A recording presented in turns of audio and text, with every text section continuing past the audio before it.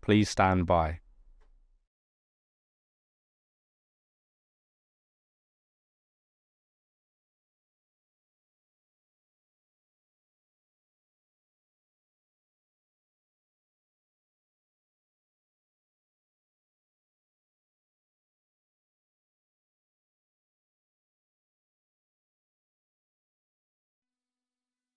This is the broadcast from City Hall, the home of the Greater London Authority. Please stand by.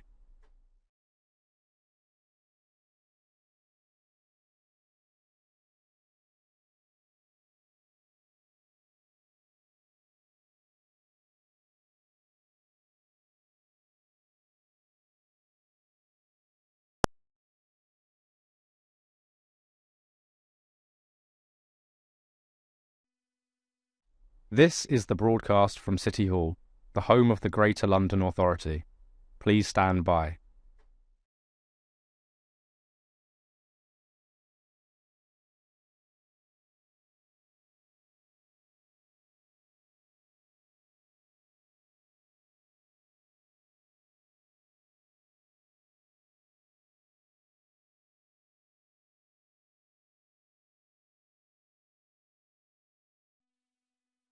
This is the broadcast from City Hall, the home of the Greater London Authority. Please stand by.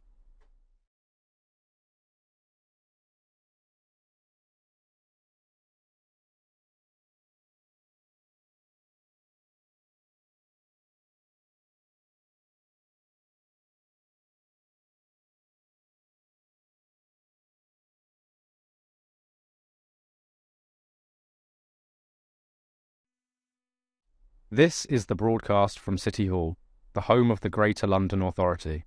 Please stand by.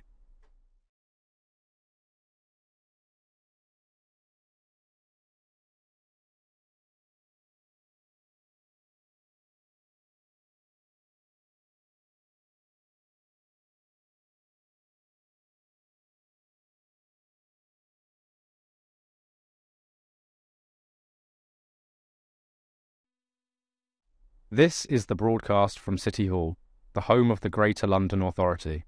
Please stand by.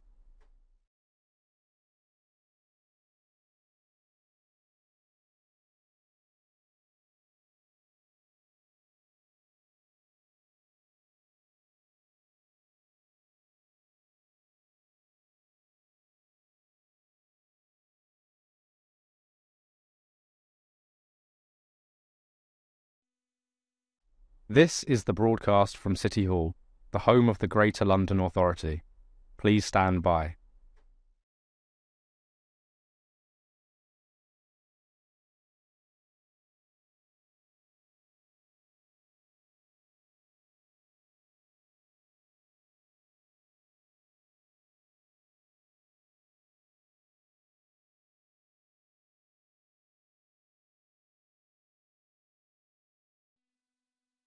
This is the broadcast from City Hall, the home of the Greater London Authority.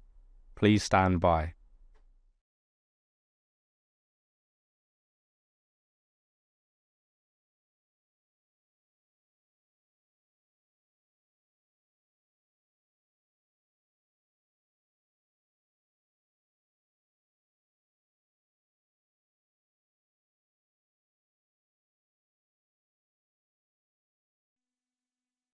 This is the broadcast from City Hall, the home of the Greater London Authority.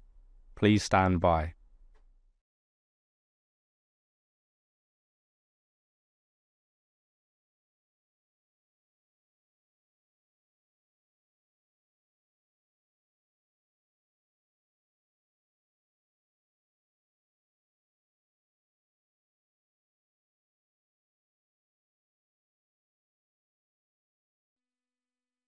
This is the broadcast from City Hall, the home of the Greater London Authority.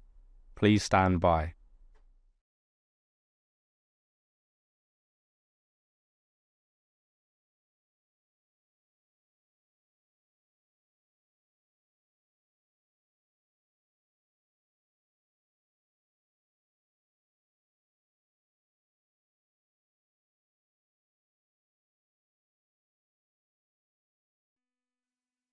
This is the broadcast from City Hall, the home of the Greater London Authority. Please stand by.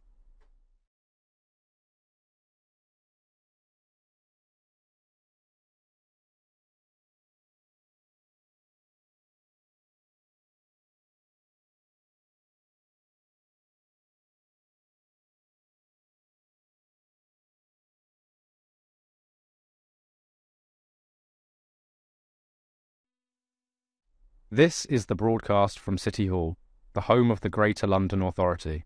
Please stand by.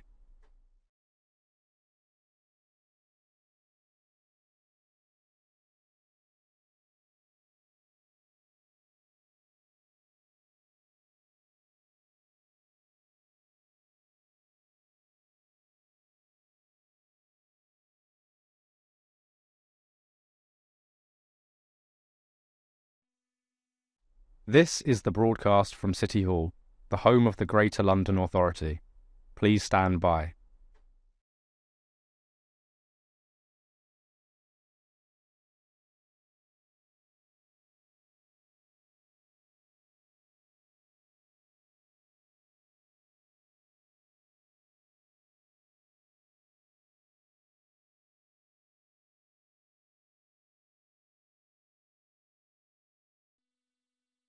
This is the broadcast from City Hall, the home of the Greater London Authority. Please stand by.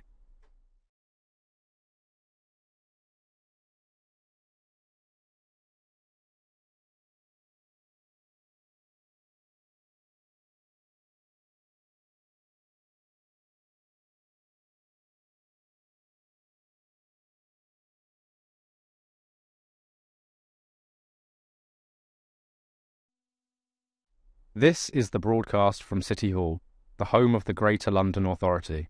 Please stand by.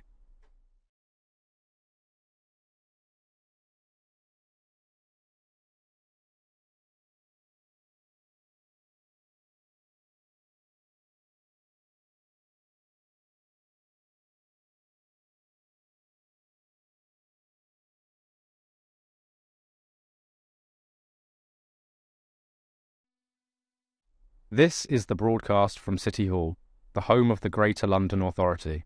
Please stand by.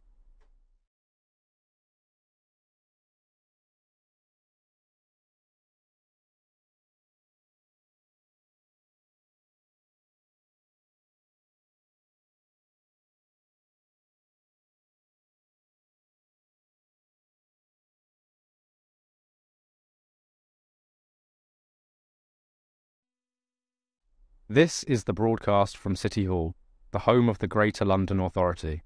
Please stand by.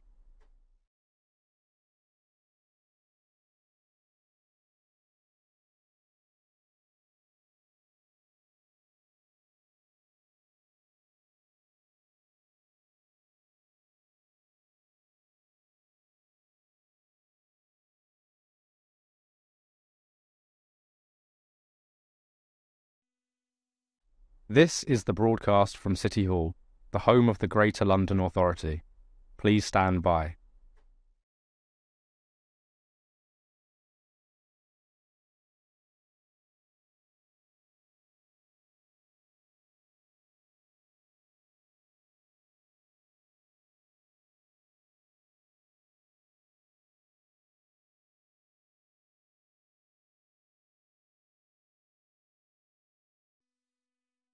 This is the broadcast from City Hall, the home of the Greater London Authority.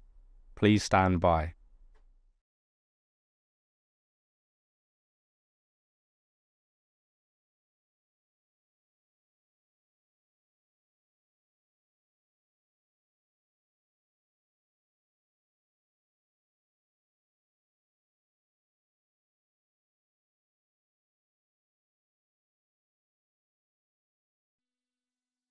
This is the broadcast from City Hall, the home of the Greater London Authority. Please stand by.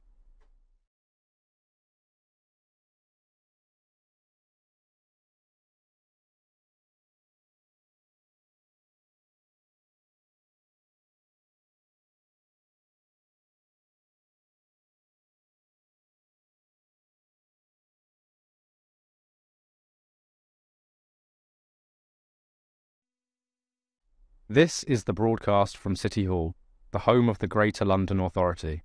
Please stand by.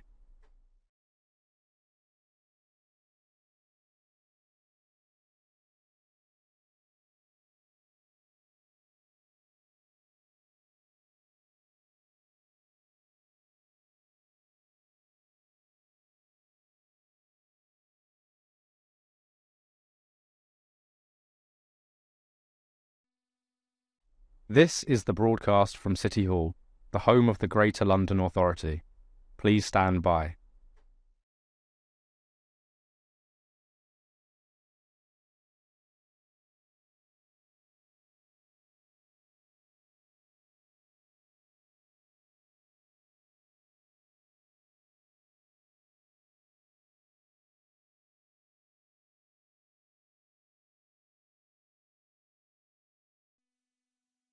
This is the broadcast from City Hall, the home of the Greater London Authority. Please stand by.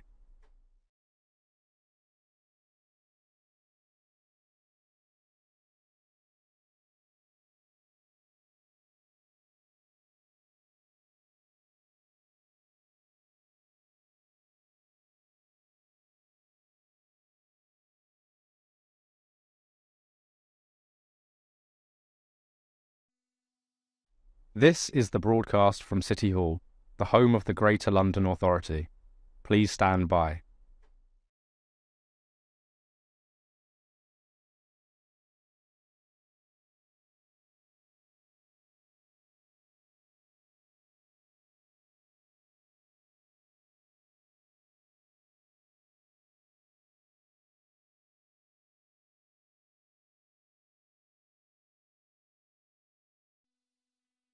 This is the broadcast from City Hall, the home of the Greater London Authority. Please stand by.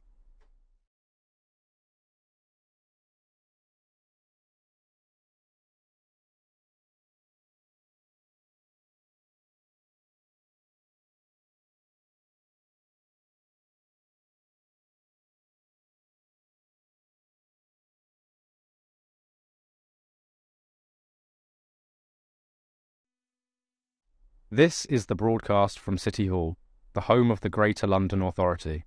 Please stand by.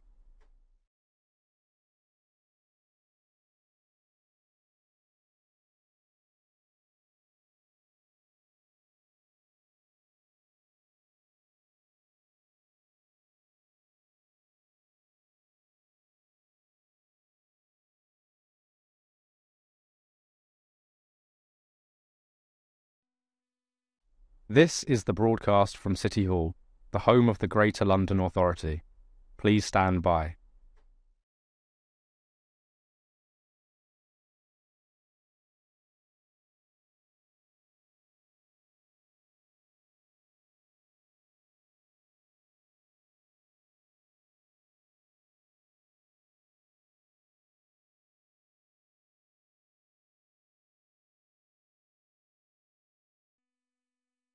This is the broadcast from City Hall, the home of the Greater London Authority.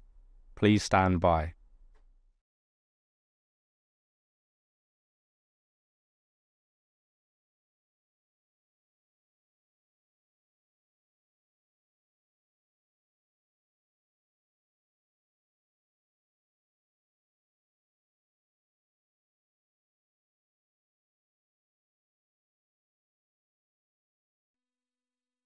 This is the broadcast from City Hall, the home of the Greater London Authority. Please stand by.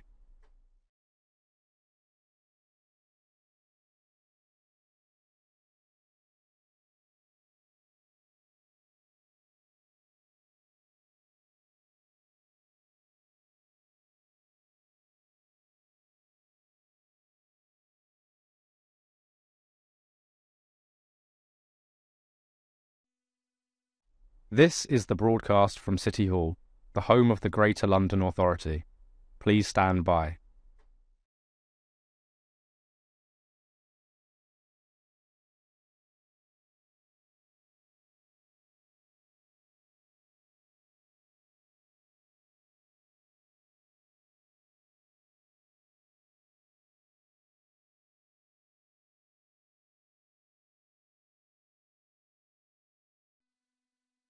This is the broadcast from City Hall, the home of the Greater London Authority. Please stand by.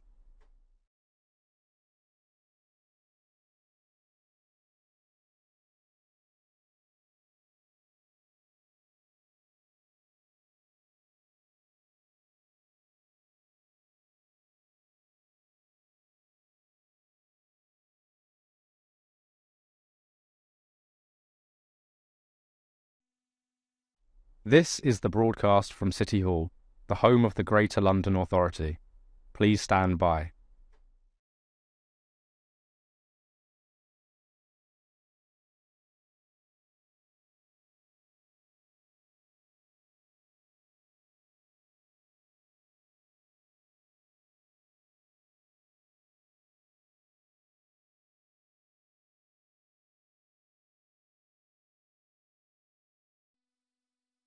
This is the broadcast from City Hall, the home of the Greater London Authority.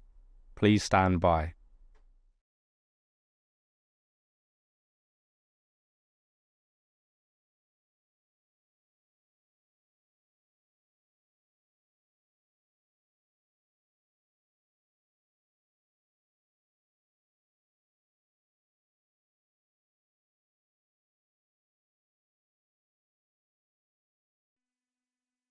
This is the broadcast from City Hall, the home of the Greater London Authority.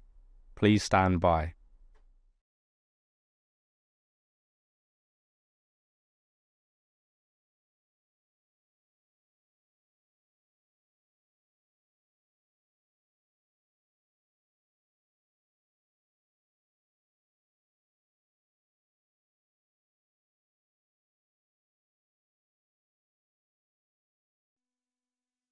This is the broadcast from City Hall, the home of the Greater London Authority.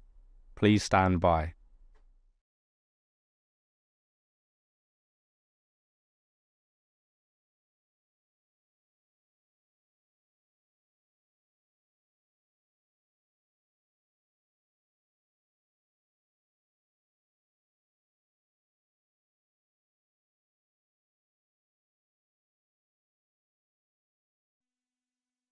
This is the broadcast from City Hall, the home of the Greater London Authority. Please stand by.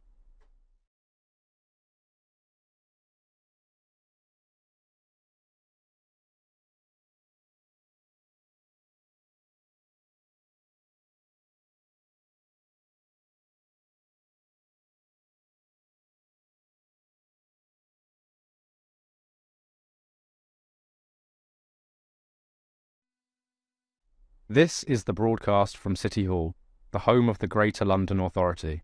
Please stand by.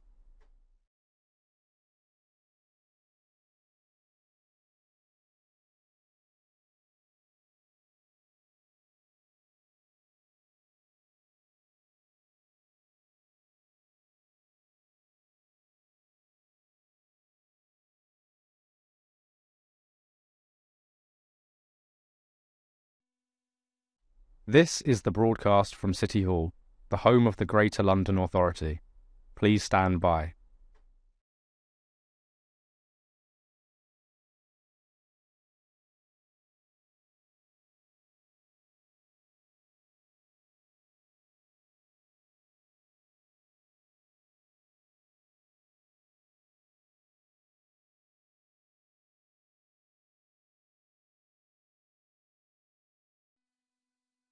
This is the broadcast from City Hall, the home of the Greater London Authority. Please stand by.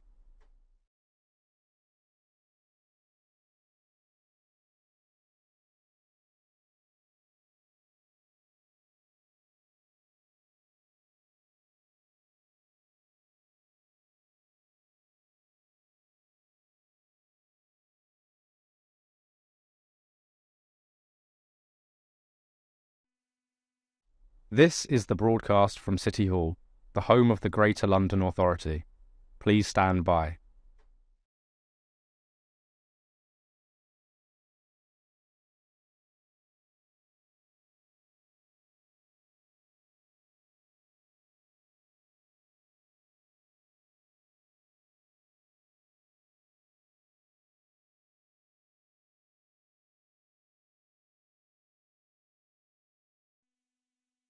This is the broadcast from City Hall, the home of the Greater London Authority. Please stand by.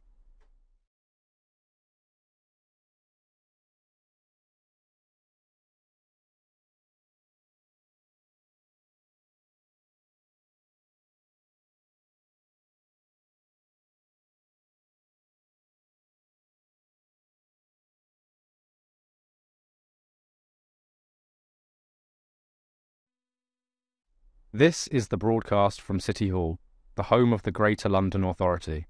Please stand by.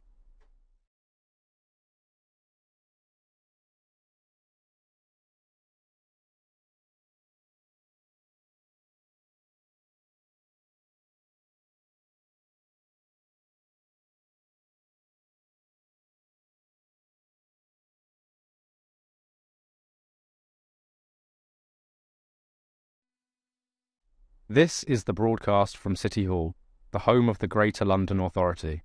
Please stand by.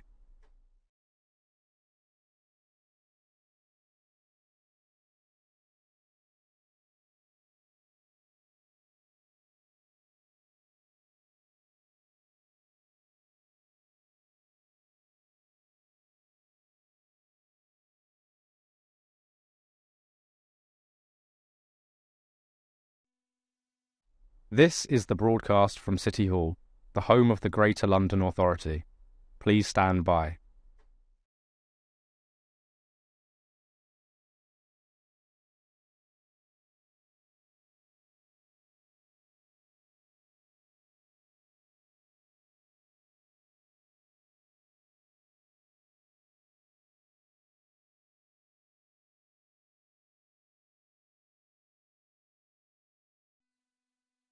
This is the broadcast from City Hall, the home of the Greater London Authority.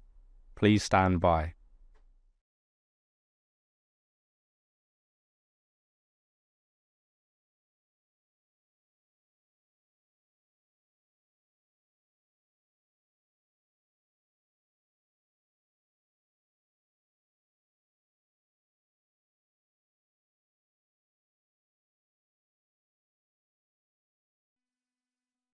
This is the broadcast from City Hall, the home of the Greater London Authority.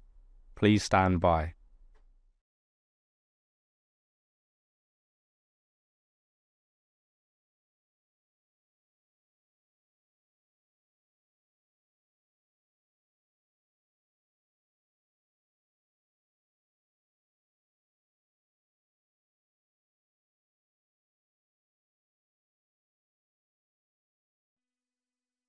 This is the broadcast from City Hall, the home of the Greater London Authority. Please stand by.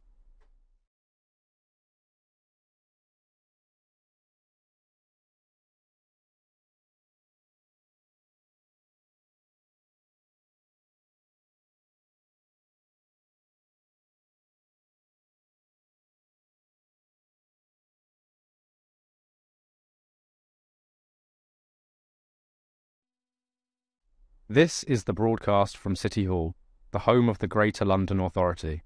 Please stand by.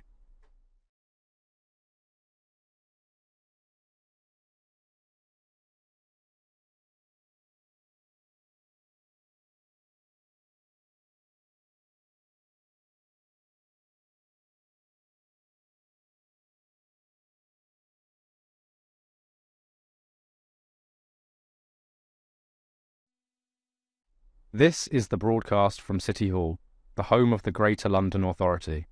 Please stand by.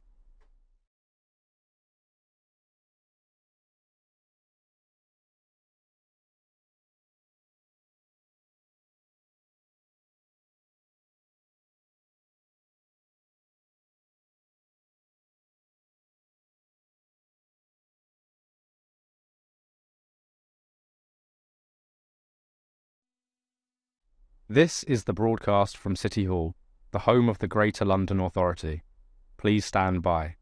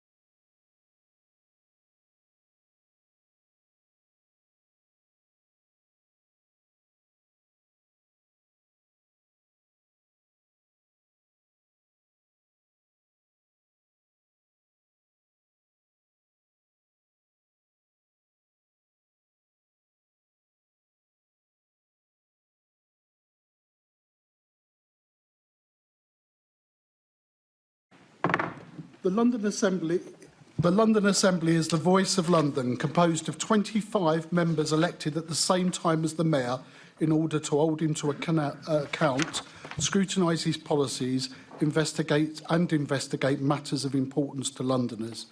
Can I welcome the Mayor, members, officers and the public here in the gallery and watching on the webcast.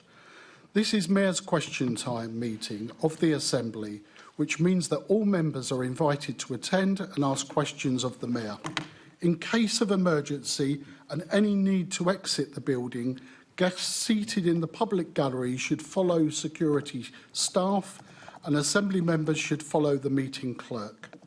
Members are reminded that any electronic devices should not be placed in front of the microphones, which must be turned on to speak and turned off once finished. Can I now ask the clerk to confirm any apologies for absence? Thank you, Chair. We have apologies today from Assembly members Desai and Small-Edwards. Thank you. Firstly, I am sorry to inform the Assembly of the recent death of Ed Welsh. Ed was the London Assembly's head of communications in the early days of the GLA and was very much part of the core staffing body who helped the Assembly to get up and running. On behalf of the Assembly, we recognise his service to London Regional Government and will write to pass on our condolences to his husband, Tony, and their 2 sons. Since we met for the London Assembly plenary last week, the Budget Performance Committee met to review the GLA Mayor's budget submission as part of the annual budget scrutiny process. The Planning and Regeneration Committee continued its investigation into the pros and cons of mid-rise developments in London. The Health Committee launched its report into men's mental health in London at City Hall.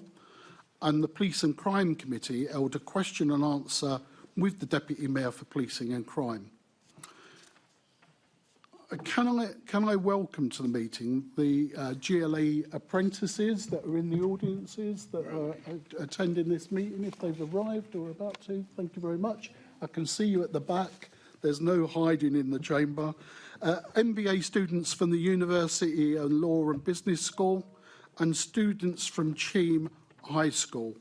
Can I also welcome members of the Sydenham Society who are from my constituency, as well as a group of ASDOR members who are part of the London and South East Political Committee. So you're welcome to observe our proceedings today. So let's move on. Let's move on to declarations, item 2. Can I ask the Assembly to note the interests set out in item 2? Do Assembly members have any disclosable pecuniary interests which relate to items on the agenda for today's meeting, or any other relevant interest, including any declarations in relation to gifts and hospitalities, which is not reflected in the authority's register of gifts and hospitalities? Thank you very much. Can I ask the Assembly formally to receive the Mayor's report covering the period for from 26th of September to the 6th of November 2025? The Mayor will now provide an oral update of up to 5 minutes or so in length on matters occurring since the publication of his report. Mr. Mayor. Good morning. I'm delighted to share with the Assembly in London the news that the Government will be supporting the delivery of the Docklands Light Railway extension to Thamesmead in the upcoming budget. This is a massive win for our city, one that I, along with London's businesses, communities and others, have lobbied incredibly hard for. The DLR line extension, which will include a new station at Beckton, is critical, not just to stimulating job creation and growth in our capital, but across the country. It will make travel in London faster and easier, act as a catalyst for regeneration in a historically underserved part of our capital, and crucially, help to unlock the delivery of tens of thousands of new homes, giving Londoners the opportunities they need to get on and succeed in our city. I'm thrilled we've managed to get this over the line, and I'm incredibly excited about the benefits it will bring to our communities. The DLR line extension isn't just a major infrastructure project, it's an investment in our future and a statement of our ambition. It'll also build on my administration's record of delivery and our efforts to transform London's public transport system for the better. This includes, since 2016, the launch of the Elizabeth Line, the Northern Line extension, the Barking Riverside extension, the Superloop and the Night Tube, the construction of hundreds of kilometres of cycleways and the creation of the largest zero-emission bus fleet in Europe. I look forward to working hand in hand with ministers and others to deliver this vital project as we continue to build a fairer, safer, greener and more prosperous London for everyone. Chair, I'd also like to mention the fantastic event that was held at City Hall earlier this week to celebrate 25 years of the Greater London Authority. On Monday evening, GLA staff and Assembly members past and present gathered with friends, dignitaries and former colleagues to reflect on how far this organisation has travelled and everything it's achieved for Londoners over the last quarter of a century. It was a brilliant night and a reminder that no matter our political differences, no matter how adversarial it can sometimes get in this chamber, we're all motivated by that same desire to serve our city. And shall look forward to answering questions later on this morning, and I suspect this afternoon as well. Thank you very much. Now, I think there is a question arising from that report from Assembly Member Garrett. Good morning, Mr Mayor. I know we will all be supporting the DLR extension, just as we've also supported the West London Orbital and the Bakerloo line, both of which now look increasingly dead. But you're making a big thing out of this DLR announcement today. But it's not an announcement. It's a pre-announcement of a possible announcement that might come next week in ongoing budget leaks.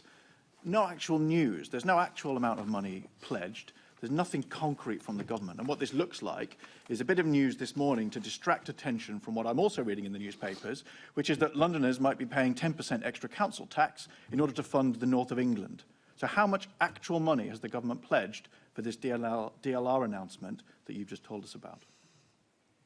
Well, can I thank for his welcome? I think it was a welcome to the DLR extension, hidden away somewhere in that speech. Look, the government has confirmed the green light to the DLR extension, and as with other projects in London, there will be a combination of grant from the government and borrowing from the relevant sources. One of the things we've been talking to the government about is lessons from the Elizabeth Line and the Northern Line extension in particular about how we can borrow against, for example, future fare receipts. Forgive me, I wasn't looking for the potted history of everything that's ever happened. My question was, how much has the government pledged for this announcement today that you've just told us about for the DLR?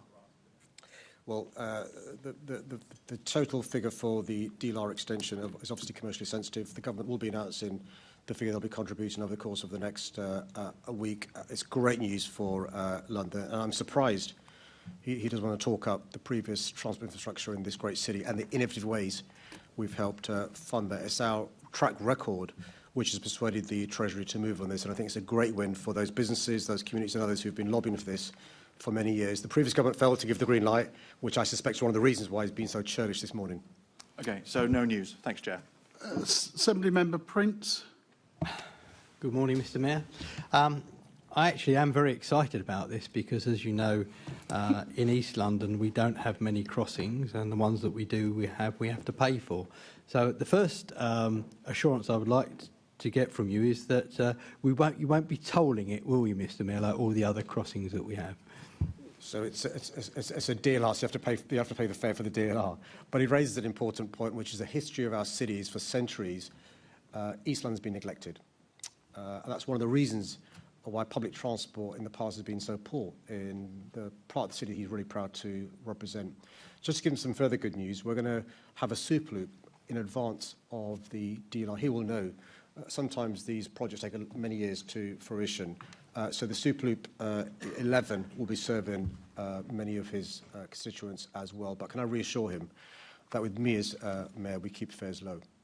Okay. So that concerns me a little bit, Mr Mayor, because the project is due to open by 2032.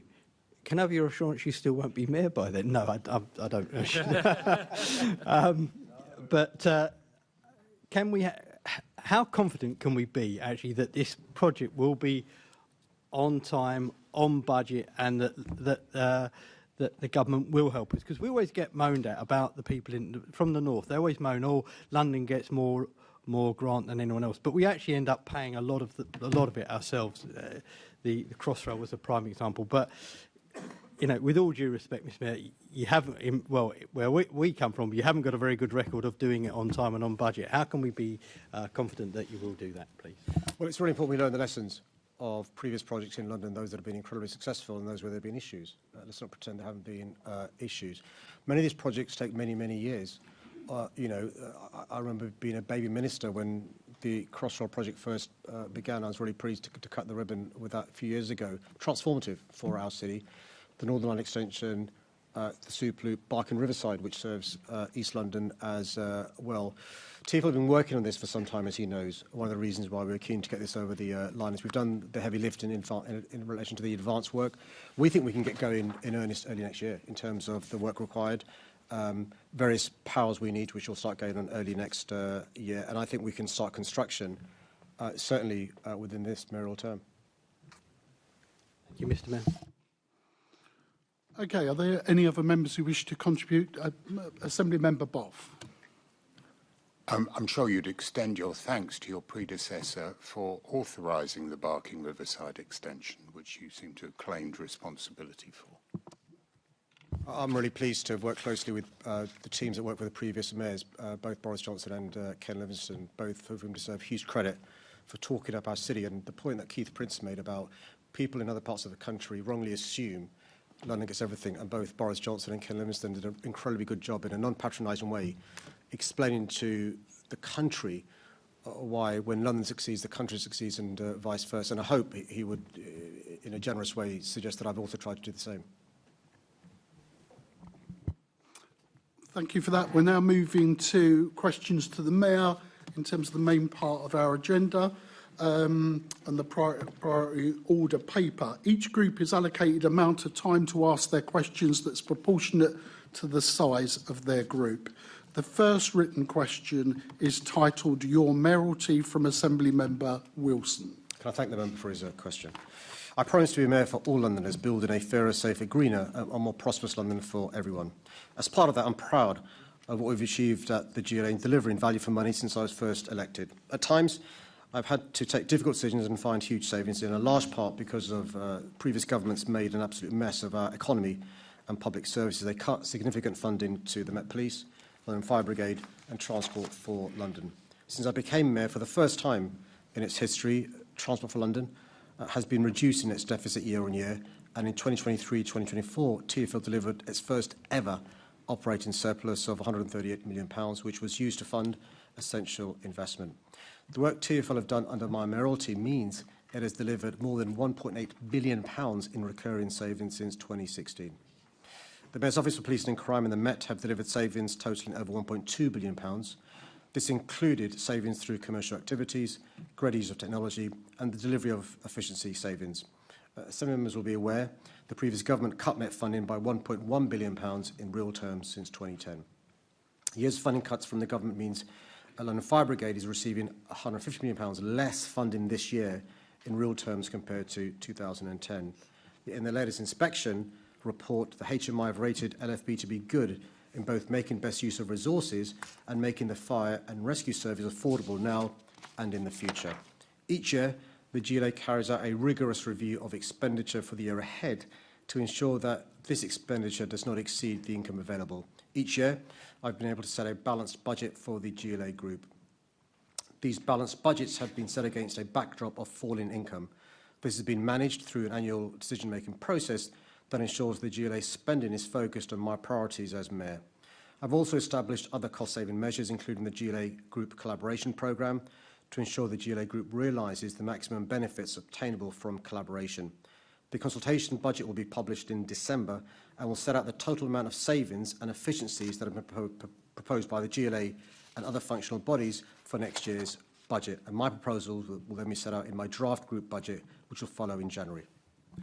Thank you very much, Mr Mayor, and good morning and to yourself and colleagues here today. So, before last year's elections, you promised there would be a moment of maximum opportunity for Londoners, for there's the prospect of not just a Labour mayor, but of a Labour government working together, and that together with the Labour government, there's no limit to what we can achieve. But since then, we've seen no funding for the Bakerloo extension, smoke and mirrors over the DLR extension, delays to crucial hospital projects, including Whips Cross, Epsom and St Helier, Hillingdon, St Mary's and Charing Cross, the local government so-called fair funding review, which is going to cripple some of London's borough's finances, and of course the current uncertainty over various funding streams for your own budget here in City Hall, integrated settlement, business rates reform and any replacement to the UK SPF.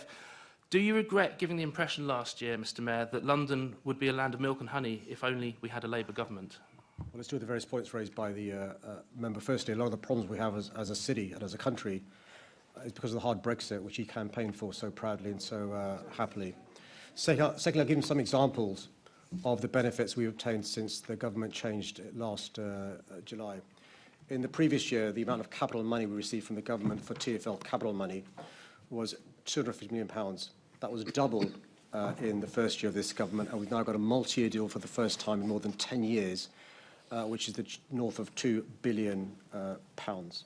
We've also had the great news, not just in terms of the DLR extension, but further support from TfL, and there'll be more announcement over the course of the next couple of weeks, I would hope. In relation to policing, really important, we've had the biggest increase in national, international capital cities grant from a central government in more than 10 years, an increase of more than 30% to the tune of £63 million towards the Metropolitan Police Service. We've had £11.7 billion from the government for affordable and social housing over the course of the next 10 years, and a further injection of £322 million towards a City Hall Development Investment Fund. Sadly, no money coming from the previous government in year. He wants examples of wins from the government, yet he's cutting me short. What is he scared of hearing? Thank you, Mr Mayor. If we can come back specifically, I mean, we knew about Brexit. You mentioned Brexit. We knew about Brexit long time before last year's election, so I don't see why that's a relevant consideration in what's happened since, which is the disastrous record of Labour's first budget, the tax hikes on businesses and jobs, unemployment up every month since then, and Lord knows what damage the second budget will do next week. But coming specifically back to London and looking for savings next year, and I think it would be nice if we could work collegiately. You may remember that last year I tried to table a budget amendment. Obviously, it wasn't a group then, couldn't get a seconder. I asked if you'd encourage anyone to help, and you famously said that you would never encourage anyone to work with reform. Now that we are London's fastest growing political movement, would you like to reconsider that advice? Well, I think I had some disagreement from the progressive wing of the Assembly. Can I congratulate him? He's had a 100% increase in which is a metaphor for what's happening amongst voters, I suspect, across London. But look, I think what's really important is to just go back to what I said in my opening about the ability of parties to work cross-party, which was demonstrated on Monday in the anniversary, the 25th anniversary. I mean, now he has got somebody to second his motion. If it's passed, of course, I'll be more than happy to look at any motion that's passed. Thank you, Mr Mayor. Assembly Member Garrett. Morning. So when you're Oh, has my microphone gone funny? Is that better? I think... Yeah. When you're thinking about what savings you might be looking to make in your budget next year, one of the things I would urge you not to consider would be some scheme of compensation for private hire vehicle drivers who have been extremely badly treated. I'm sure you're aware that this has been going on now for maybe a year, where TfL introduced a scheme where private hire drivers, or minicab drivers, have to be not only licensed, obviously, as a driver, but to be able to drive as a minicab driver. TfL introduced this system, and with a renewal process, which is a perfectly reasonable thing to want to do to make sure they're fit and proper people to do that important job, but then completely let those people down by failing to renew. There's an enormous backlog. I mean, even the most recent update we had was 2 days ago. There's still over 400 people whose license to drive a PHV vehicle has expired, and it's just sitting with TfL to process. And this is putting people in a position of almost destitution, because they're still on the hook to pay for the leasing costs and all the fixed costs of having the car, which they are then not legally allowed to use entirely because of TfL. What I would urge you to consider when you're looking at the pressures on your budget is that there should be, this year or next year, some form of compensation for those drivers who've been extremely badly treated by TfL through no fault of their own. Well, Chair, I'm not sure if there's a word he said I disagree with in terms of the importance of using public money sensibly, but also recognising the wrong done to these individuals and, by extension, their families through no fault of their own. And as he said, for the best of intentions, TfL sought to change the system, plus there was a cyber attack. But he's right, drivers are being let down, so I can give him that reassurance. And can I, again, thank the way he said what he said, both the substance and the way he said it. Give me the reassurance that there will be a compensation scheme for those pardon, drivers. I beg your pardon, sorry. I can give that reassurance. I think I've given the assurance in the past, and I've got a detailed answer which I'll send him in writing because of time reasons because he's got a question later on about the steps TfL have taken and what they will seek to do in relation to addressing the compensation which some PHV drivers deserve for the reasons he set out. So is there a timeline on when we might see that compensation? I would hope by the end of this year we'll be able to set out the details. The priority I've said to TfL is sort the licences out in the backlog, so it's the same human beings that have been involved in the compensation. He'll appreciate that probably more value in the short term. The focus is that, and so once we think we're in a better position with that, I think it's a 10-day turnaround now, I can give him the guarantee that those same officers will be looking into a compensation scheme to address the points he's made. By the end of this year? I'd hope so. Great. Thank you very much. Thanks, Chair. Assembly Member Georgiou.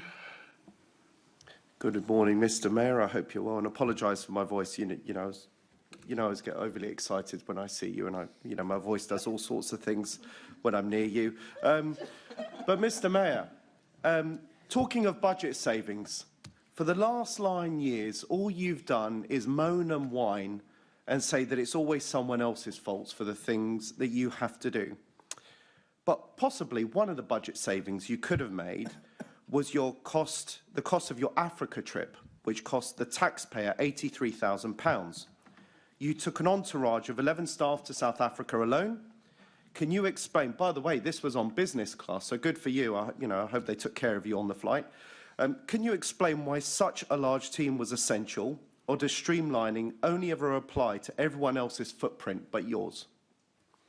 Chairs, you'll be aware there's a question on this later on, which I'm happy to respond to now. I was proud to visit Africa earlier this year, the first Mayor of London to lead a trade mission to that important continent.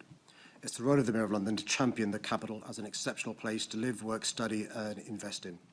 The purpose of the visit was to promote London, support growth, generate new trade and investment opportunities and deepen our cultural links with some of the fastest growing cities in the world. To maximise the impact of this visit, our growth agency, London and Partners, hosted a trade delegation of 25 London-based companies through the Grow London Global Programme, helping businesses expand and access opportunities in African markets. In 2024, trade between the UK and Africa was worth £50 billion, with UK exports up 7% year-on-year, making the UK and London in particular one of Africa's most significant trading Mr. Chairman, partners. what does this have to do with budget savings? I was asking about budget savings. He's responding to my written question. I think if you let the Mayor finish, you might get an answer. Well, might not. Yeah. Well, let's let What does the this Mayor have to do with finish. the question, which is about budget savings? Well, you're building up to it, Mr. Mayor. I'm really surprised the member doesn't realise that if businesses are successful and thrive, they pay more in taxes, including business rates, which means more money for our budget. I'm happy to organise a... Well, there we go. That was a response response related to the question, Mr. Mayor. Thank you so much. So then I do wonder, given that's your thinking, how useless must be the Foreign Secretary and the International Development Secretary, or whoever it is these days. I mean, they're turning around so fast I can't tell, that they have to send you instead. Well, I think the fact that when there was previous foreign secretaries, the previous mayor went on double the visits I've been on. I think he went on 37 foreign trips in 8 years. Explains both the previous mayor. By the way, I don't get up to what he got up to when he goes on foreign trips. I hasten. Well, we could be here all day if we're going down what the old blonde bombshell used to do. But Mr. Mayor, Mr. Mayor. I know his voice changed. Only because I'm near you. How many times do we have to go through this, Mr. Mayor? So, look, I would say, Mr. Mayor, why did you have to go business class? Why did taxpayers have to fund your lavish trips in that way? Can't you fly with the rest of us normally?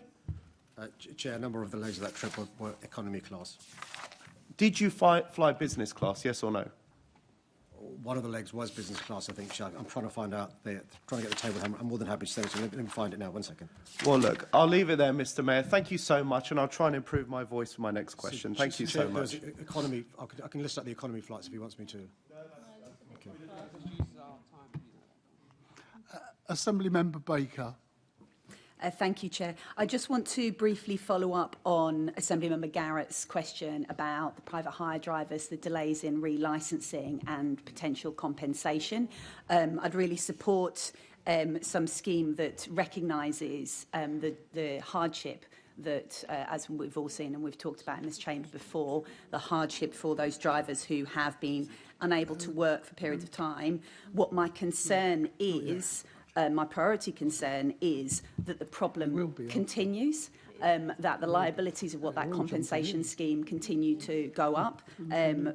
We're not seeing significant drops in the numbers of drivers. I've raised this with you before.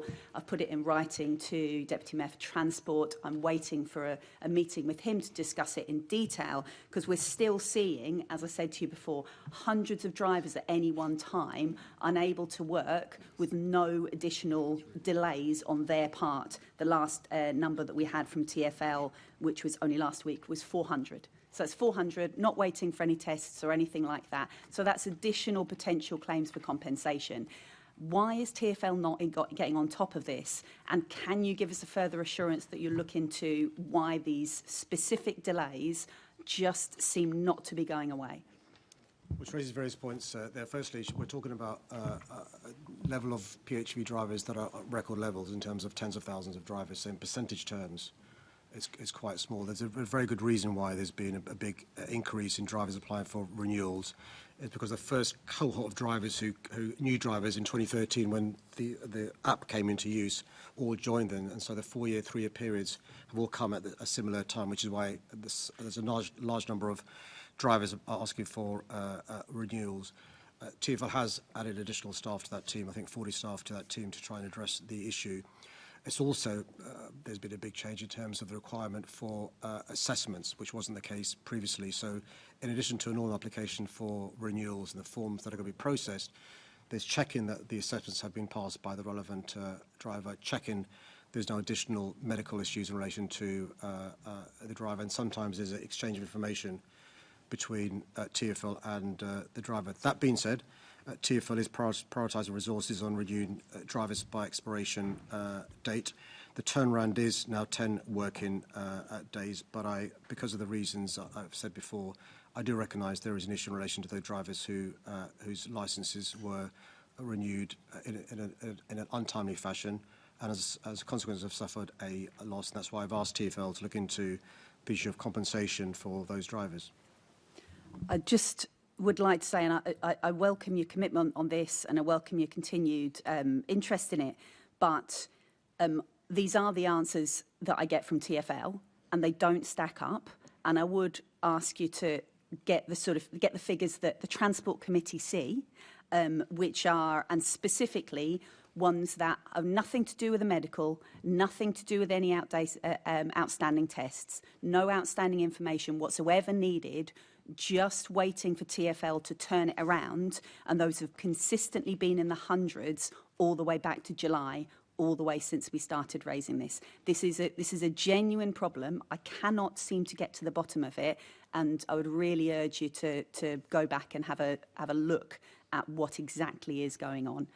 Well, the member raises really important points because she's been approached by constituents, I'm sure, who's suffering the consequences. We all are, yes. Can I arrange for the relevant team in TfL to meet with her to discuss this issue, because she deserves proper reassurances. She's also right. This issue's been raised for some time, which is one of the reasons why I asked TfL to sort this out. And so let's organise that meeting, and then she can, using her other hats, Transport Committee, also raise with me as well, or offline, if that's okay. Thank you.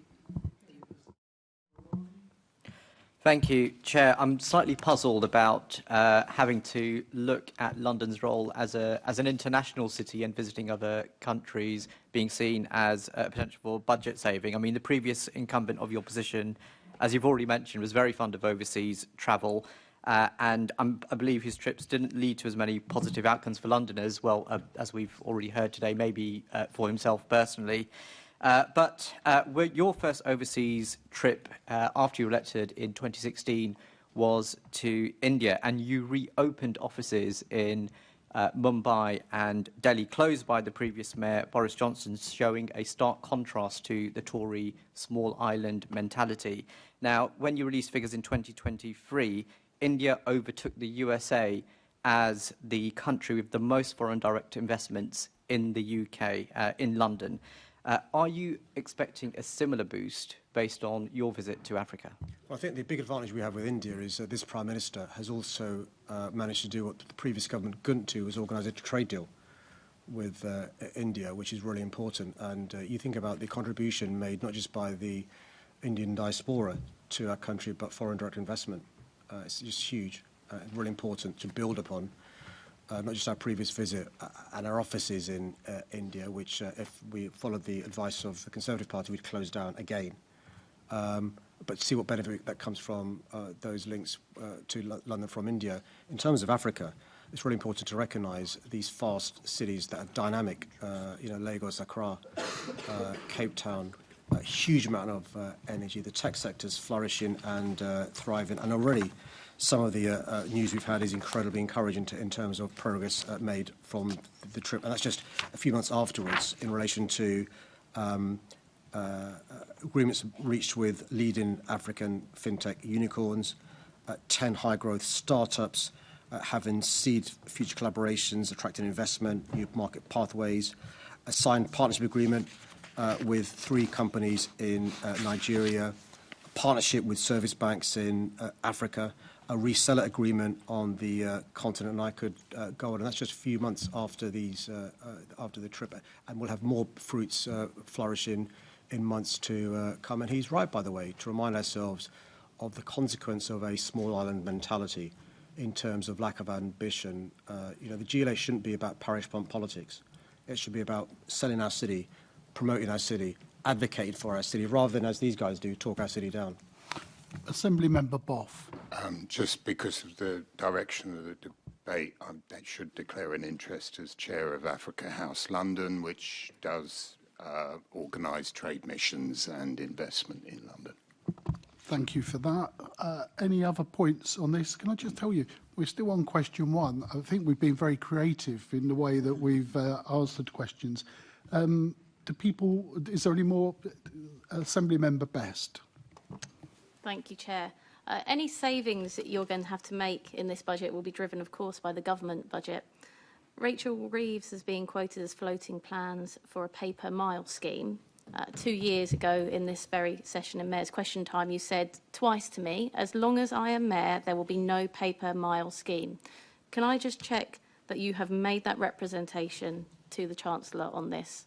Can I give a reassurance, because it's a really important point she raises about what the Mayor should do, irrespective of the colour of the government, whether it's Labour or Conservative. And I'm sure she'll, at least give me some credit for standing up to the previous government when it came to the previous government trying to force me to remove concessionary fares for children and pensioners. I will stand up to this government as well if they try to introduce paper mile in London. Can I give you that reassurance? Thank you. Can I check that you have made that representation, though? Have you written to the Chancellor? Have you spoken with her about this? Because obviously it might be too late once the announcement is made. We need to be making that representation before.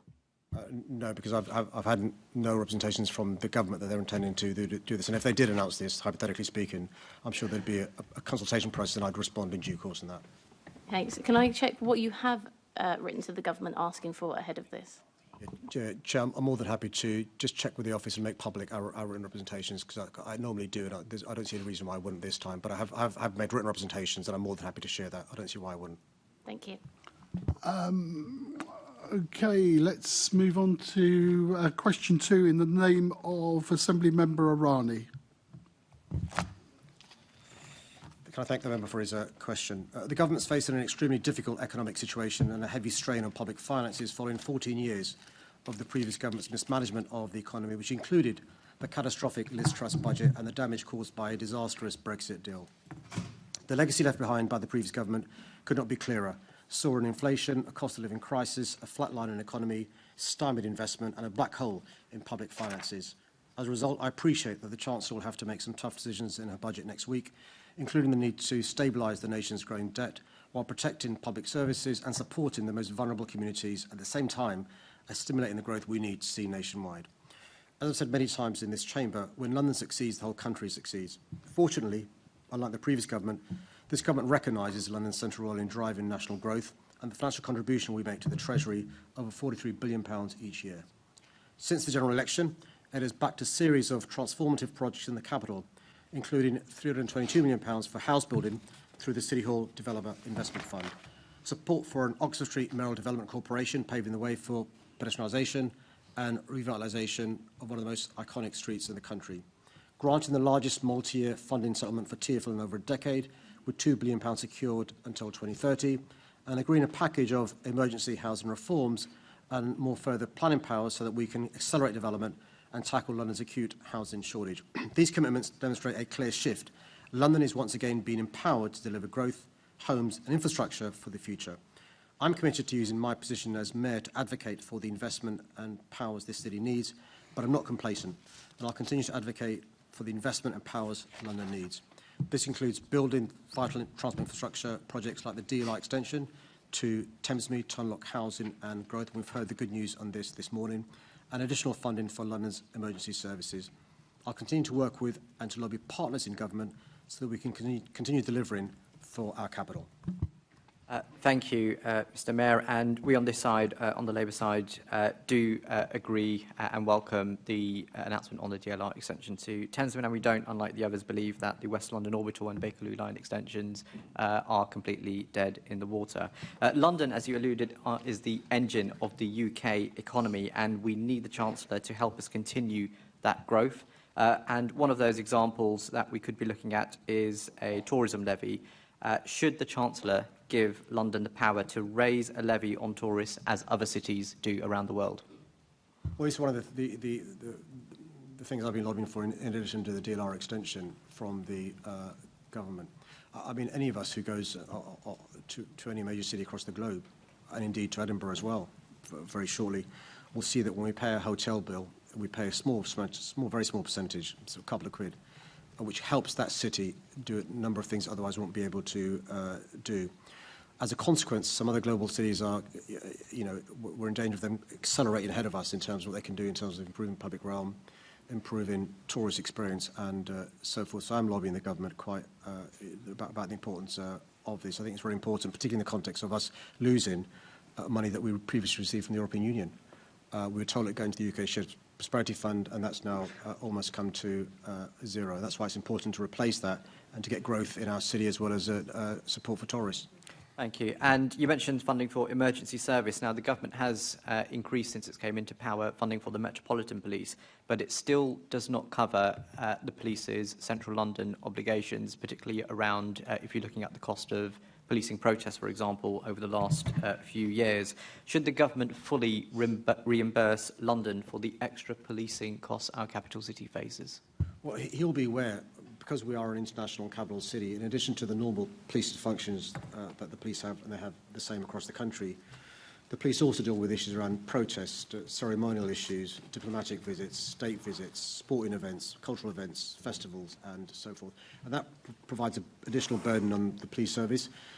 Governments have recognised this, of different political persuasions, and have given an additional top-up called the National and International Capital Cities Grant Money. According to the Home Office, there's a shortfall of how much money we received for that, to the tune of £240 million. Now, this government, for the first time in 10 years, gave us an increase of 30%, around £63 million. We need an additional increase if we're going to fill that delta, but also avoid what he sees in his patch, abstractions, where his enabled teams are having to be pulled out of police in Bretton and Harrow because they've been required in the centre of our city. That can't be right. Assembly Member Hall. Morning, Mr. Mayor. We're talking about the budget, and I can honestly say I have never known so many people be so concerned about the budget next week. Everybody is. Everybody's talking about it. And of course, all these kites getting flown all the time. And Lindsay Hoyle, who you all know is the Speaker of the House, referred to it as a hokey-cokey budget. The problem is this just puts businesses in a bad position. It puts all of us in a bad position. So many of the homes in London are going to get caught by this mansion tax if that goes ahead. Were you surprised at the new poll that was on the front page of today's Mail, which found that 0% of Britons now believe that the economy is in a very good state? Absolutely nobody. Can I do the first part of the question before I do the second part, which is I agree with her in terms of the concern it has, the concern businesses and individuals feel when they see leaks or briefings in advance of a budget. I think that, you know, there's a very good reason why historically, you know, budgets should be kept quiet until the day of the budget, because obviously it can, you know, set hairs going and stuff, but also lead to the sort of concern she's talking about. In relation to the second issue, look, I know from previous experience, you know, polls go up and down. The most important poll that matters is election day. If I'd believe the polls, when I was running to be mayor last time, she'd be the mayor. I know. I know. Nobody knows that better than me, Mr. Mayor. Nobody knows that better than me. I mean, we have got chaos out there, and we definitely, you know, that is not good for businesses, it's not good for people. I went to see a chemist in Finchley the other day. He's very concerned about everything, including shoplifting. Are you going to try and get some more money into the police service? It's not just for shoplifting. This chemist has to lock his front door, which is people are then turning away because he's had so much stolen. If we're looking at extra money, and you'll know the thing I talk about all the time now is we are going to have to put a load more detectives looking into these rape gang investigations. The police are £260 million short. We are losing officers from every single division, it would appear. And yesterday I asked your deputy mayor, have we got extra people on the safer neighbourhood teams? Well, she then gave me a load of stats on how very well she thinks they're doing. Didn't answer. But the truth is that we've lost 12 police officers in total and only gained 2 PCSOs off the front line, the neighbourhood teams. We desperately need more money into the Metropolitan Police, desperately. Have you asked the government for that? Can I thank her for a question? Can I just to do with both parts of the question? Firstly, I also share conversations with small businesses, and they echo what she said about their concern in relation to the macroeconomics, but also their concern in relation to shoplifting. The police call this, and sorry to impersonalise it, but high-volume crime for obvious reasons. And so what the police have done in the last period is focus, at the same time as keeping focus on homicides and violence against women and girls, which I'll come to, but focus on high-volume crime. And it's paying dividends, first giving shop owners confidence to report this crime, because many of them stopped reporting it because they didn't see any action being taken. Also, it should be pleased to know the police are using some of their live facial recognition, but also retrospective facial recognition, because often shops have CCTV, but they don't bother sharing it because they don't see the point. They're now sharing it, and the police are making lots of arrests because it's the same organised criminal groups often involved in this issue. And so we hope to see more progress in relation to shoplifting going down. The second issue she raises is incredibly important, is more resources for our police service. And I'm incredibly proud. I'm the mayor that more than doubled City Hall investment for the police service at the same time as them losing £1.1 billion. One of my asks to the government has been in relation to additional resources for the police, and I'll share the letter so colleagues can see. I am worried about the cumulative impact of cuts on policing in London at the same time as pressures go up.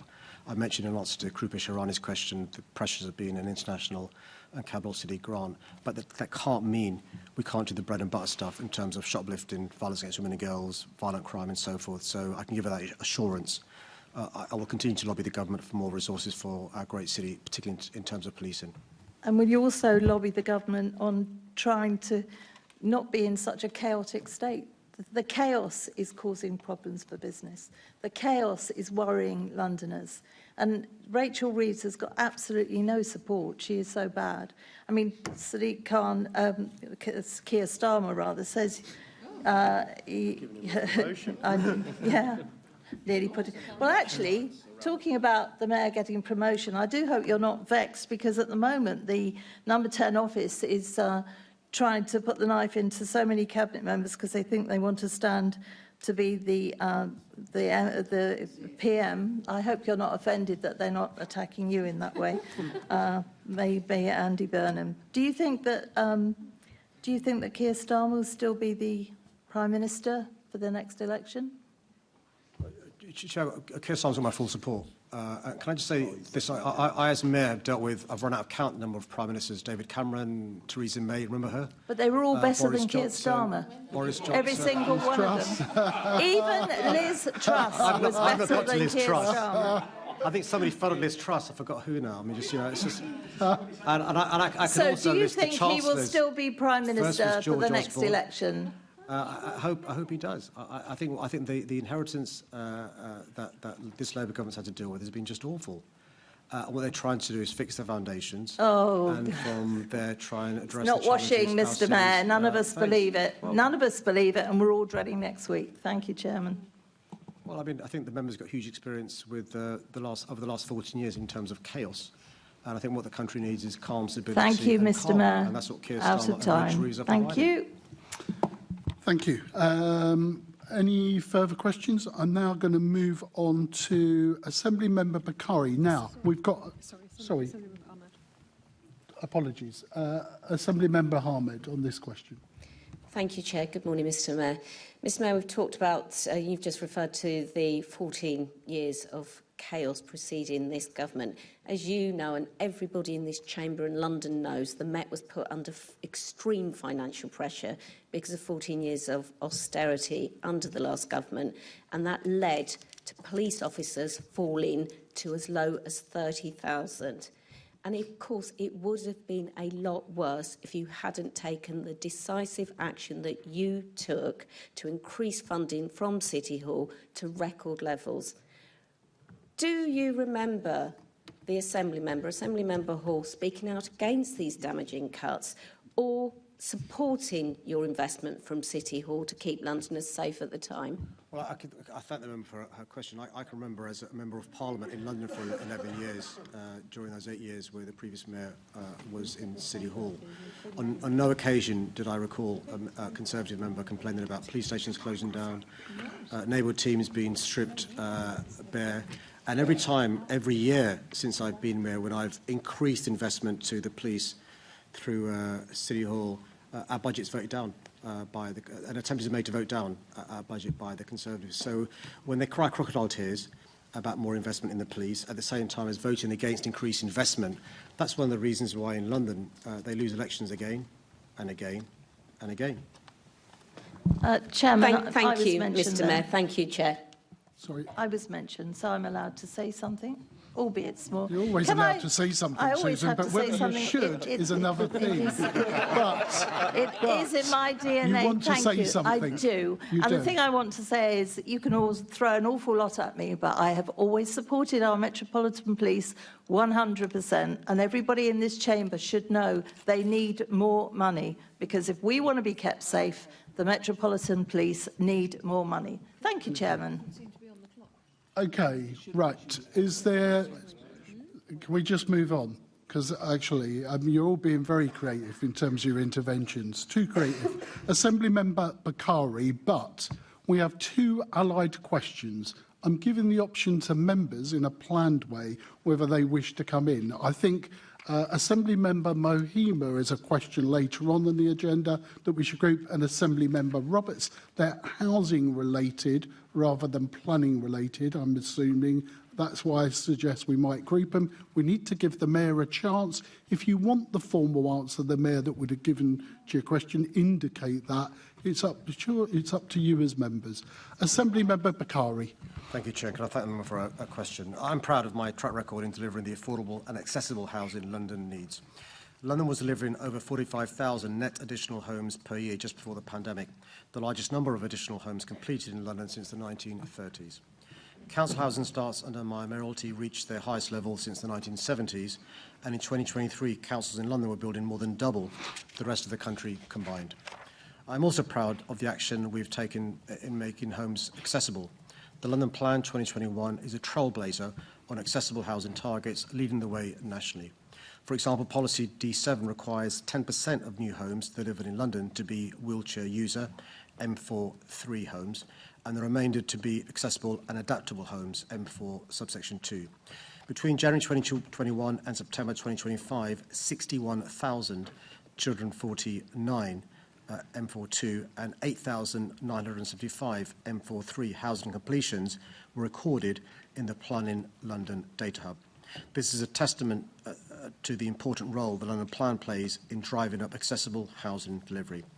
However, I know that since Brexit, the pandemic and Liz Truss's mini-budget, house building has declined, both in London and nationally, and we know that accessible housing delivery is likely to be impacted by the same macroeconomic factors. I'm delighted to have now launched the London Social and Affordable Homes Programme, which is a key pillar of our response. It will deliver thousands more of the social and affordable homes London needs, and our planning requirements will work to drive up the number of them which are accessible. The new London Social and Affordable Homes Programme will also make capital funding available to support partners to deliver specialist and supported housing. It will increase the supply of housing for people with care, support and supervision needs, including for disabled Londoners.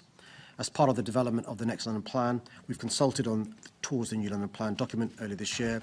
We're also due to publish a disability in housing research note in conjunction with the draft London Plan next year and the strategic housing market assessment. This will help further inform the need for accessible housing. My team are also working to improve City Hall's own data, including improvements to the data collection for 21-26 Affordable Homes Programme and the data collected via the Planning London Data Hub. Thank you for your answer, Mr Mayor. Your own published data does show that London is consistently failing to meet its accessible housing targets. Fewer than a half of new homes meet the minimum accessible and adaptable standard when it should be 90%. Why are these targets still being missed? And you've mentioned programmes, but what in those programmes that you've mentioned are the concrete steps that you will take right now to turn around this and so that disabled Londoners can live in homes that are safe, suitable and genuinely accessible?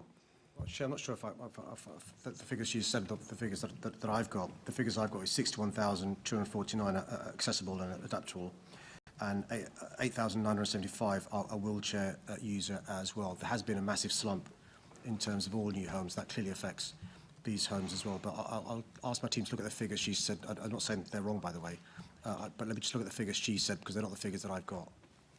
Inclusion London has been working with me and talking to me about some of the challenges that they're facing in terms of looking at this data, and they would say that they are not meeting your targets. Will your policy shift of enabling affordable housing quotas to drop to 20% on some developments directly increase the number of accessible houses in the capital? And will you commit to using the 322 million City Hall Developer Fund to increase the numbers? Yeah, can I thank you for a question? It's really important. So the purpose of the emergency measures is to boost house building of all types, including clearly affordable and accessible housing, given the overall supply is slowed down. I want to give you the reassurance as well that none of the emergency measures will remove the requirement to build 90% of the M42 accessible and adaptable homes and 10% of the wheelchair user homes, but we'll look at what we can do in terms of the City Hall Developer Investment Fund to make sure we guarantee more wheelchair user and accessible and adaptable homes, which are crucial for the reasons she set out. And you mentioned the target of 10% of new homes to meet the wheelchair dwelling standard, yet last year only 6% was delivered. So will you, again, reaffirm that 10% target, strengthen it, ensure that every development meets this target in practice, not just on paper? She's absolutely right. And again, the figures she said, I'm not saying they're wrong, but they're not the ones I've got. So let me take that away, because the 10% and 9% figures are a requirement for planning. And then building control can then go in and check. And if they've not met the requirements as set in planning, enforcement action can be taken. So I'm disappointed to hear those figures, but let me take them away and maybe work with her offline to sort this out. I appreciate that. Now, disabled people, as you know best what accessible housing should look like and feel like, because they have to live with the consequences when it isn't delivered. And they are a unique stakeholder group, and co-producing housing policy with them may address some of these systemic concerns. Will you commit to genuine co-production with DDPOs as you review your London plan, involving them at every stage, as opposed to just consultation when the plan is complete? No, these plans, particularly where they affect this really important community, are co-designed, and we'll make sure that carries on being the case. Thank you. And it would be great if we had a disability champion, because then we really would see co-production throughout all our policies. I hope you'll agree with me on that point as well. maybe not. Thank you. Mr Mayor, before we go on to clock, do you want to bring your unit a bit closer to you? Because that some members are having the microphone unit just a little bit closer because they're having some trouble hearing you. OK, let's then move on to Assembly Member Mohima. Good morning, Mayor Khan. My question is around the emergency measures that have been introduced. Obviously, we've got a situation where we are in development of the new London plan and related but not kind of incidental but related is this change from 35 to 20% of new homes being built for a fixed period of time to be social and affordable homes. So I'm just wondering, given kind of that context, how are you going to ensure that those homes are still delivered and given the emergency measures that have been brought in to kickstart house building in the capital? Because obviously we've had a lot of financial and economic pressures really acutely affecting London. No, Chair, can I thank the member for her question? So we've agreed with the government these temporary emergency measures to try and kickstart house building in London, and we'll see very soon, I suspect, similar measures across the country because for a variety of reasons, and I've mentioned some of them in answer to the previous question, house building is not where it needs to be. And so these are temporary measures, and developers and councils are required to not just begin construction, but complete construction in quick pace. And if they don't, there's provisions to claw back, but also to change some of the housing to affordable. And the permissions are quite clearly use it or lose it. And so that reassurance I can give her in relation to these additional changes that are being made. But if she's seen the data that I have in terms of starts or lack of, a third of boroughs in our city, a third, didn't have one single start in Q1. That's a big issue. That means more families in temporary accommodation, more families in overcrowded accommodation, more people sleep in rough. Each day, 32 boroughs spend £5 million in temporary accommodation. That can't be right. Yeah, thank you. And I think many of us will be aware that one of the reasons that boroughs have struggled to instigate starts in the last year or so is developers and housing associations to build is around land values. I had the great pleasure of being in Manchester last Saturday with some Labour colleagues from their combined authority talking about the challenges and opportunities they face, and they have the same challenges, but in terms of land values, many more opportunities and a slightly easier starting position to build the homes that the government has asked them to contribute to those targets. So with that in mind, given that, what confirmation have you had from developers that homes that wouldn't have been built will now be built? And I know you've mentioned clawbacks, but we don't want to get into a situation where developers are gaming a system which is intended to kickstart works and they might be holding back. I just would like some reassurance that we have it concrete that they are bringing forward schemes that would have not been viable or feasible had this not happened. I mean, house builders aren't just private developers, they're also councils and housing associations, as she's alluded to as well, but they're facing a perfect storm. I mean, construction costs have gone up by more than 50% in the last few years. Concrete is up by, I think, 43%, steel is up by 50%. That's affecting everyone across the housing sector. Add to that the interest rates, add to that the inability to get construction workers, the shortage there are there. Add to that the poor implementation of building safety regulations. 90% of new homes in London are flats. 61% of flats across the country are in London. That's created the perfect storm. When I'm told that there are 43,000 homes stalled in London, there's a reason for that. And so we have been speaking to developers, speaking to councils, speaking to housing associations to see what we can do to try and kickstart house building, which is an issue across the country, by the way. It's not just London. And we think this short-term temporary measure will help kickstart housing delivery. But, we've got to wait and see. It is really important to address the underlying causes, but at the same time give some stimulus to the whole sector. Thank you for that. If I could just, you mentioned leasehold there, And if I could make a cheeky ask to continue to push the government to bring in those changes that are really needed in the capital for leaseholders and shared owners. I know most of the homes that are being built will be flats. It's a very London-specific issue. And we have our report, which thank you very much for your responses to the Housing Committee's leasehold report, but leaseholders are being price gouged, there's no other way to put it, by their freeholders, and it's really difficult to see how the market can pick up if people are concerned about uncapped bills in the future, given the state of people's wage increases and the cost of living. I mean, she and I agree with her, in the view that the leasehold system is broken. I think the shared ownership system is challenging as well. And that's why the sooner we move from leasehold to common hold, the sooner we address some of the challenges that she knows when people's dreams of being homeowners has turned to nightmares because of the concerns around ground rent, service charges and so forth. So we are lobbying the government in relation to this issue. We think we've got an open door. The government understands these issues and the government's made great progress reforming the private rental market, and we need the same sort of urgency in terms of the leasehold shared ownership market as well. Thank you, Mayor Khan. Assembly Member Roberts. Thank you, Mayor. Many of the points which I've raised have been answered, I think, in the previous answer. So if I may go straight through to supplementaries. Can I just double-check? Are we talking about, within this new scheme, completions? Full site completions will be eligible, or is it ones that are made to start on site? Good question. So it's not starts anymore. So if you're going to qualify for this planning, park for a second the grant, I'll come to that if you want me to. You must not only have got through the system by March 28, but also have completed at least the first floor. Depends on this, it's a scheme-by-scheme basis. So it can't just be a shovel in the ground.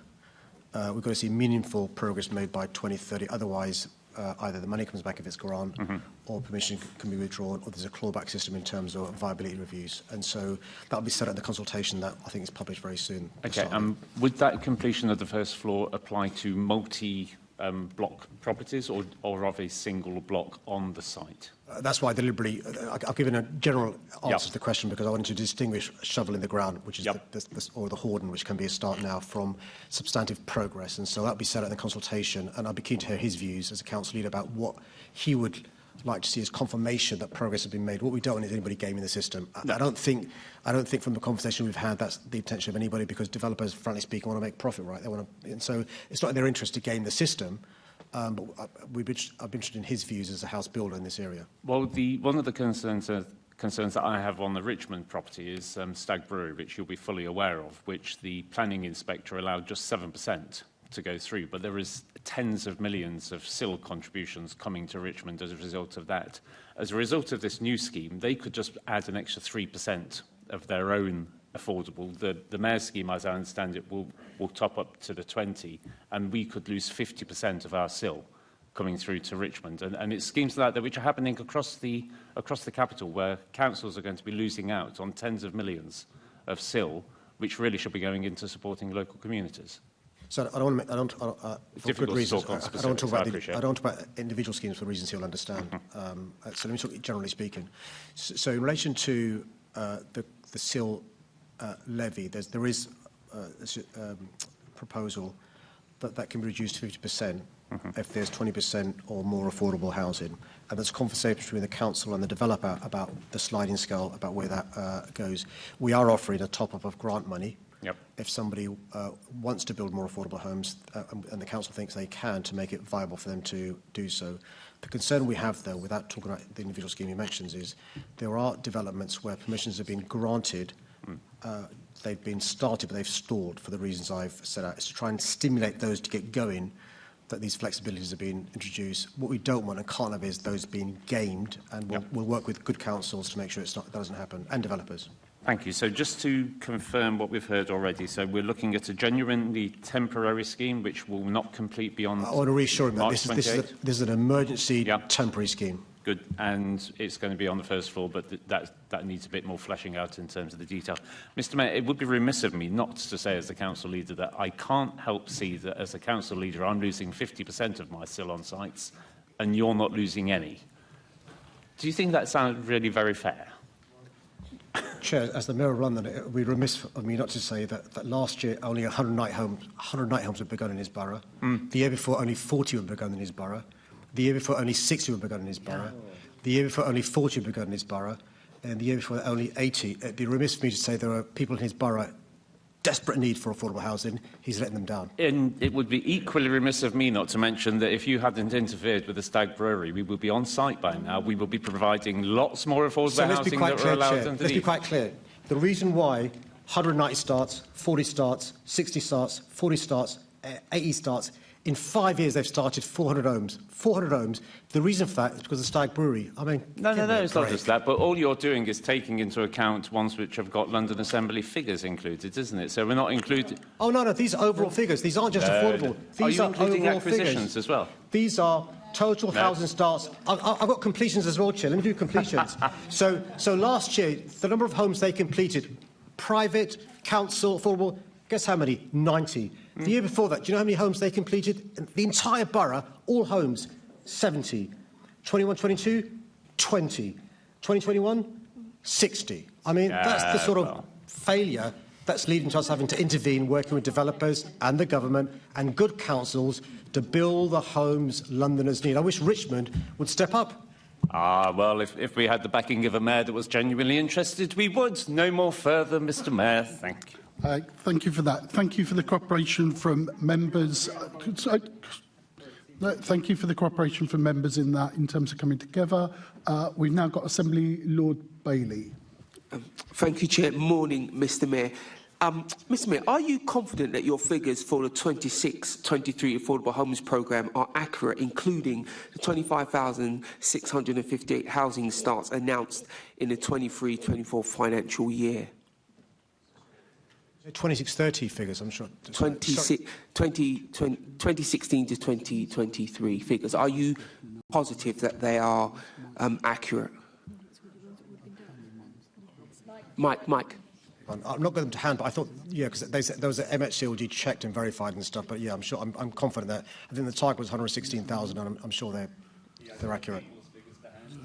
I tell you why I say this, Mr. Mayor, because the founder of Molia, a widely respected data and research organisation in the development industry, has publicly, and I stress that part, publicly accused the GLA of counting these housing figures prematurely, suggesting that many of the 25,658 homes are still not under construction even today. He says that in the first quarter of the 2023, GLA officers were contacting developers and housing associations and local authorities, encouraging them to, and I quote, dig a trench and register as many housing starts as possible. Can you confirm if these allegations are true? It's the first time I heard them. Can I just check it? Does he mean 23 to 26? So the reason I mention this is because 2016 to 2023, I'm confident that we smashed the government target of 116,000. It's because we were concerned that the requirement was only to have starts, not completions, that we said to the government, look, we think people want to see completions, not just starts. And so for the next tranche of starts, I think 23 to 26, there's a 21 delay. We said not just starts, but there should be completions by a certain date as well. And we're now talking to the government about 26 to 30, and that's why I said... Mr. Mayor, this is not so much about starts and completions. You and I have had that conversation before. Yeah. He's alleging that the actual counting was deliberately, I use the word manipulated. That's the point. It is the technicality of what a start or not will become relevant. And I tell you why. Because this morning I've written to the GLA chief officer asking her to complete a full investigation into these allegations, because they are very serious ones, and for the GLA affordable housing figures to be audited externally. And would you be happy to support this and ask your Deputy Mayor to comply with this fully as well? Well, I think you should write to the MHCLG. I mean, why write to you? Write to the government. I will do, but of course. It was Michael Gove or Jenrick, I forget who it was now. It's one of those guys. Listen, I'm prepared to write to them all, because this is very fair. So I want to be clear, Mayor. They're not alleging that you did something. He's quite open in his comments that it wasn't you as an individual, yeah, but it was the GLA and potentially your office. I want to use the word alleged because they are allegations. I want them to be checked out properly because this is a very serious allegation because, of course, whenever there's a start, there's a payment as well. So I just want to make sure that you understand he's not saying you, but he is accusing the GLA and he is accusing effectively your housing department. No, sure, listen, I know these are serious points he's making. I'm not trying in any way trivialise them. But that's why it's important to speak to the government because it was a hostile government when we did this.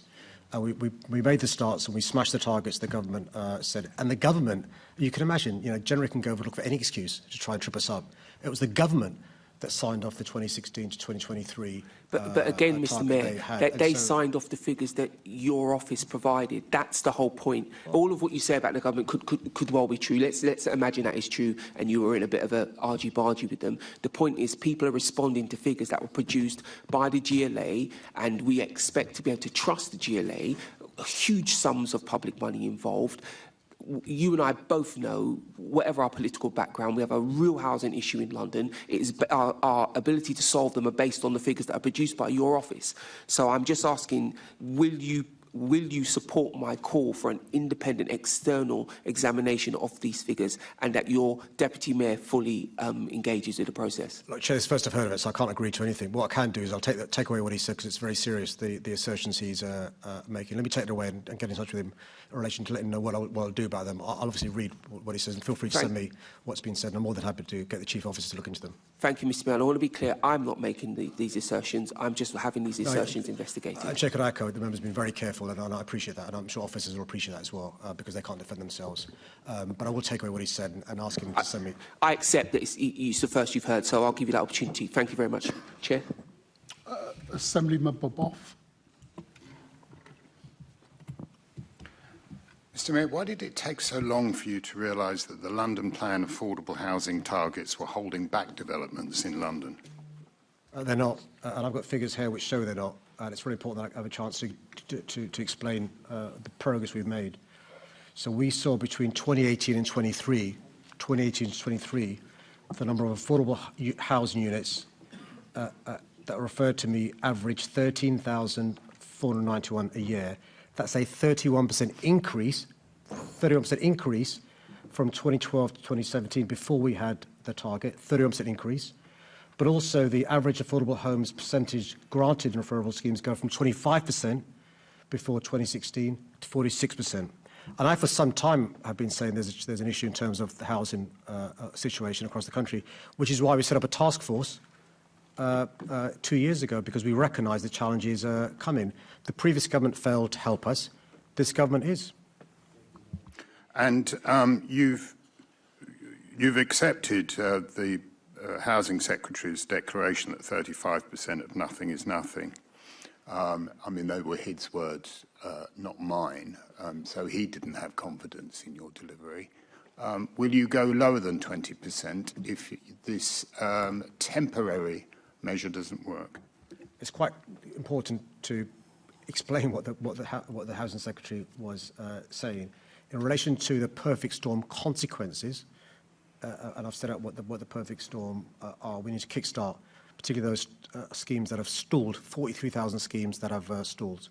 So this is a temporary emergency measure in terms of the changes that the government and I have set out.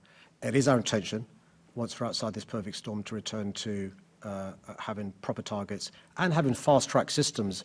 That's what the threshold is about, to avoid the delay caused by viability and so forth, to try and get homes built in London. We have, it should be said, Chair, built more council homes, more affordable homes, and had more completions over the last 9 years, since the 1930s in terms of completions and the 1970s in terms of council homes. In terms of there being a bureaucratic problem with development in London, why are you seeking to reduce the threshold for GLA involvement in housing schemes to 50 units compared with the current 150? Isn't that just an additional bureaucratic overhead? It's the opposite. It's to ensure that those developers who want to build homes in boroughs, who are having a borough that's got a NIMBY approach, can know that if the scheme has 50 or more homes, the Mayor will call it in and work with the communities who are in desperate need of housing and the developer to get homes going. So you don't trust the boroughs? I don't trust some boroughs, no, particularly the Tory ones. Yeah. Oh, I think the Liberal Democrats are not immune to that criticism either. So you don't trust the concept of devolved borough government, bearing in mind that they're the ones who do the approvals of housing and the ones that are delivering the housing that London needs? No, I've seen the figures and I can read them out for Bexley, for Bromley. Some of these figures are shocking, and I'm happy to read them out. I mean, Havering's not much better. And so we need to make sure that these boroughs get going. And so the message to developers is if you've got a borough that is saying no to a good scheme and your scheme is 50 homes or more, come to City Hall. It's no wonder, is it not, that the boroughs are in revolt and want to take over more power over GLA decisions when they have a mayor who so distrusts local councillors that he wants to take powers away from him. But thank you, Mr. Mayor. I'm very pleased. Well, I'm not pleased, but I'm pleased the public can now see how you distrust borough government. Very important, Chair, to put on record my respect for great councillors who are doing a great job for their communities. I just wish all of them worked as well as some councillors do, and it's a coalition of the willing. Those boroughs that are doing a great job, we will support them in terms of the City Hall Development Investment Fund. We will support them in terms of the Mayoral Development Order powers. We will support them in relation to the Land Fund. Those boroughs that are doing a bad job, the message is quite clear. Either you start giving permissions for the homes your residents need, or we'll take over. Well, let's see what happens in May, because after that there won't be many Labour councils left. Chair, I can wager a bet there'll be more Labour councils in London than Conservative ones.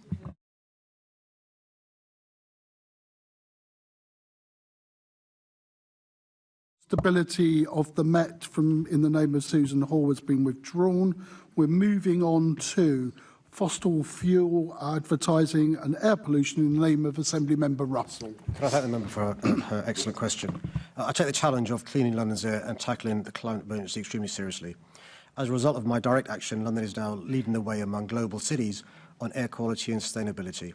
It's because of this commitment and decisive action that London met the legal limit for nitrogen dioxide in 2024 for the first time. This is nearly 200 years earlier than experts predicted. This progress follows bold measures such as expanding the ULEZ alongside record investment in cleaner transport. I want to thank the member for her support from the start of this policy.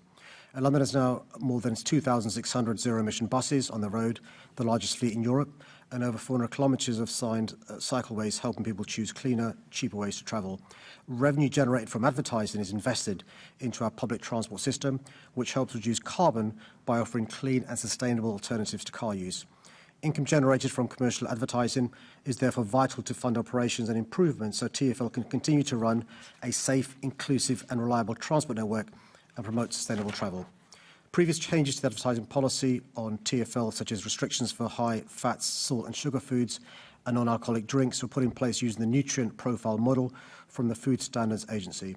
There is no equivalent government standards that defines a whole high carbon category for advertising, making it difficult to implement a similar policy in a consistent way. We must also remember that it's not just TfL who has an advertising estate across London, and I would urge the Government and Advertising Standards Authority to consider issuing national guidance on this issue. TfL runs over 19,000 advertising campaigns in a year, with its media partners reviewing even more. It's worth setting out that the commercial adverts are not endorsements by me or TfL. They're paid-for messages that are individually reviewed against the TfL advertising policy and must comply with the Advertising Standards Authority's codes. There are therefore comprehensive rules around what adverts can and cannot run on the TfL network. TfL conducts all its business and revenue-generating activities to the highest ethical standards, whilst ensuring compliance with its legal obligations. TfL will continue to keep its advertising policy under review to ensure it remains effective and lawful, while protecting the vital revenue that supports public transport and sustainable travel across London. Thank you, Mr. Mayor. Now, I get that TfL needs money, but your advertising policy was last reviewed back in 2019. And that was around the time that you made your commitment to net zero. And you have very clear policies in place. Net zero by 2030, 80% walking, cycling and public transport journeys by 2041. You've obviously got your Vision Zero commitments, and you've done some really great work on reducing air pollution. Now, the car companies sort of across the UK are spending about 500 million a year. They can afford to do a station domination. They can cover a whole tube station in adverts, including the Gate Line, promoting the idea that business is persuading people to buy cars and to use cars, when we're living in a really crowded, dense city where, in the interests of keeping the buses moving, you need fewer people to be driving cars on the road. So I appreciate you saying the sort of the limits and the fact that you want to get the government to review the advertising codes. But do you think that you could actually is there not anything you can do to update TfL's advertising policy to support the targets that you are trying to meet? Well, firstly, I mean, I've got incredible empathy, sympathy and agreement with many of the points she's making in relation to the issue of high-polluting vehicles. I'm not anti-car. I'm anti the emissions that some of these vehicles emit. We are in desperate need of national guidance from the government and the ASA. The reason why I say that is I've seen through previous experience the challenges we had with banning adverts that are high in fats, sugar and salt, the challenges we had with banning some of those drinks as well. The national guidance gave us really important certainty and addressed some of the practical difficulties. That's why we're seeking guidance. We do review this on a regular basis. I'm happy to go away and look at whether the TfL advertising policy that she refers to should be reviewed. Can I take that away and come back to her in relation to what more we can do to try and make progress? That would be much appreciated. And if you have a look at the CAP code, which Rule 30.7 says, advertising must not encourage behaviour grossly prejudicial to the protection of the environment. Now, I think that might give you a way in and might be something that it would be worth having a proper look at. Just to reassure, because she's an ally on many of these issues, as relation to fossil fuel extraction and environmental claims do go to CAP before they come to TfL, so that's already built in there. We make sure that happens. I think her challenge is can we go even further as a leader. And so I'm paraphrasing, sorry, I didn't mean to... No, you're absolutely right. I was literally on a panel yesterday with Maria Borna-Brouwer, who's the CMO of Vastraffic from Gothenburg's public transport system. She said that from their perspective, accepting advertising revenue from fossil fuel-related products like cars would be hypocrisy. And she says allowing fossil fuel adverts on our vehicles or at our bus stops would undermine everything we stand for. So I'm calling on you as a climate leader to at least match the principles of a smaller city like Gothenburg. So is she also against us taking revenue from them for the congestion charge and ULEZ? Sorry, say again? Is she against us taking any monies from car drivers? The revenue for the congestion charge and the ULEZ, that is about reducing traffic. What I'm talking about are these adverts that are promoting the use of cars as being something that gives you freedom and convenience, etc., etc. Those are the kind of adverts that you need to be thinking about if you're going to meet your net zero targets and your other targets that you are committed to in your transport policy. Just to reassure her, because I've looked into this for obvious reasons, I mean, less than 0.02 of our advertising revenue comes from this. I think it's between 0.01 and 0.02. So it's not an issue of finances, it's an issue of practicalities.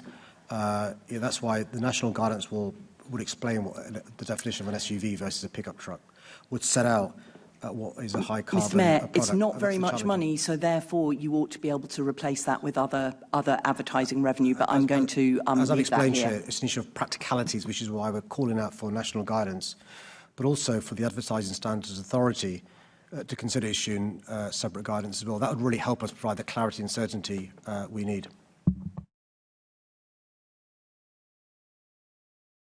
Assembly Member Georgiou. Mr. Mayor, there's one organisation that wants to ban advertising for fossil fuels. This is a woke, nasty, neo-Marxist organisation of which you are co-chair, and that's C40 cities. Millions of Londoners and I believe they want to ban meat, they want to ban cars, they want to overtax workers, they want pay per mile, they want to ban flights, they want to ban certain clothing, so I hope you keep your leather trousers in the drawer. They want to do all of these woke, nasty things in the name of reducing global emissions on the backs of British workers. I drive an electric car. Don't tell anyone. Shh. You know, I have solar panels on my roof. But surely there is a better way of doing this than banning absolutely everything and harming the lives of Londoners.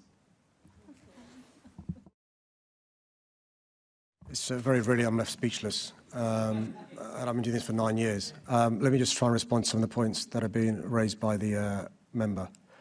Roughly speaking, half the world's population lives in cities now. That's going to be 65% over the next 10 years. Cities are responsible for a large portion of the emissions, and I think we've got a responsibility to address some of the challenges posed by, human-made climate change. I'm not a climate denier or a climate delayer. And cities can turn this crisis into an opportunity, for example. At the same time as we're reducing emissions, create good green jobs. Those solar panels had to be made and had to be installed.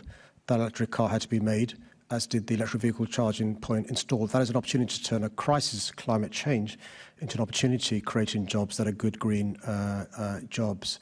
And when I tell him that 90% of the C40 cities, more than 90%, are reducing emissions faster than the national governments.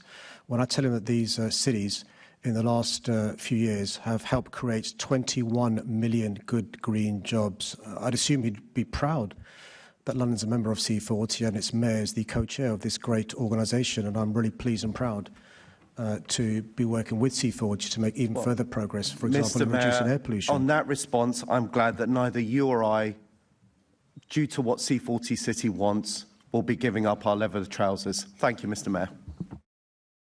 Assembly Member Polanski. Thank you very much. First of all, I want to say thank you for the work that C40 is doing. The Rosebank oil field is the emissions that are cumulative of 28 of the poorest income countries altogether. And next week, it looks like the government is going to make a decision on it. I agree with everything you just said. This is a climate emergency. We also know that jobs in North Sea oil and gas have over halved in the last 10 years. And there are lots of jobs waiting, particularly in London as well, in renewable industries. So what would be your message to Ed Miliband on this decision? I'm not, without going into details of specific sites, I'm quite clear. Those sites that have licences already granted should go ahead, but no new licences should be given. That's avoiding the question about Rosebank again, and we had this last Mayor's question time. Is it not hypocritical to have very, very good words on the climate crisis, but then when I'm asking you a very specific question about a very tangible oil field that this government are potentially going to extend a licence to that will cause catastrophic devastation, for you as Mayor of London not to take your role as a climate leader? I'm quite clear in relation to retrospective decisions and forward-looking decisions. I don't apply that across the piece, whether it's as a lawyer or whether it comes to legislation. I can understand why, contingent upon those licences being granted, families, livelihoods, and communities have made decisions, and to unpick and undo that creates a level of uncertainty that is not good for anybody. But I also welcome the fact that, as we speak, the Secretary of State, Ed Miliband, is in Berlin trying to make sure that countries across the globe can try and reach agreement that will be meaningful and significant. And it's really important that no future licences are given, and we make that transition. This jargon, just transition, what it's about is making sure we transition from fossil fuel to renewables. That means solar, that means wind, and yeah, that means nuclear as well.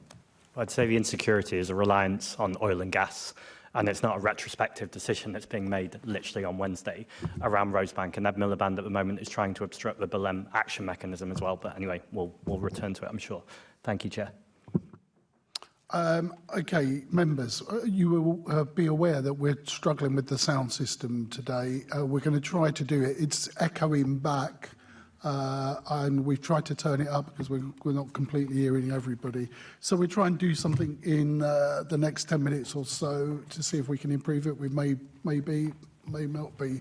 So let's adjourn for a 10-minute comfort break. Thank you.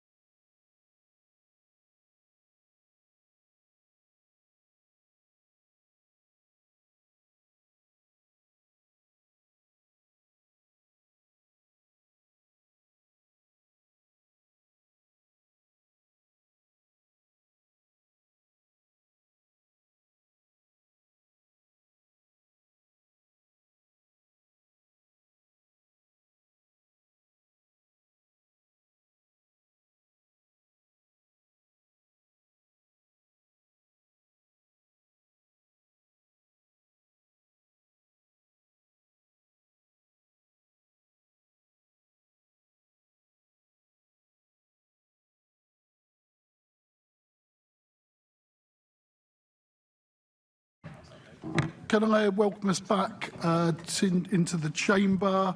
Can I just make a very short announcement in terms of we have further guests arriving. The school council from the Central Foundation Boys School in Islington. Welcome. Secondly, I made a mistake in the introductions of the members from ASDOR. They are from the political committee of ASDOR, so welcome to you again, and I got your title right.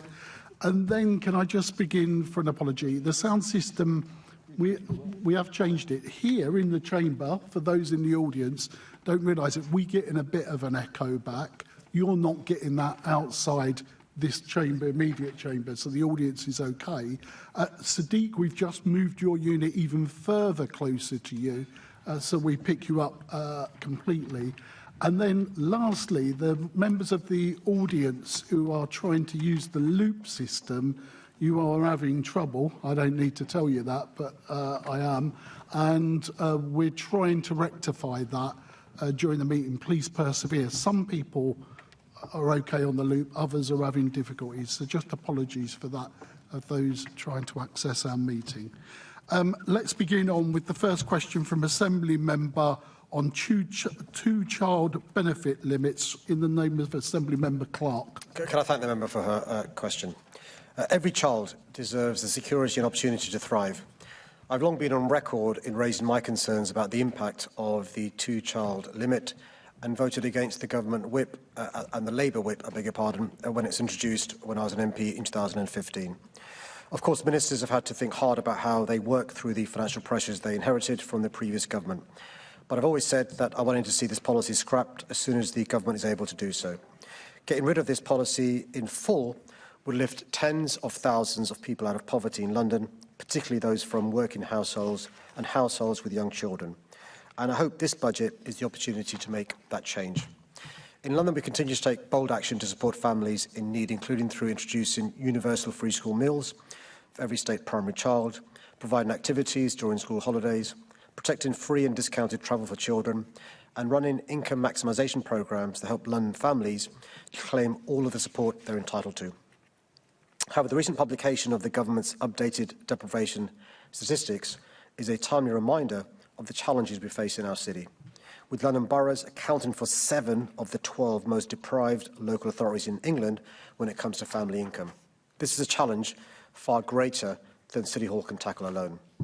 That's why I welcome the government's commitment to bringing forward a new national child poverty strategy, and why I've asked GLA officials to work with the unit coordinating this work to ensure the strategy is informed by a clear picture of the scale and nature of child poverty in London and the steps needed to meet the ambitious targets that the government has set itself. It's important to ensure that forthcoming policy decisions help to reduce, not exacerbate, inequality in London. It's critical that the forthcoming reviews of the fair funding formula and business rates reflect the levels of need in London and protect the services that families on low incomes rely on. Thank you for that. And as you remarked, it's tens of thousands. It's actually estimated to be 630,000 children that would be lifted out of poverty by removing this cap. I mean, I know some of these families, as I'm sure you do as well, who are financially very poor and really struggle, and they have more than 2 children, and it's grim. It's really grim. I welcome the fact you've highlighted the new national poverty strategy, which I think is needed because we have so much poverty in this country, and as you rightly point out, 7 of the top areas are in our capital, and it's simply not good enough to have such deep poverty in Britain in this day and age. Will you join me in commending the campaign groups who continue to highlight all that this policy does? I mean, that includes 4 and 10 and the Trust for London and Child Poverty Action, who continue to lobby government, but more than that, they continue to work with grassroots groups who are opposed to this policy. Well, I've got nothing but respect for the groups that she's mentioned. I know Child Poverty Action Group very well, Trust for London, of course, and 4 in 10. They do a huge amount of work supporting communities, supporting policymakers, supporting decision makers. One of the things that's just worth reminding ourselves of is, firstly, contrary to popular myth outside of London, you know, the streets of London aren't all paved with gold. We've got huge inequalities in our region. But the second point is a lot of Londoners are working, doing the right thing, sometimes 2-3 jobs, and their families are still in poverty. And so it's really important to recognise the importance of policies we've pushed, like the London Living Wage, like the Good Work Standard, supporting employers do the right thing. Notwithstanding that, there are still big challenges. That's one of the reasons why we are lobbying the government to do more to help those communities across our city who live in conditions which, frankly speaking, aren't good enough in 2025. And before I hand back to the chair, I just want to remark slightly, because I think poverty is so complicated, and obviously it dips into housing, it dips into all areas of people's lives. But just to point out that that Barnet is one of those boroughs that is building social homes. And I'll hand back to the chair.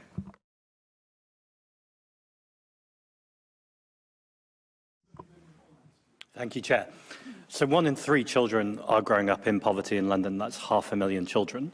I'm pleased to hear that you say you're concerned about the impact of this, and I believe you. That is different, though, to saying that you're calling on the Chancellor to scrap the cap. So will you join me and, more importantly, many child poverty campaigners in saying scrap this 2-child benefit cap? Chair, I've been on record, and I apologise for not being more explicit for some time, explaining the consequences of the 2-child benefit cap. I voted against the Labour whip in 2015, and I have been calling on the Chancellor to scrap the 2-child benefit cap. As I've said for some time, I appreciate the inheritance, but as soon as feasible, it's important that the government do so. And I make this point as well. These are families not fulfilling their potential because of the poverty they live in. I speak from personal experience in relation to the difference support can have, and it's that helping hand that makes such a difference. Thank you. I'd push further and say, you say about this inheritance, but we could have a wealth tax on assets, equalise capital gains tax in line with income tax, and put investment income, national insurance on investment income, but I accept those aren't your decisions. Trust for London modelling also says that if you lift the 2-child benefit cap, but don't lift the benefit cap in London, that would if you lifted the benefit cap, that would take 55,000 people out of poverty. Is that something you'd support too? Yeah, I'll go further.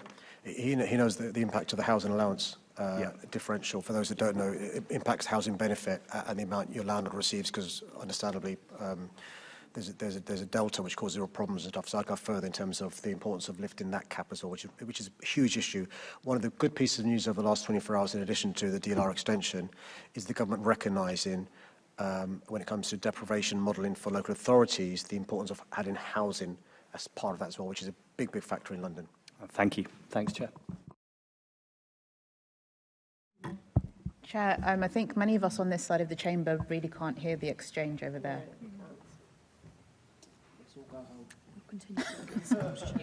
So you're going to just have to bear with us. We really are trying to get this bit right, and I do know it's a bit difficult in the chamber because I'm having some problems. So we'll keep working on it. It might be that we might need to turn it back down slightly, but then that presents different problems. But let's keep trying, and the officials will come back to us.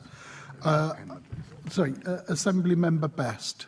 Thank you, Mr Mayor, for that. Could you please confirm to us here in the London Assembly what taxes you would like to see rise to pay for this? Sorry, to pay for what? For the scrapping the 2-child benefit cap, as you just said. It's going to cost about £3 billion. How would you like to pay for that? I've been quite clear, and I was just criticised for doing so. That what I've said is that I think as soon as the Chancellor can do so, she should lift the 2-child benefit cap. We'll know next week in relation to what the OBR says and how much headroom there is, whether the Chancellor can afford to do so. But as soon as she can do so, she should do so. At the same time, it's really important that the recommendations made by the Child Poverty Task Force that the government has set up when it reports, those also, as soon as possible to do so, are acted upon as well. Because it's widely quoted that the Chancellor is going to, again, freeze income tax levels in order to perhaps pay for things like this, which is going to push an extra 500,000 Londoners into the higher tax band. And what is crazy about this is that we are now at a point where somebody in London can claim universal credit and also be in the band of the higher rate of tax. That's an insane position to be in. If we freeze tax thresholds and we keep charging people as higher rate taxpayers, we're talking about nurses, teachers, key workers across the city. That's not a good position to be in. Well, who first began freezing these thresholds? I mean, if I'm not mistaken, when they first froze them, there was no bleating from this side. Sorry, no I've complaint from this been side. asking Not for you, 1 year, Chair. not for 2 years, not for 3 years, not for 4 years, not for 5 years, for 6 years. So I'm asking you, do you think that's a good thing to do, freeze the tax threshold? Generally speaking, I think people should, not have to pay more taxes than they need to do so. I understand why the previous government, because of the mess they made of it, froze those thresholds. Let's wait and see what the Chancellor announces next week. So you don't think the Chancellor should scrap the two-benefit child cap next week because you admit that there's only one way to do that, which is to pay for it by raising taxes, which you also say you don't want to do. It sounds a little bit like you're trying to play both sides, and you wouldn't commit to Assemblymember Polanski, your view, and now you're not accepting to me that you see tax rises need to rise as well. And again, you're playing the same card. And let me remind you once again that when the Conservative government took over in 2010, they were in a much worse position than this Labour government when they took over, who had a much smaller deficit to deal with, much smaller unemployment, inflation was lower. They had a much better economic position. Just because they've sunk this ship of this country in 1 year, you can't blame that on other people. Well, let's just remind colleagues of the consequences of the austerity that government, with this government, introduced in 2010. London saw £1.1 billion cut from the policing budget. London saw the fire service hollowed out because of austerity from the Conservative government from 2010. Chair, once again, he's trying to blame somebody else for his own mistakes as a mayor, and that's fine. We'll leave it there. It was a Conservative government that withdrew the operating grant from There wasn't a question, TfL. so we'll leave it there. Conservative government made massive... Sorry, the Mayor is answering your question. What question? There wasn't a question. What question? I've got that. What question? Your original question. The Conservative government also had massive cuts to the NHS and schooling. Those are 5 examples that the current government hasn't done since last July, and I applaud the present government. I applaud them for not doing so. Yet, funnily enough, it's this year that we're closing front police councils, we're losing officers, we're having to cut in the GLA. So, actually, this is the year in which we are now in trouble. I get a chance to talk about police councils. The previous We can talk about the fact that National Insurance Bill is £50 million on the police that they've got to play this year. We can talk about the fact that you're closing police councils, that we're losing officers. Everybody can see with their own eyes what's happening to London. You keep trying to defend what people can see with their own eyes. There isn't a question, so move on. No. So rude. So rude. As we've said Stop once the clock. again, when you agree with the flourish. Member, so rude. Stop the clock, because I'm now going to tell you, we could have stopped this debate earlier on and moved on to the next question. You continued it, and now the Mayor gets an opportunity to respond, go back on the clock. Mayor. Well, it's really important to correct the misinformation that's just been said in that question. The previous Mayor closed 83 police stations / front counters. We've closed nowhere near that since I've been Mayor. The previous Mayor got rid of safer neighbourhood teams. We've increased the number of police officers in the safer neighbourhood teams. Over the last year, we've increased those who are in our communities to the tune of 1,000 officers. That's a difference made from City Hall. But also, more importantly, we've more than doubled the investment in policing since I've been Mayor compared to the previous Mayor. And the final point to make, as the member referred to the current government. Since the current government won the election last July, they've increased core funding by more than £240 million to the Met Police Service, biggest increase in 10 years. They've also increased by more than 30% national and international capital cities grant money, £63 million, biggest increase in more than 10 years. I will choose this government over the previous lot any day of the week. OK, now let's move on. Assemblymember Polanski. Thank you, Chair. There was some more nuance there, because I heard you say scrap the cap, but then I heard you say to Assemblymember Best, scrap the cap when you're able to do so. Now, I gave you options of how the Chancellor could do so, and one of the most obvious is a wealth tax on assets, a 1% tax on assets of £10 million or more. Would you support a wealth tax in order to reduce child poverty? I would support the Chancellor scrapping the 2 child benefit cap as soon as she can, and I hope it is next week. As I've said before, I also support restoring the local housing allowance rates as well. I'm not going to comment on hypothetical tax rates that the member's talking about, but I'm more than happy to respond to him in relation to specific ideas that he's got. The Mayor's avoiding a direct question on wealth taxes, and that's noted. Thanks, Chair. Do you want to come back in? Yeah. Do you want to? No, he chooses not to. Okay. So on Conservative time, I'm more than happy. Yeah, so the Conservatives are asking me a question, Chair. Is this right? No. Mr. Mayor. I don't think you need to. They're playing silly games, did you say, Chair? You are. OK, let's move on to the next question. Safety on transport networks in the name of Assembly Member Turrell. Thank you for your question. My thoughts are with those who were involved in the awful recent incidents in the Huntington area and on TfL's DLR pontoon dock. I was deeply shocked and saddened to learn of the terrifying experiences of passengers and transport staff. Following these incidents, TfL and the British Transport Police increased police and officer patrols in London to help provide reassurance to staff and the travelling public. The learning from these terrible attacks will need to be fully considered by the authorities and the transport sector, including TfL. I, along with my Deputy Mayor for Transport, TfL and its operators will continue to fully support the DfT's work on security guidance to the rail network and the recently announced funding for improving the connectivity of CCTV.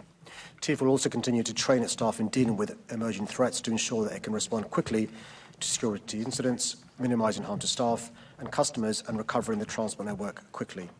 One victim of crime is one too many, but I want to reassure Londoners that the risk of being a victim or of witnessing a crime in London remains low, with 13.5 crimes reported for every million passenger journeys made. More importantly, levels of serious violence are low. However, we're not complacent.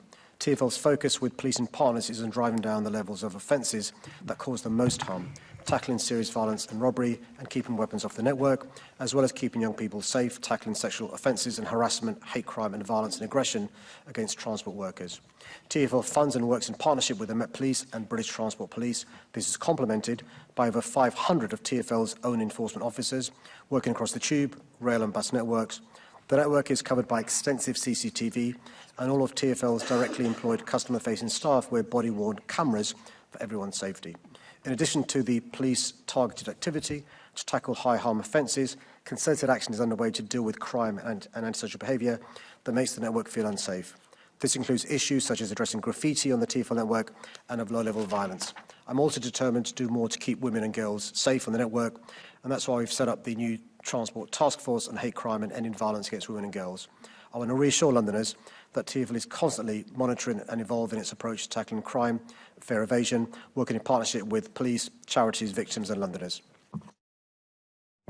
Thank you for that answer, Mr Mayor. And I echo what you said at the start of your answer about the faults with victims at Pontoon Dock and Mr Mayor, I'm concerned that trains across my constituency are actually becoming somewhat of an accessory to crime, with stations without ticket barriers attracting shoplifters and violent thugs up the line to actually rob school kids and others. Last week at a public meeting, a parent told me about how her son, near a train station, was mugged at knife point for his phone and jacket, and after they took his belongings, he was beaten, kicked to the ground, where his head was then stomped on. Parents in Hayes tell me about, the reason that's relevant is because then the tracking on the phone then showed it going back down the line to other places. Parents in Hayes, in my council ward, constantly tell me about their kids being robbed on their way home from school, and once again the thieves make their way down the line, exploiting the fact that Hayes sits at the end of the train line without a ticket barrier. I'm working with councillors in this ward to campaign for ticket barriers at places like Hayes Station. Hayes itself is the third highest priority for ticket barriers on the South Eastern Transport network, but they have for the last 2 years failed to get government funding. Will you work with me to try to make the case for more ticket barriers on this network? Yeah, I'm sure the members. Firstly, listen, I'm really sorry about the horrible injuries you described with those two young children, and I'm hoping they're not too traumatised, because I know traumatising being the victim of violent crime is one of the reasons why the police have taken school support officers out of schools. Is that travel corridor that's so important, and some of the work we've done shows that the biggest time when children are victims of crime is when they go to and from school. That's one of the reasons why we've done that. Can I take away what he said about the ticket barrier? I'm sure he's got the local MP involved.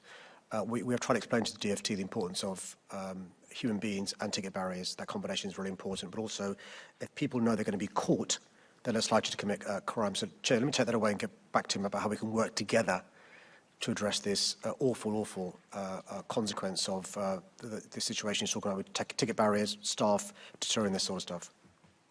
Thank you for that answer there, Mr Mayor. Another constituent of mine was recently attacked in broad daylight at Charing Cross Station.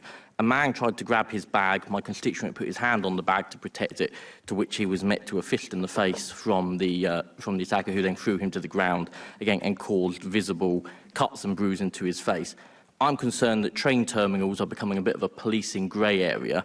Can I ask the Mayor to use his influence over both the Met and the British Transport Police to ensure there's an increasing visible policing at our railway terminals, particularly Charing Cross in London, Victoria? Yeah, I mean, as I explained to him in answer to his question, although one victim of crime is one too many, actually, public transport has a very low level of crime when you compare it to the journeys that are made on there. Actually, the focus of the police are transport hubs. Some of the analysis that we've done shows actually that's the place you're most likely to be the victim of phone theft and other personal robbery and personal theft. And the progress in reducing this has been because you've got police teams focused on town centre hubs and also stations. Let me again speak to the police and BTP, because he'll know this, but others may not know this.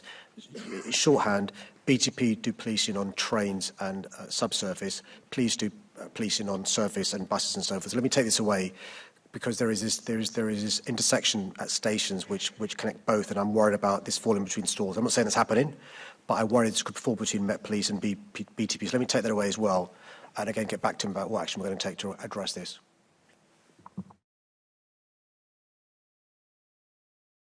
We're now moving on to the question in the name of Assembly Member McCartney on Renters' Rights Act. Can I thank the member for her question? I welcome the passing of the Renters' Rights Act, which is a once-in-a-generation opportunity to improve the lives of London's 2.7 million private renters. Renters have for too long lived in insecurity. After almost a decade of campaigning by renters' organisations, myself and many others, and following years of delay by the previous government, these changes will deliver a fairer balance of rights and responsibilities between renters and landlords. Londoners will have stronger rights to stay in their home, to challenge unfair rent increases, and to make their landlord accountable for keeping their home safe and decent. I'm delighted that unfair, no-fault evictions, which undermine renter security and hamper their ability to challenge poor conditions and unreasonable rent increases, will now be consigned to history from the 1st of May 2026. My London model for tenancy reform called for a fundamental strengthening of renters' rights. It recommended ending no-fault evictions, introducing open-ended tenancies, longer notice periods, and a landlord register, the private rented sector database, and reforming possession grounds. I'm proud all of these form part of the Renters' Rights Act, which will come into force in just under 6 months. The private rented sector database will provide key information about landlords and the properties they let, and represents a cornerstone of these reforms. It will help renters to know their rights, make informed choices about who they rent from, check their landlord is compliant, and recover rent paid if they're not. The database will also enable councils to direct resources to investigate and enforce against rogue landlords, including through selective licensing schemes. We've shared learnings from my rogue landlord and agent checker to inform the development of the government's proposals. These reforms have long been delayed, but thanks to the determination of this government and renters' organisations, the protections of the Act will help to prevent homelessness and give renters the security they need to lay down roots in their communities without the fear of repeated forced moves or having to put up with unsafe and unhealthy homes. With 1 in 21 of our children in London living in temporary accommodation, it's vital these changes happen, because they'll also improve health, educational and wellbeing outcomes for London's children. Thank you, Mr. Mayor. And I think this is an act that actually shows the difference that having a Labour government made. The previous government dithered and delayed and ran out of parliamentary time to pass this act, but within a year we have it. And as you said, it's been implemented, some of its main provisions from May next year. Now, over 2.5 million Londoners rely on the private rented sector, and a lot of these rights are going to be enforced by local authorities, which we know have had over a decade of underfunding.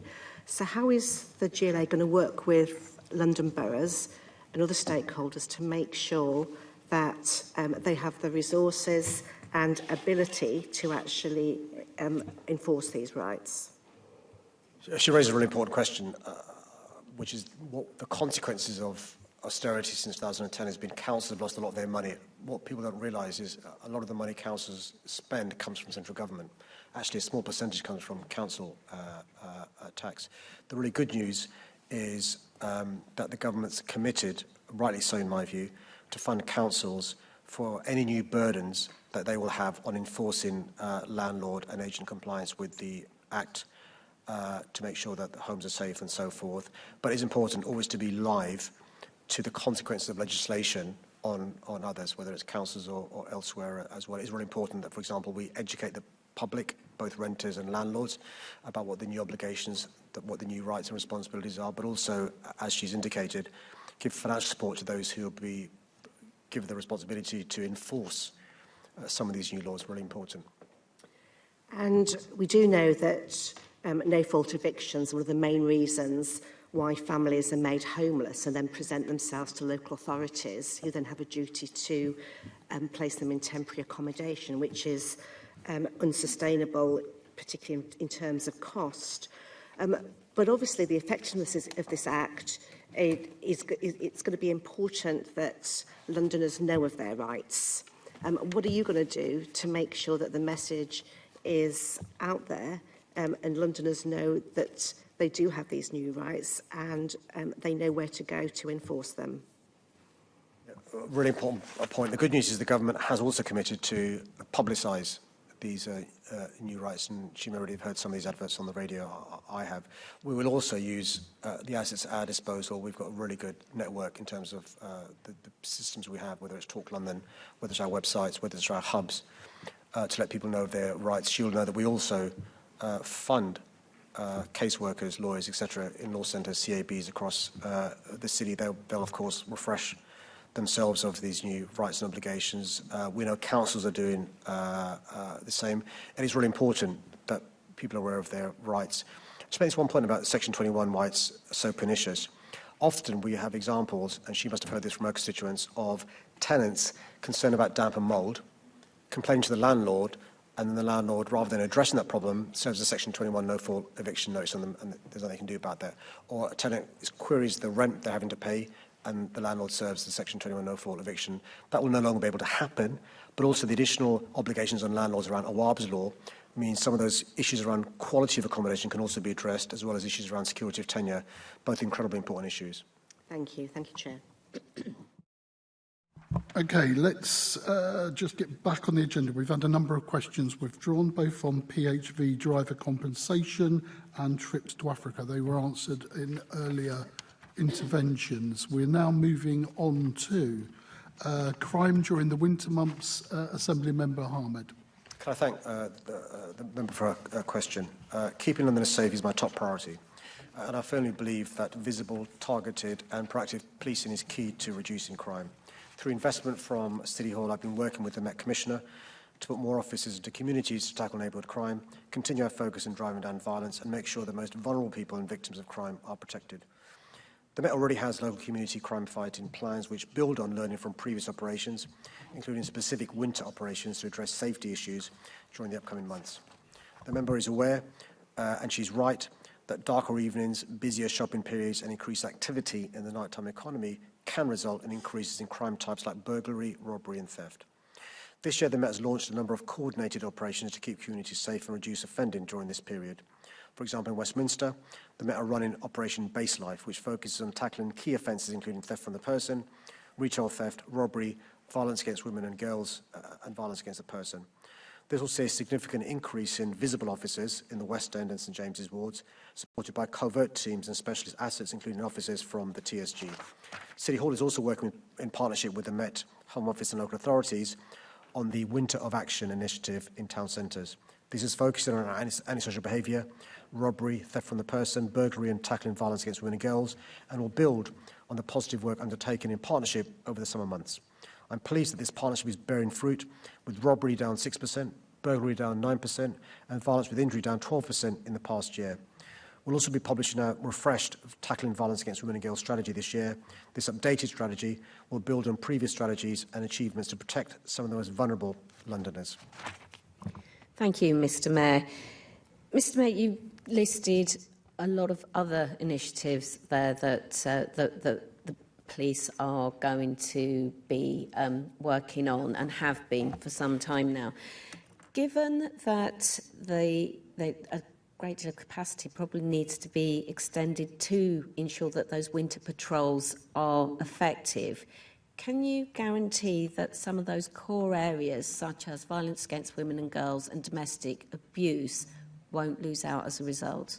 A really important issue she raises. What we can't do is take, any pressure off the progress we've made in dealing with homicides, violent crime, violence against women and girls, as we address the issues of high-volume crime.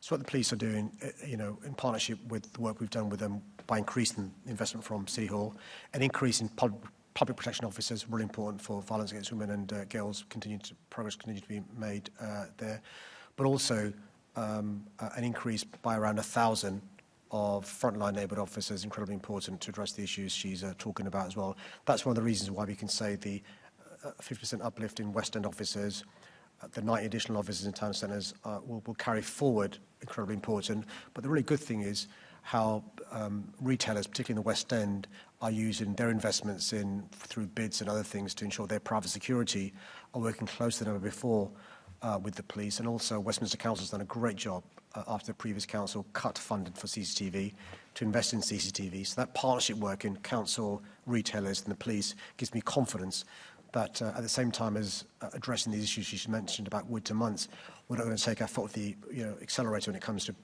making more progress on VAUG and violent crime and homicides as well. Thank you, Mr Mayor. As you're aware, drink spiking actually typically increases during the winter months. Everyone goes out for Christmas drinks. It's a very sociable time of the year. Last year, 2,633 incidents were recorded, but only 84 instances have been charged. What is happening to bring justice for the victims in London? Well, this is an awful crime, and it's really important that the police work with various venues to do what they can to prevent this in the first place. I think all of us should be aware of what's going on in terms of behaviour of some predators. So the good news is what we're trying to do is work with venues through the Women's Night Safety Charter to make sure staff are trained up, designing glasses a certain way, having good cameras inside, staff being aware in relation to behaviours that they can do. And separately, we've got the London Nightlife Task Force working up a plan in relation to, of course, supporting the nighttime economy, but trying to reduce crime and increasing safety, particularly for women, particularly at this time of year. At the same time, the police now have specialist teams working to increase the amount of people arrested, charged, prosecuted in this area as well. And hopefully you'll see over the course of the next year more progress made. To give an example of progress made, we've seen a big increase in percentage terms of rape charges being brought against those who are stalking. We also need to see an increase in relation to this horrible offence. What would be even better is if we prevented them happening in the first place because of the great work taking place between the police, venues and others as well. Thank you, Mr Mayor. Thank you, Chair. Assembly Member Hall. Thank you. Mr Mayor, crime is going to increase because we have got so fewer police officers on the streets than we used to have. There's no doubt about it. If you don't really get to grips with the finances of the police, then we will have more and more crime. As the nights draw in, and they are, shoplifting, etc., the shopkeepers are more and more concerned. And I have to tell you, women are feeling less and less safe on the streets. It is so much worse. Even when as an example, when I go back to Stanmore Station and I have to walk through an alleyway, during the day it's fine. At night time, you do worry when people come up behind you. Many of us women have keys in our hands, just in case. We need more presence of police on our streets, and they cannot do that when there are so few numbers of them. A massive amount of police officers are off sick. Somebody told me it was amounted up to 25%, which I was shocked about. We need more money into the Metropolitan Police. Well, those are words. We need more money into the Met Police, that some of us have been saying since 2010. And to give you an idea of the context, I agree with the member that we need more police in London. In 2010, we had 33,000 officers. By 2013, 30,000. 2014, 30,235. 2018, the last Tory government, 29,924. 2019, 29,978. Comes to police staff, in 2010, we had 14,000 police staff. It went down to 8,000 during the last Tory government. So what we're doing from City Hall is we're more than doubling the investment in the Met Police service. So why are the numbers reducing drastically? Why does the Met Commissioner tell us he doesn't have funding for extra police officers on the street? Why are we losing the Parks Police, Forensic Police, police Tory in cuts. every single... Tory austerity has consequences. Oh, hang on a minute. You have been... Hang on a minute. You have been the mayor with an excess of a £21 billion pound budget. They cut police staff. They cut neighbourhood teams. Cuts. To both of you, we're now over time in terms of the Conservative He won't answer, you see, Chair. This is the problem. We ask a question... Chair, is this a question for me, Chair? No, I'm not talking to you. I'm talking to the chairman. He will not answer properly. He runs down our time. The most important thing is getting police officers on our streets at the moment. You've got a £21 billion budget, man. Do something about it for once, because women and girls are not feeling safe. All right. And I think, look, on both of you that you can agree is you want to get more police on our streets, and you're doing it in your slightly different ways. To be fair, there's a big difference. They cry crocodile tears. We do something about it. OK, let's move on. Stuff and bloody nonsense. Let's move on. Let's move on. So, young people's travel concession in the name of Assemblymember Baker. Can I thank the member for her question? I know how tough it is for young people at the moment with the previous government's cost of living crisis continuing to impact Londoners. I remain committed to supporting young Londoners and to ensure they can access safe and affordable transport, particularly when it comes to accessing education, training and work. TfL currently offers a very generous range of concessions for children and young adults.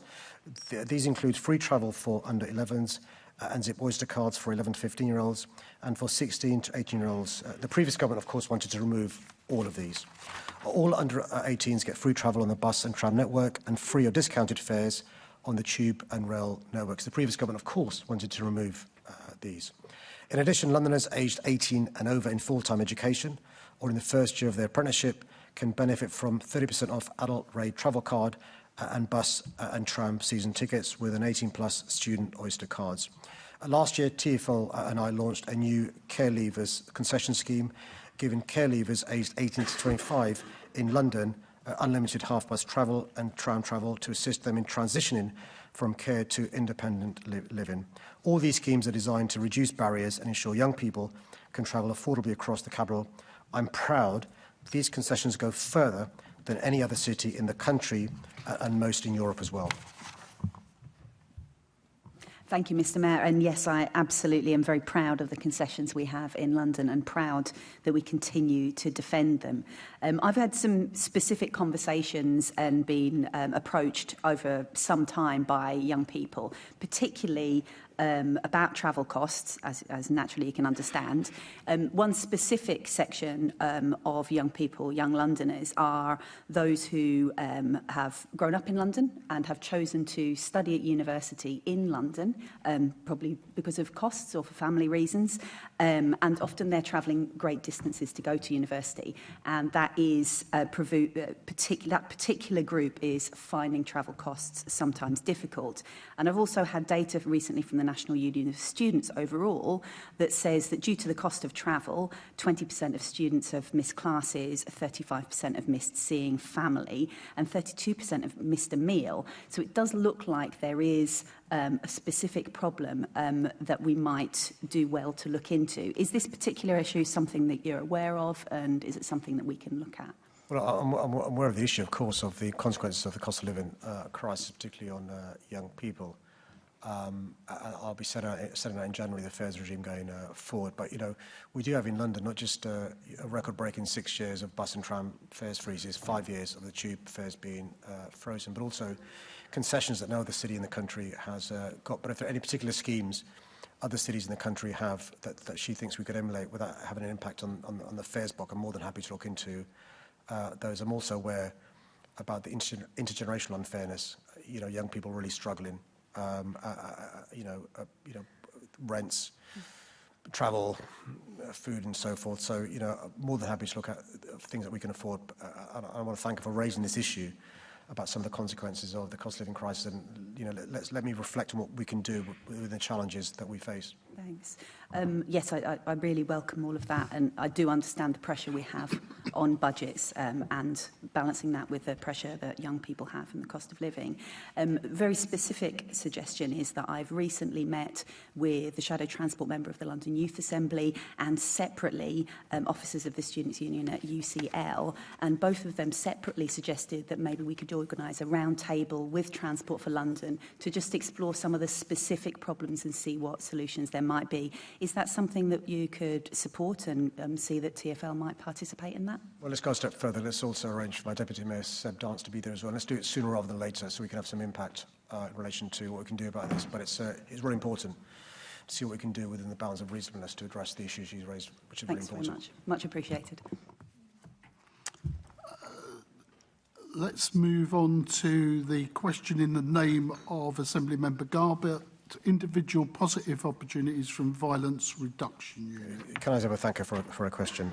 I set up the Violence Reduction Unit, the first of its kind in England and Wales, to lead a London-wide prevention and early intervention approach to tackling violence. I want to thank the Greens for being supportive since the beginning on this issue.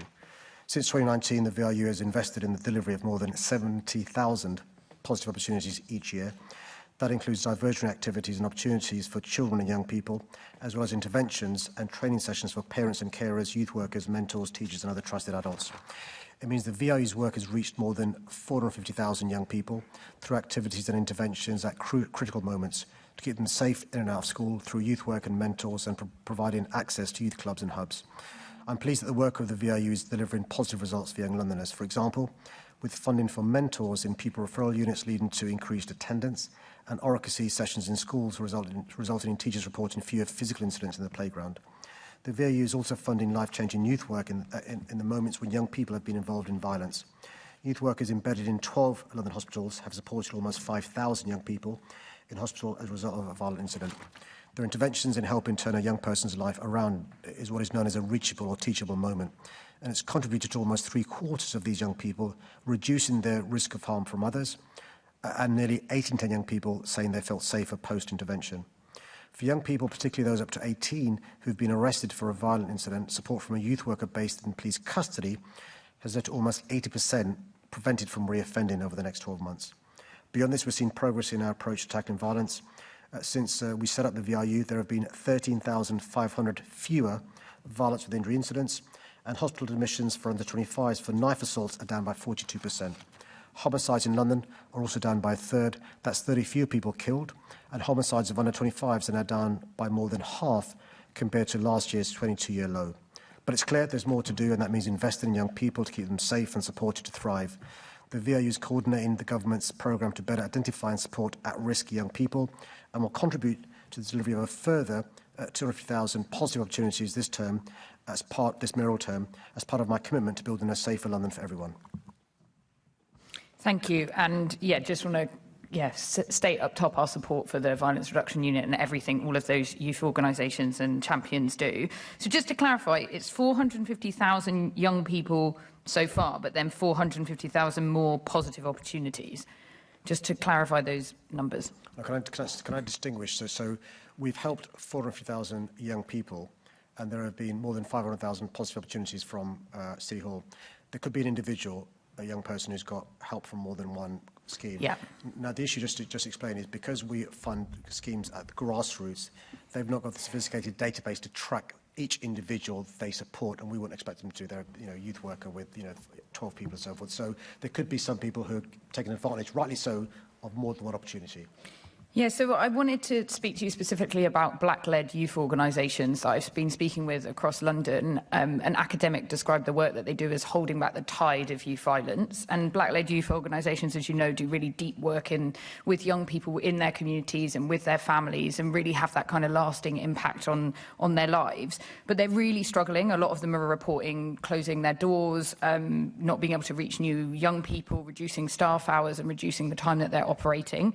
And I just wondered if that's something that you're hearing from those youth organisations and something that we can look at ahead of the budget. It's been something I've been hearing about since over the last 9 years in the preceding years as a Member of Parliament. And in fact, Sean Berry did a great report a few years ago talking about youth workers lost, youth clubs closed down, which was quite important in terms of officers having the data. We're particularly focused on the phrases buy and used services, for obvious reasons you'll understand. The importance of mentors, role models, particularly youth worker that looks like them, is so important. So we are supporting something called the Mayans programs, and they work with the buy and use sector. The sort of youth workers she's spoken to are funded by some of these. The challenge is this: often our funding is from the government only 1 year. So who'd accept a job for a year or 6 months? We're trying to get some security with a 3-year rolling program. Good news, combination of the integrated settlement plus the conversations I've had with the Home Secretary means we're hopeful of not just a 1 year, we've by the way not got confirmation of next year's 1 year deal, forget 3 years, but some certainty over 2-3 years. That'll give confidence to groups that's like exactly what they're asking for. They're really describing the need for that much longer term funding and the advocacy that you could do to government, but also, as you described, Sean Berry's work before and the commitment you made to increasing the amount that you're providing to youth services. And I really hope that that's something that you can commit to in your budget, because there's loads of issues that they raised about the procurement process and some of them being blocked out through some of MOPAC's commissioning processes, which I plan to write you a letter about because there's some learnings from that. But yeah, it'd be really good to know if you plan to specifically address some of these issues in the black-led youth organisations. I'm really pleased. Sorry, I jumped prematurely. She raised the issue of procurement. I've been worried for some time. It's really difficult to apply for some of the pots of money you've got available. You need a professional fundraiser person to do so. Now, the problem with that is the great groups you mentioned miss out because, frankly speaking, you're busy being a full-time youth worker, then you've got to fill in a form. But also the, inverted commas, usual suspects who've got a team doing this have the best bids. So we're deliberately focusing our resources. Of course, it's public money. We've got to make sure it's spent properly to make sure we reach those groups that reach underserved communities, which is incredibly important. So again, if you've got examples of bad practice or good practice, please let us know. Yeah, and it's just making sure the funding's going to these organisations that are doing that really deep work that's really needed for these young people. But yeah, I'll send you that letter. Thank you. Thank you. Okay, Assembly Member Ahmed. Thank you, Mr. Mayor. I think we should be really proud of the work of the VRU, and it's something. It was the first one that was set up in the country, and where another example of where London leads, the rest of the country follows. You talked about, I think you said over 80% of positive feedback from participants. I wonder if there is a story that you might want to share with us about an individual's experience.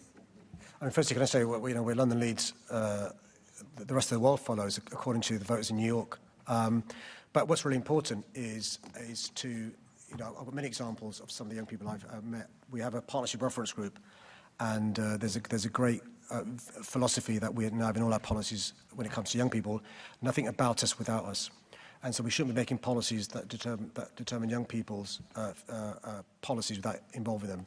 And so the young peers group often have people who come to see me with the help of LIB, and they talk about some of their backstories, what's happened to them before, and how their lives have been transformed by this intervention from the VRU. People in the past may have picked up a knife, would carry a knife with them for their own personal safety, have now met a bereaved mum who's lost her son because he left home with a knife, and realise you're less safe if you leave home with a knife rather than more safe. I met young people who were nervous and timid and scared to talk because of oracy skills, rather than turning to violence because they're sometimes frustrated. They'd have the ability to articulate how they're feeling, which is really important. Some of the youth workers in the PRUs, the Pupil Referral Units, these are kids who have been excluded from school and feel written off. Being called excluded is on itself quite psychologically damaging.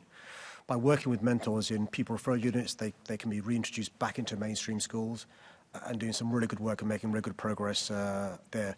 The trauma-informed training we're given to teachers, police officers and others means rather than, when a child comes to school in the morning, inverted commas, is playing up, understanding there could be things that happened at home the night before, trauma that leads to him or her playing up. And I'll give specific examples of individuals who've had adverse childhood experiences, but working with the VRU have turned that around, which is really important. The final point to say is this: I mentioned in answer to Zoe Garbutt's question the issue of a teachable, reachable moment. Often at moments of crisis.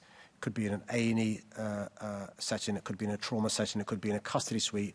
That is a reachable, teachable moment where you can turn that life around in relation to that individual. And that's why youth work is being embedded in hospitals, embedded in custody suites, I think is a game changer. Thank you, Mr. Mayor. That's very positive. Thank you, Chair.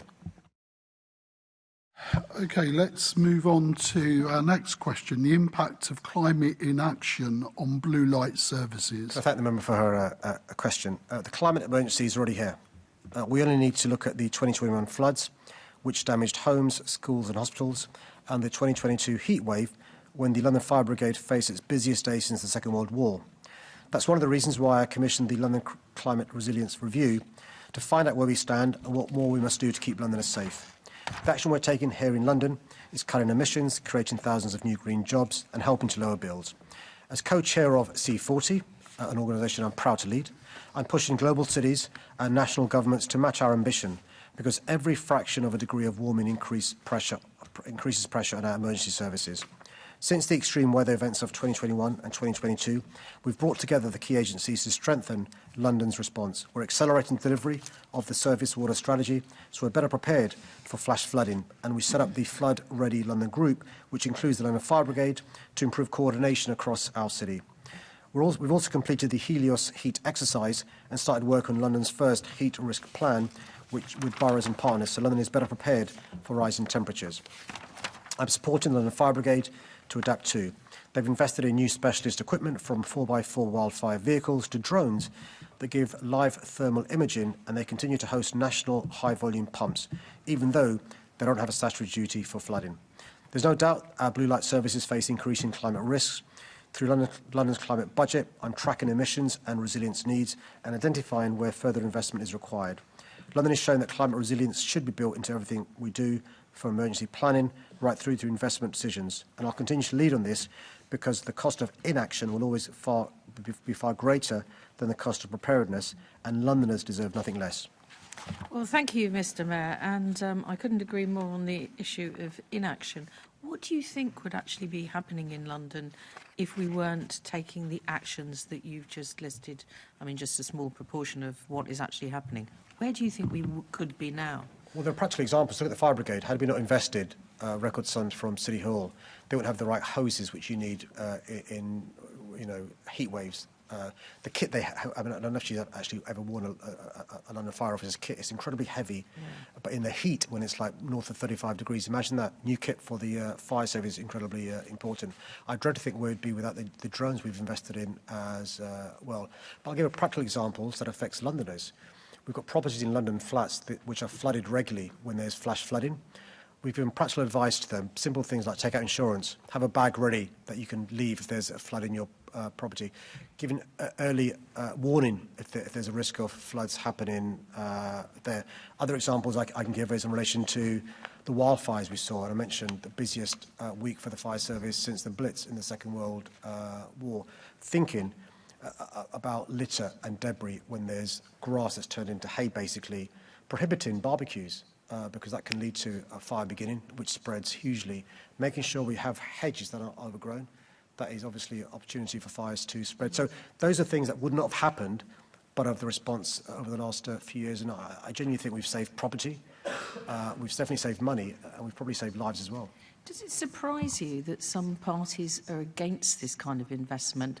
I mean, particularly where you were talking about the incredible fires that we had over in East London. That area is now represented by a Reform member of this Assembly, and yet they are on record as saying that, attempting to address the clearly man-made climate emergency that's with us now is a really stupid thing to do. I mean, do you think it's stupid, or do you think they're stupid? Well, I think, he would probably disassociate himself from those comments. He's far too sensible to associate himself with those sort of flat earther, COVID denier type comments. But I think it's really important to understand, look, park for a second, your views on how quick we get to net zero.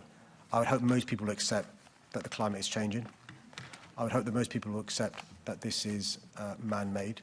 If we cause the problem as human beings, surely we can find the solutions as well as human beings as well. But the beauty of addressing climate change is you can also turn this crisis into an opportunity in terms of encouraging more people to walk and cycle and use public transport. Instead of renewing a fleet by buying diesel buses, buy electric buses. You can reduce the unit cost as well as reducing air pollution and reducing emissions as well. So I'm hoping over a period of time, just like they recognise the Earth isn't flat and COVID does exist, vaccines do work, and they realise climate change is happening, and tackling it is a good thing, not a bad thing. But I don't think it's just reform, Mr Mayor. We just heard this morning from another Assembly member representing the Conservatives who has dismissed the entire C40 city network as a bunch of wokerati or something. Could you just mention some of the cities that have just been dismissed by that ridiculous wokerati slur? We're talking about the major cities around the globe, aren't we? And I think we can learn lessons from them as well, can't we? Well, far be it for me to ever give the member some advice. Firstly, just you've got to ignore some people. And my advice to her is just ignore some people. But secondly, I mean, this is an example of the small island mentality. So they want us to ignore Paris, Barcelona, Madrid, New York, Los Angeles, Chicago, Toronto, Montreal. Think about all the great cities in the world who are members of C40, more than 97 cities across the globe. It's that sort of small island mentality is why they championed to leave the European Union with an extreme hard Brexit, and why, at a time when that party was in charge of the government, our economy shrunk, austerity increased, and we've got all these big challenges which the new government's trying to fix. I mean, I'm always happy to ignore other Assembly members, Mr Mayor, on your instruction. But I think there's an issue here, though, isn't there? Because we've got people who are coming out with these ridiculous messages just at the time when we most need to get across to Londoners the practical realities and how they need to respond to the climate emergency. So how do we counteract that kind of nonsense? Listen, I think debate and discourse is really important. I'm more than happy to debate and discuss all day long with climate change deniers or climate change delayers. But it's really important to recognise the consequences now. And she's seen firsthand the consequences now of climate change, and the reason why I've called it climate emergencies. We've got to explain to Londoners in an unpatronising way some of the opportunities. So the reality is, one of the reasons why bills are coming down is our investment in insulation. One of the reasons why teachers are now thinking about how they spend the money they've saved by solar panels because the bill's going down is because of tackling the climate emergency. One of the reasons why, when people said it would take us 200 years to bring the air within lawful limits, we've done it in 9 years, despite the opposition of some people. People are now less likely to have stunted lungs, be diagnosed with asthma as an adult, develop dementia, heart disease or cancer, is because of our policies. And explaining in real time the benefits is really important. I can't remember the last time these guys mentioned ULEZ. They were obsessed about it years ago. They've sort of gone away now. And I'm hoping when it comes to climate change, they also realise the reality and where the public are and go away in that as well. Well, Mr Mayor, I think it's really important that we continue to address the climate emergency and try and address the urban heat island and support the fire brigade and the police in their efforts to make sure that Londoners are safe and ignore the slurs from those who are undermining those efforts. Thank you. Thank you, Chair. Okay, we're coming near to the end of this morning's proceedings, so a little bit more way to go. But can the Assembly agree to suspend Standing Orders 2.9b in order to allow the remaining business on the agenda to be completed? You know you want to. Thank you very much. Chair, I think there was a no there. Does that mean it ends? Does that mean it ends? There might be more.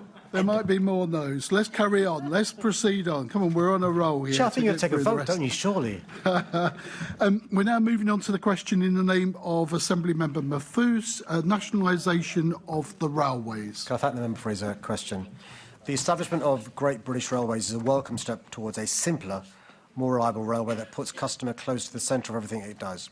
I look forward to continuing working with the government to shape a statutory role for mayors under Great British Railways, building on the strong existing relationships between TfL, Network Rail and rail operators. I'm also pleased that the role of London Travel Watch will be unchanged. There's no doubt there is a disparity between the quality of services on the non-TfL suburban rail network. We've heard from Senator Tyrrell about some of the challenges, and the rest of London's transport network. TfL has consistently proven that they can improve rail services and rail stations following devolution. TfL currently delivers high-quality rail services via London Overground, which has seen passenger growth of 200% over the last 15 years, and through the Elizabeth Line, already the busiest railway in the country. I've been clear about my ambitions to create a London suburban metro system and improve the service offered to customers. A key part of this would be developing improvements to the Great Northern by devolving TfL the services from Moorgate. Devolution of this service could be delivered relatively quickly and bring substantial customer and economic benefits, in addition to supporting significant housing delivery, most notably as a key enabler to the proposed new town at Crewe Hills in Enfield. TfL will continue engaging with the government, making the case for devolution of rail services to London.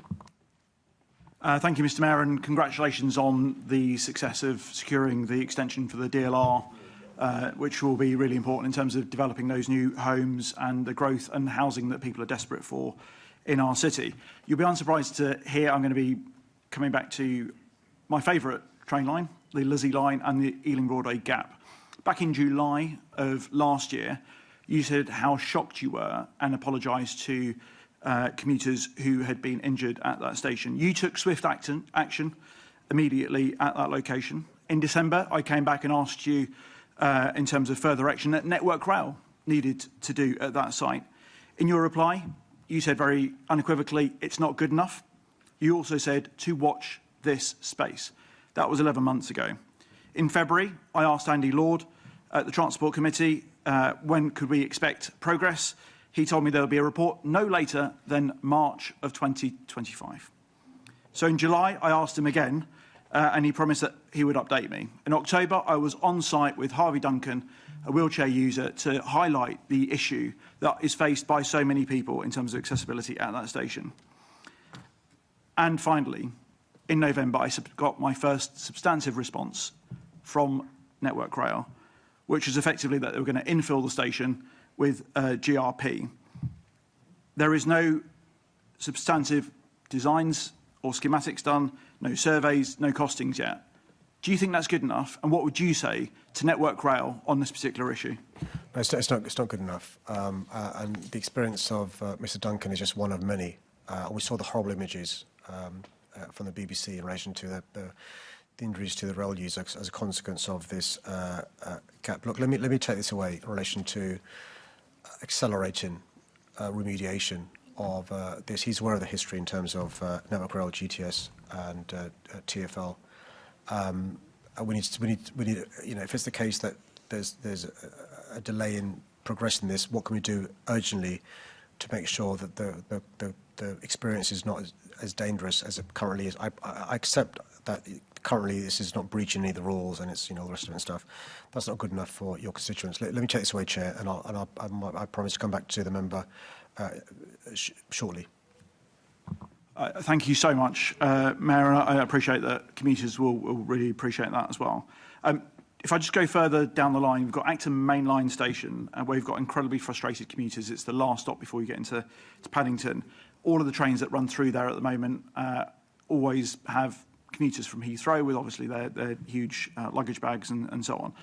We've done amazing steps already in terms of tripling the frequency from what used to be before the Lizzie line to, for that peak hour, we've now got 6 trains an hour. But if I give a quick comparison, neighbouring West Acton Station has less than half the number of commuters, but more than double the number of services running through that station during that peak hour. We've now got a golden opportunity with 10 new Elizabeth Line trains being built, ready to go, on track very soon. Will you give a commitment to consider additional stops at both Acton Main Line and at Hanwell stations, where they currently have far less frequency? I'm always happy to give undertakings when it comes to things under my control. The challenge is, I think Network Rail and Heathrow Airport are partners in this. So can I again take this away and see in a non-aggressive or adversarial way what pressure we can bring to bear on Network Rail and Heathrow Airport to try and address the issue he's referring to? Thank you very much. Okay, let's then move on to, we've had, well, no one's going to use their 15 seconds, I presume. I'm looking up, I've not been notified. Nope. Okay, so let's move on to the name, Assembly Member Prince, Gallows Corner 2. Can I thank the member for his assiduous lobbying on this really important issue. I recognise the impact of the closure of Gallows Corner on local residents and businesses, and I'm sorry for the continued disruption caused by the delays. TfL has worked hard with all relevant parties, including Essex and Suffolk Water, ESW and Costain, as principal contractor, to finalise a revised programme of works. This revision has been made in a matter of weeks, a process that usually takes around 2 years. The programme will be completed in 3 phases, and I understand TfL intends to complete works by spring 2026. The flyover will reopen to general traffic first, with the roundabout and surrounding roads reopening subsequently.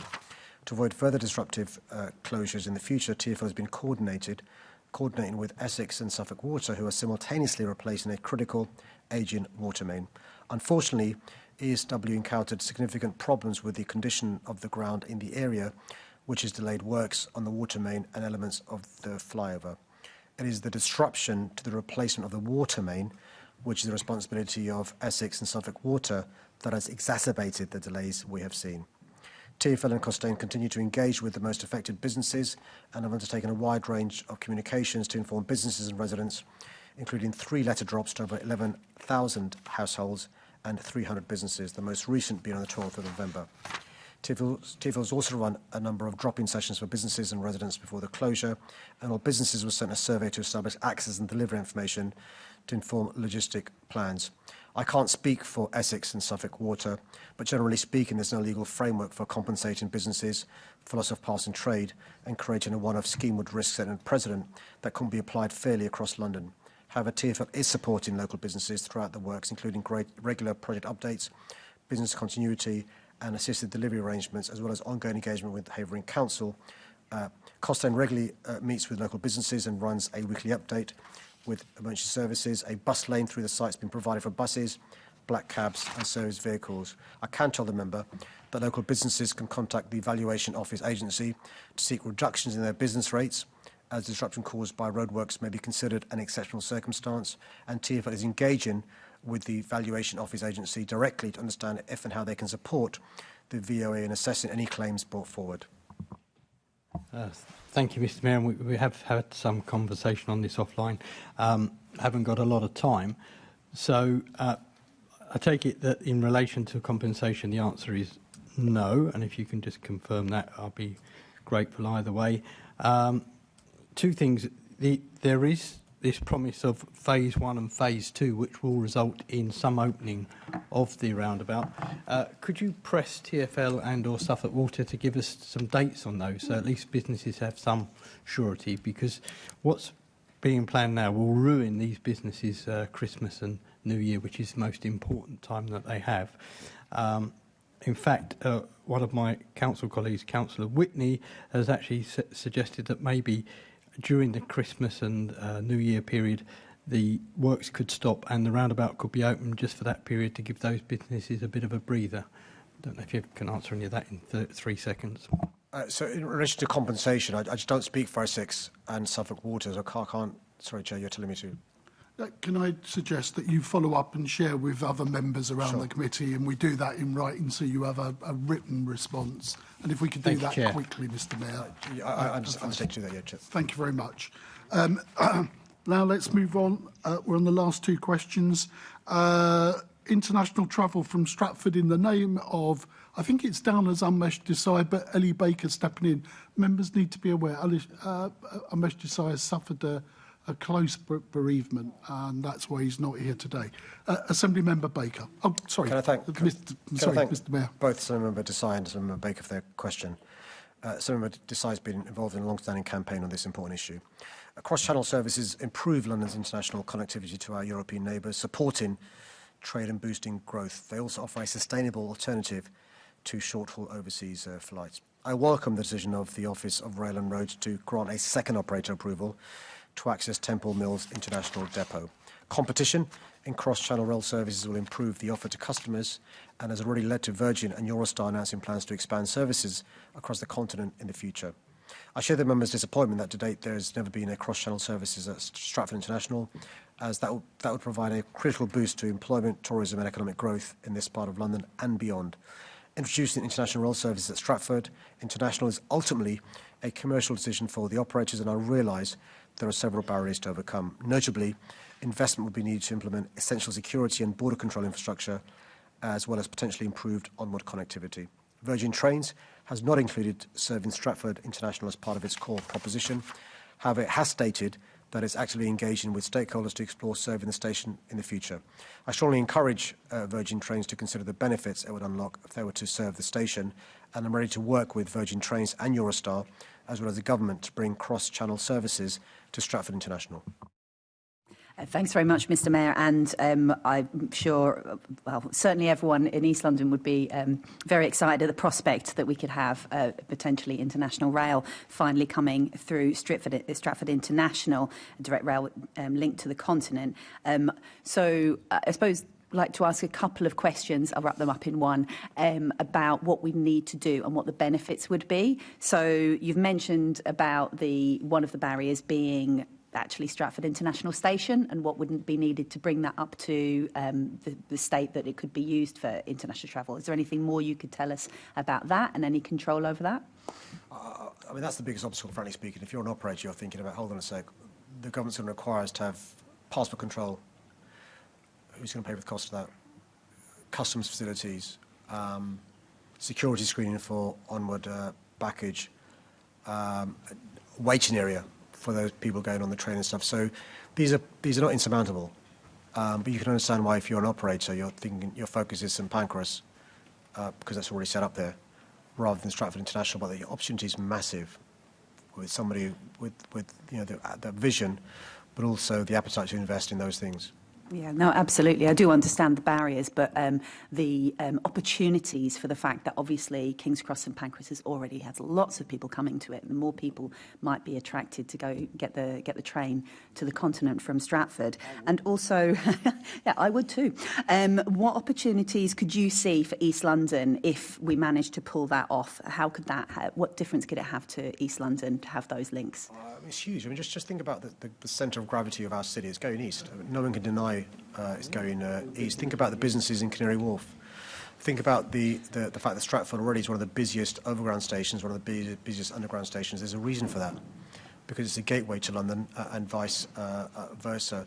But also think logically, people are going to come all the way to the centre to then go elsewhere. But Stratford is so well connected, it's actually a very sensible, embarkation or disembarkation point. But actually, in terms of growth, it'd be fantastic for this part of London. She knows about the impact of the Olympic legacy in terms of the East Bank, Queen Elizabeth regeneration, and so forth. And I think the Elizabeth line is a game changer in relation to transport links. The old-fashioned thing was you have big stations in the centre of cities.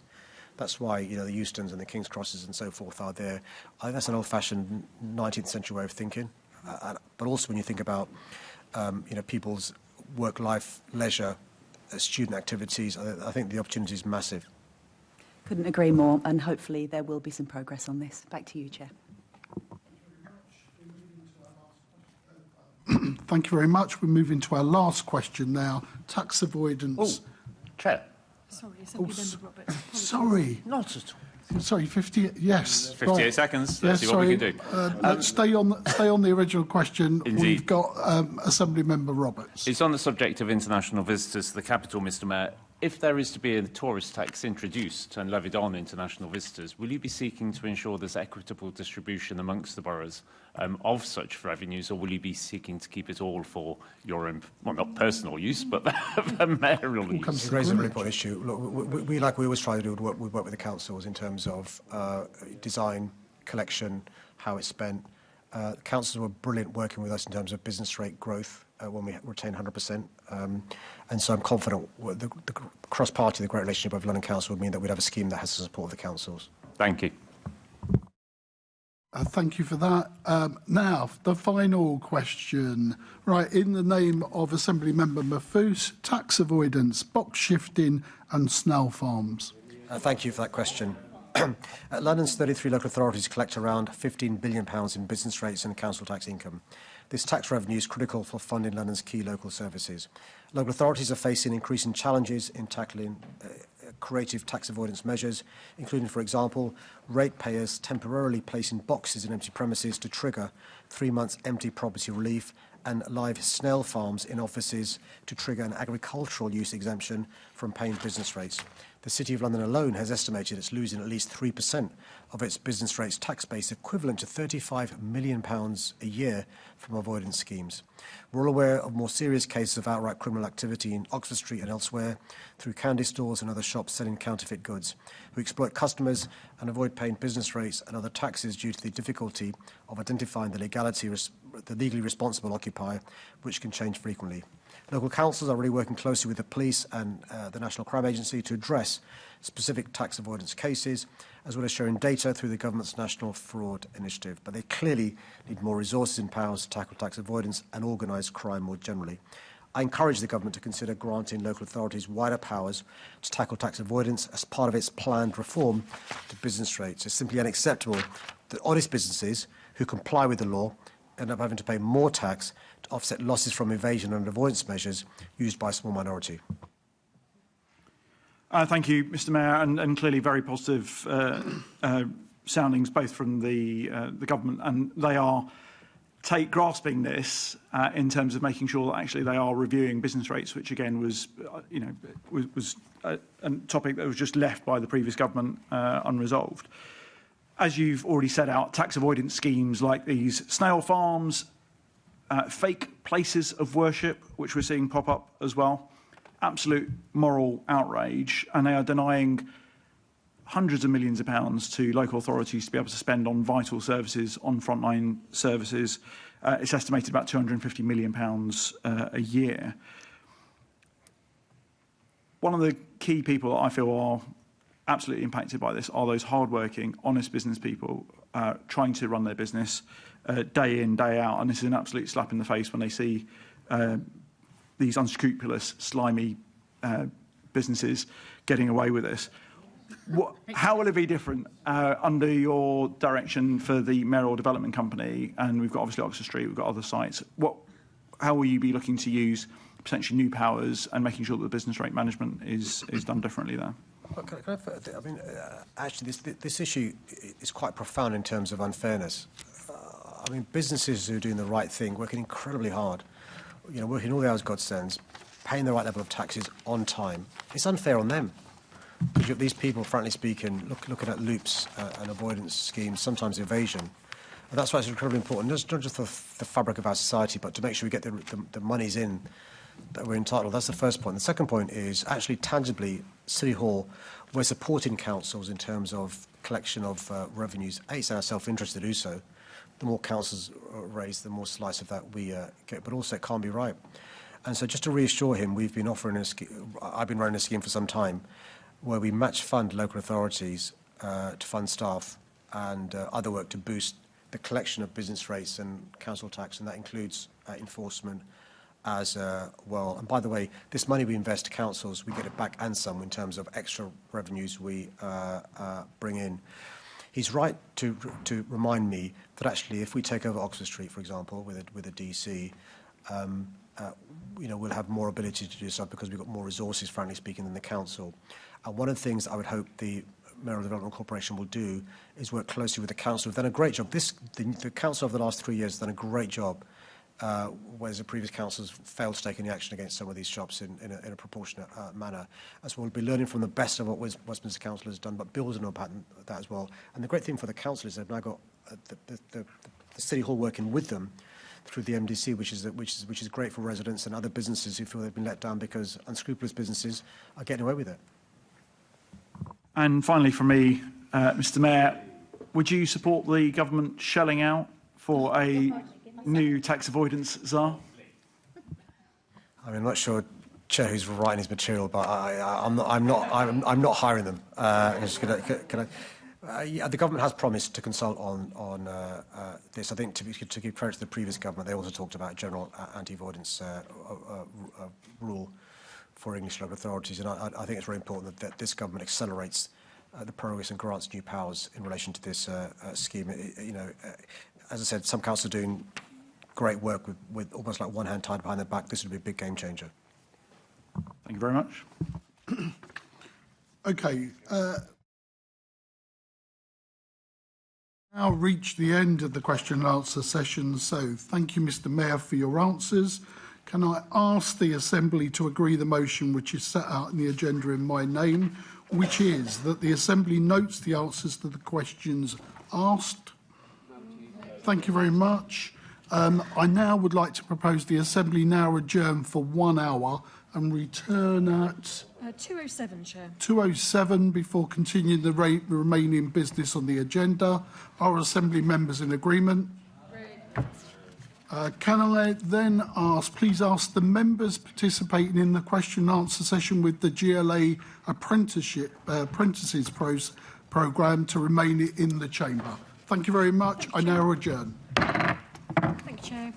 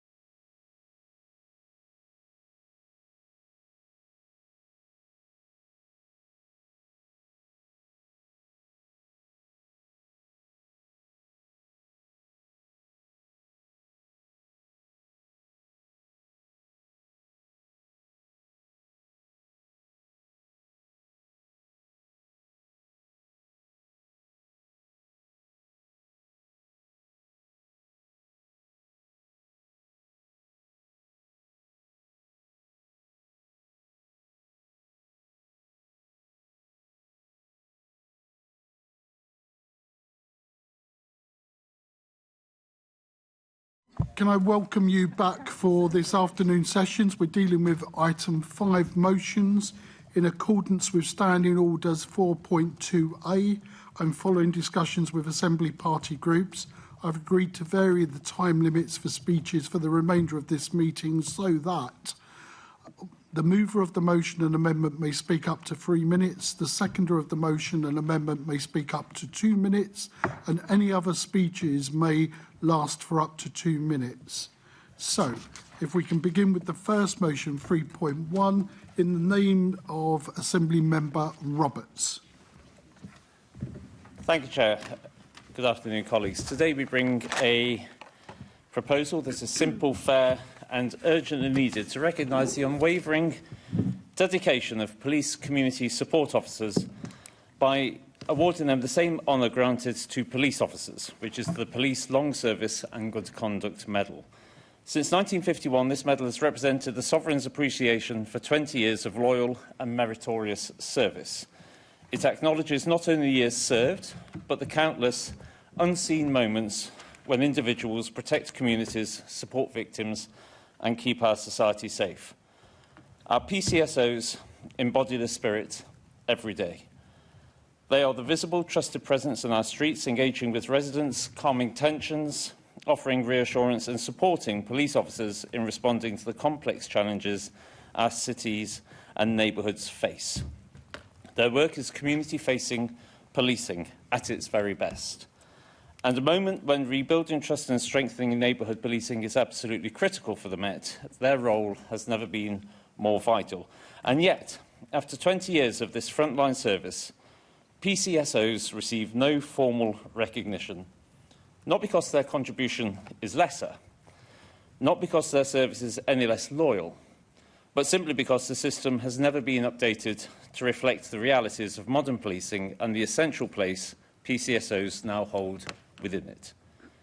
2 PCSOs from Leicestershire have begun a national campaign for change, and we Lib Dem members of the London Assembly support that campaign. Their efforts deserve all of our support, and do so the many police PCSOs in London who have given decades of their lives to our communities. By passing this motion, we call on the Mayor to support that campaign and to urge the Home Secretary to establish a long service decoration for PCSOs, creating genuine medal equality and giving overdue recognition to those who help form the bedrock of community trust in the Met. This is not simply about medals, it's about fairness and it is about dignity. And vitally, it is about valuing the people whose everyday service is indispensable to the safety of our city, and I therefore urge you to support the motion. Can I call on Assembly Member Bakari to second? Thank you, Chair. I'm pleased to second this motion, which speaks to the truth we all recognise. Community-facing policing is not an optional extra. It is the foundation on which public trust in the Met must be rebuilt. And at the heart of that foundation are our police community support officers. PCSOs are often the first people residents speak to and the last to leave after tensions ease. They are the ones who know the names, the stories and the struggles of the communities that they serve. They build the relationships that make effective policing possible. And for 20 years of service, they currently receive nothing more than a quiet thank you, when they should be shown the same formal respect afforded to their warranted colleagues. This motion is not about blurring roles or responsibilities, it's about recognising loyalty, courage and devotion to public service, which are the values PCSOs demonstrate every day, often without fanfare or expectation of reward. Supporting this national campaign is the right thing to do. Asking the Home Secretary parity is the right thing to do. And showing PCSOs that this Assembly sees their values, their contribution is the necessary right thing to do. Colleagues, let us send a clear message. Long service to our communities in our policing role deserves honour, and I urge you to support this motion and support these valuable unsung everyday heroes. Okay, open for debate. Assembly Member Ahmed.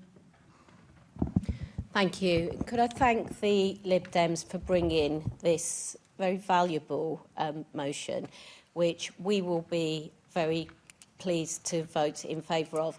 And if I can just make a personal statement as well. Many of you know that I had a brother who passed just over a year ago, and he was a PCSO with Sussex Police. And I know that there were so many acts that he did that deserved a medal, that should have been recognised. So for me personally, I'm very honoured to be able to vote for this. Thank you. Assembly Member Wilson. Thank you, Chair. I'll only speak very, very briefly, but because the Lib Dems have put a very persuasive case forwards for why these people do absolutely deserve the recognition that this motion would give them. I think we see from our regular discussions and debates here in this chamber, as we had this morning and we've had previously and will continue to have, I think people on all sides of the chamber absolutely value the sterling work that the police service in its entirety does to keep our streets safe. And it's therefore my great pleasure to support this motion. We'll be voting for it to give the PCSOs the same recognition that their warranted colleagues do already receive. Thank you. Assembly Member Hall. Very briefly, I think PCSOs are worth their weight in gold. Seriously, I've worked with them since the whole idea of them in the first place. They're incredible people. They do know what's going on, and I'm very proud to say that my group are very, very, very happy to support this. Are we ready for closing speeches? Assembly Member Roberts. Thank you, Chair. Yes, I'm delighted that everybody is going to get behind this motion. All too often, PCSOs are seen as the Cinderella service of the Metropolitan Police, and quite often denigrated. We hear too often appalling phrases like hobby-bobbies or plastic policemen, and they are not. They are the lifeblood, the beating heart, the backbone, whichever anatomical metaphor you wish to use for their policing in local communities. Indeed, on my own patch in Richmond-upon-Thames, we had two of our PCSOs, Bill Smith and Maz Reagan, who were honoured by His Majesty the King in the Christmas Honours List just last year. And, of course, Maz Reagan was also nominated for an award with the BBC's community support teams. So these people do an enormous amount, and it's not just about collaring criminals. It's about reaching out to the communities, and that's why things such as these items of recognition, which are given to everyday warranted police officers, we really should be looking to see that their contribution is as recognised and as merited as anybody that wears a uniform in protection of their local communities. Thank you. Those in favour, please show. Those in favour, I believe that's unanimous, Chair. That's unanimous. Okay, let's then move on to our next motion, 3.2, in the name of... 3.2 is withdrawn. Oh, withdrawn, Chair. So sorry. straight to 3.3, which is there. Okay, motion in the name of Assembly Member Garrett. Thanks very much, Chair. So the thing about motions is they have to be submitted in advance. When it comes to Labour's leaky, hokey-cokey budget, this turns out to be a bit of a problem. Fortunately, there is good news. Conservative principles being eternal, so the sound principles of this motion endure the last fortnight of chaos. But unfortunately, the rolling clown show that is the Labour government is causing real damage to the economy. Andy Haldane, former chief Bank of England chief economist, said the leaks and uncertainty are, quote, sucking all life from the economy ahead of the budget. But whatever remains unclear, what is clear is that when all the leaks are over and the budget is finally delivered next week, it's going to be bad news for London. When Labour talk about people with broader shoulders paying more, it's pretty obvious they mean an awful lot of Londoners. This Labour government sees Londoners' higher wages but ignores the higher rents that Londoners are paying. Labour seem to want, in today's news, 10% council tax rises for Londoners to fund services elsewhere in the country. And in this Labour government's first full year in office, the GLA's core budget is in a worse position than ever before in our 25-year history. And we have lost, this is the word that is being used, lost the entire £60 million of UK shared prosperity funding, except it isn't lost, is it? Labour took it away. Conservatives maintained that every single year, exactly as we said we would. Labour cut in their first year. The Mayor never ceased to claim that the previous government, despite everything that Labour is now doing, was anti-London. Can you imagine? Let's just pause for a moment. Imagine what the Mayor would be saying if even one of those a tax on London had happened under the Conservatives? Well, what would the Labour members opposite be saying? I tell you, the microphones couldn't cope with the decibels of the outrage that we'd be hearing. But when it's Labour doing these awful things to London, you can hear a pin drop from the members opposite. So let's remind ourselves, last year, when the Chancellor's eye-watering budget, she grabbed an additional £40 billion in tax, and the jobs tax in particular has already cost almost 200,000 people their jobs since last year. She told us when she did this that this pain was once-in-a-generation budget, and she wouldn't be coming back with more tax increases and, quote, we now need to live within the means we've set ourselves. Does anyone in this room think she was telling the truth? Which brings us to the Uber promise, the manifesto commitment not to raise income tax, VAT or national insurance. You'll notice this motion covers not just the current fiasco they call a budget, but the rest of this Parliament, which is what that promise was for. We may have, God, imagine this, we may have 3 more Labour budgets after this one before people have a chance to vote them out. This motion holds them to that promise for the whole of their term. I do look forward to you all supporting it. Thank you, Chair. Assembly Member Georgiou to second. I would like to second and reserve my right to speak, depending on what some colleagues say. Okay. Open for debate. Who wishes to contribute? Assembly Member Rani, and we've seen Assembly Member Wilson.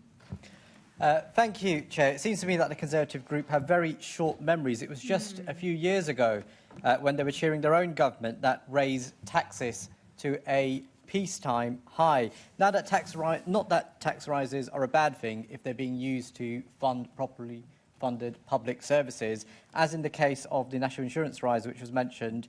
It's important to remember that it helped fund the £29 billion funding that's going into the NHS. Far from overseeing a low tax and small state economy, which is what they like to portray, the Conservatives did. If you take, for example, Rishi Sunak and Boris Johnson, in just 2 years, they raised taxes by 2% of GDP. It took the Brown and Blair government 10 years to raise it at that level. The Tories were the first government in 50 years to raise corporation tax from 19% to 25%, despite talking to the public for years that lower taxes would bring in more money to the exchequer as well. They froze income tax thresholds, as we've heard today, for 6 years, year on year for 6 years. This is Conservative Party government policy.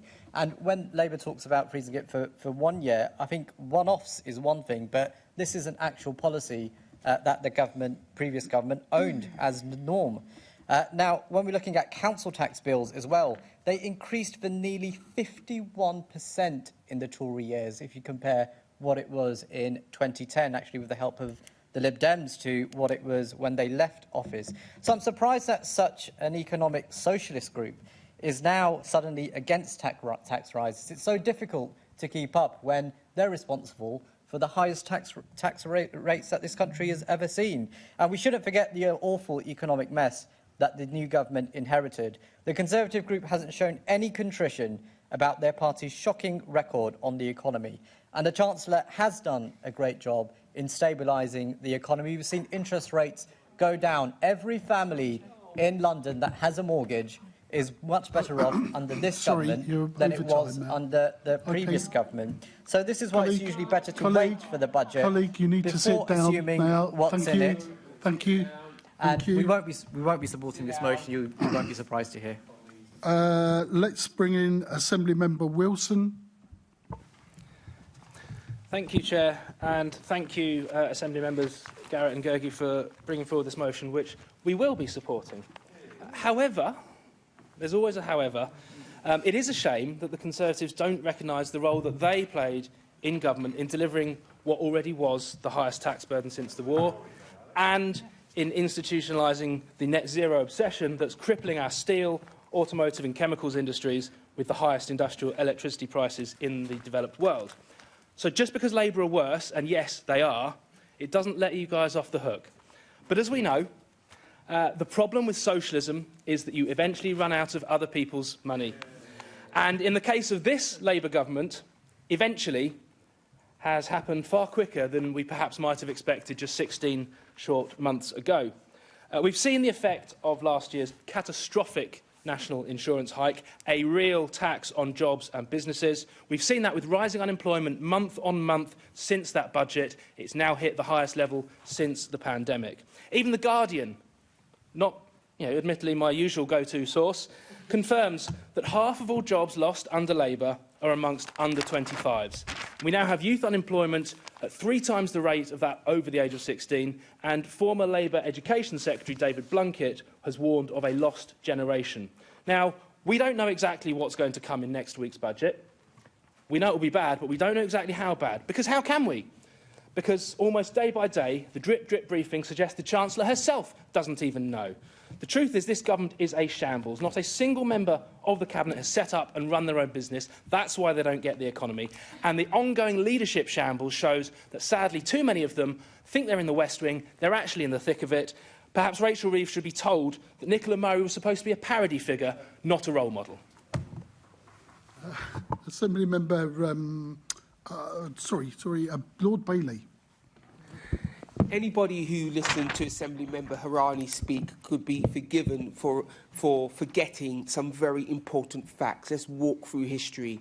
When the last Conservative government came to power, they inherited the single worst situation that any government had inherited for some time economically, and he seems to have forgotten that. When he talks about some of the tax rises that happened, I'll be the first to say I'm not a fan of tax rises, but he also conveniently forgets that we had a pandemic involved as well. There is 111,000 less young people employed since your Chancellor lifted up the rate of national insurance. She is chasing young people out of their future. So the idea that the record levels, and I must stress, record levels of tax take we have now by your government is somehow a good idea, I'm afraid simply is not true.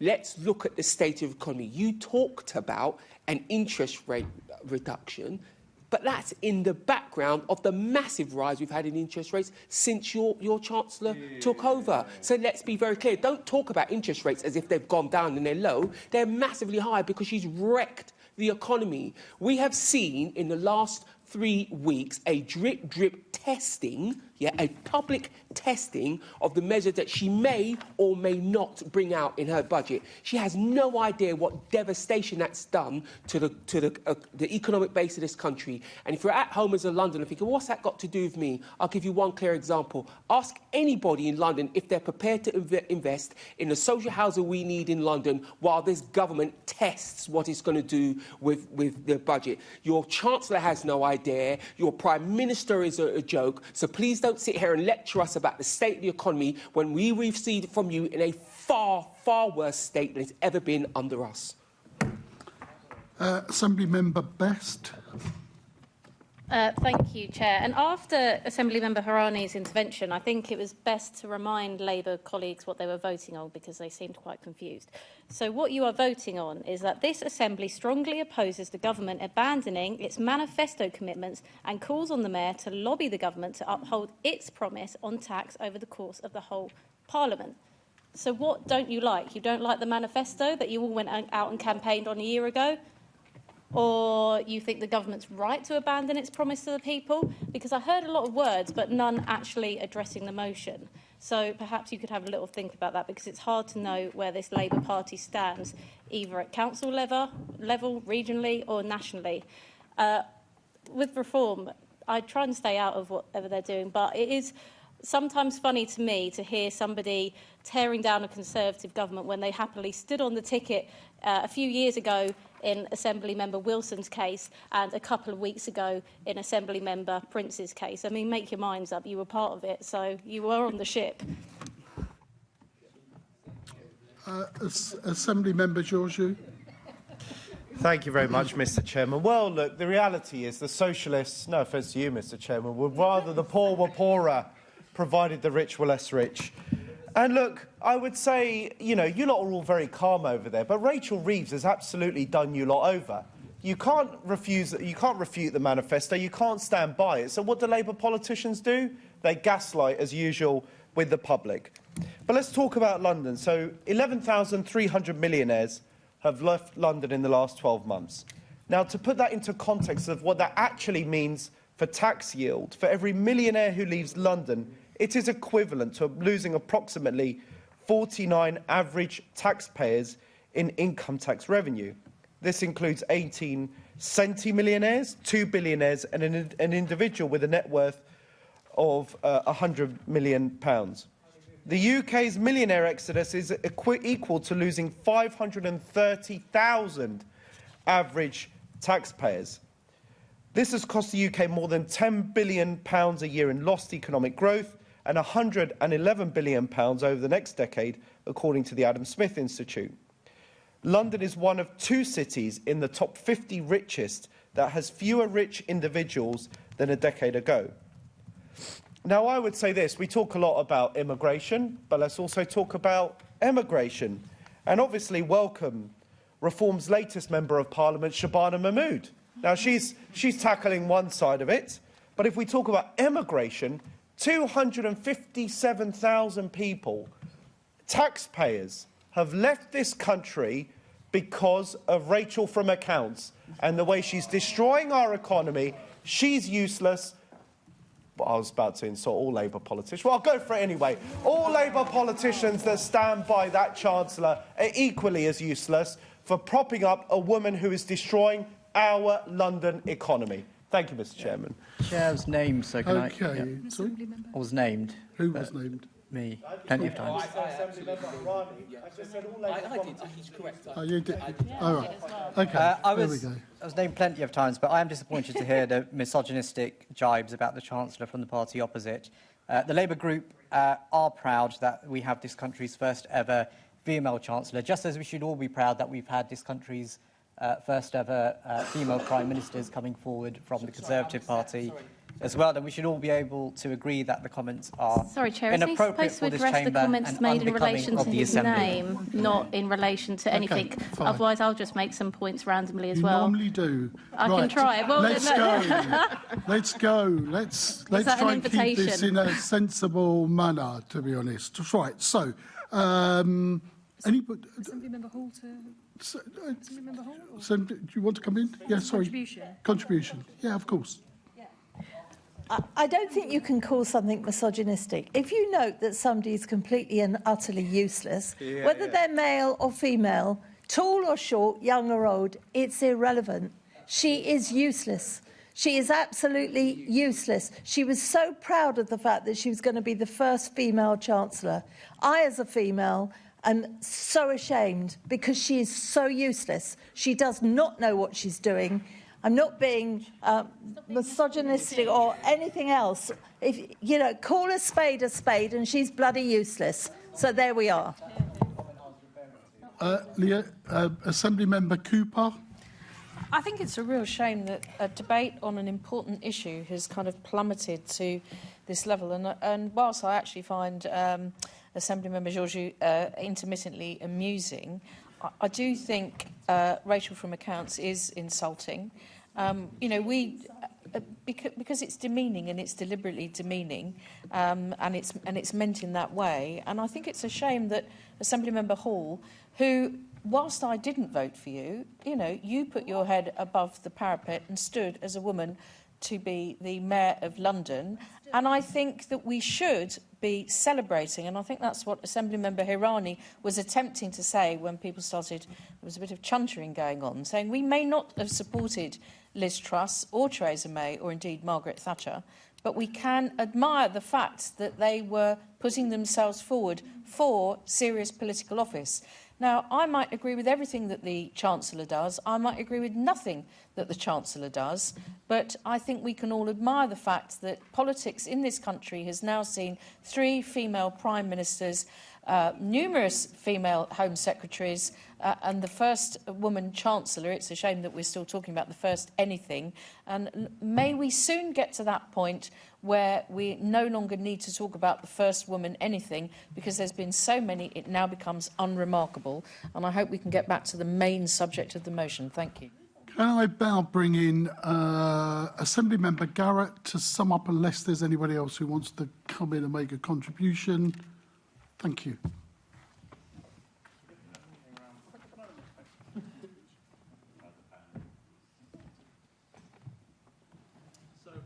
We've had quite an exciting motion on what I thought was a very obvious and cross-party motion that the Labour Party ought to try to stick to the manifesto that this lot over here, we're all, not that lot, this lot, we're all out campaigning on, tweeting on, knocking on doors, leaflets, all of that, just a year ago, and now it seems they're going to vote against their own manifesto. Assemblymember Harani seemed to compose his entire speech of still attacking a government that's been out of office for more than a year. Seems to have forgotten that once you're in government, it's difficult and you become responsible for the problems. Noted that Assemblymember Harani did not defend the Labour manifesto.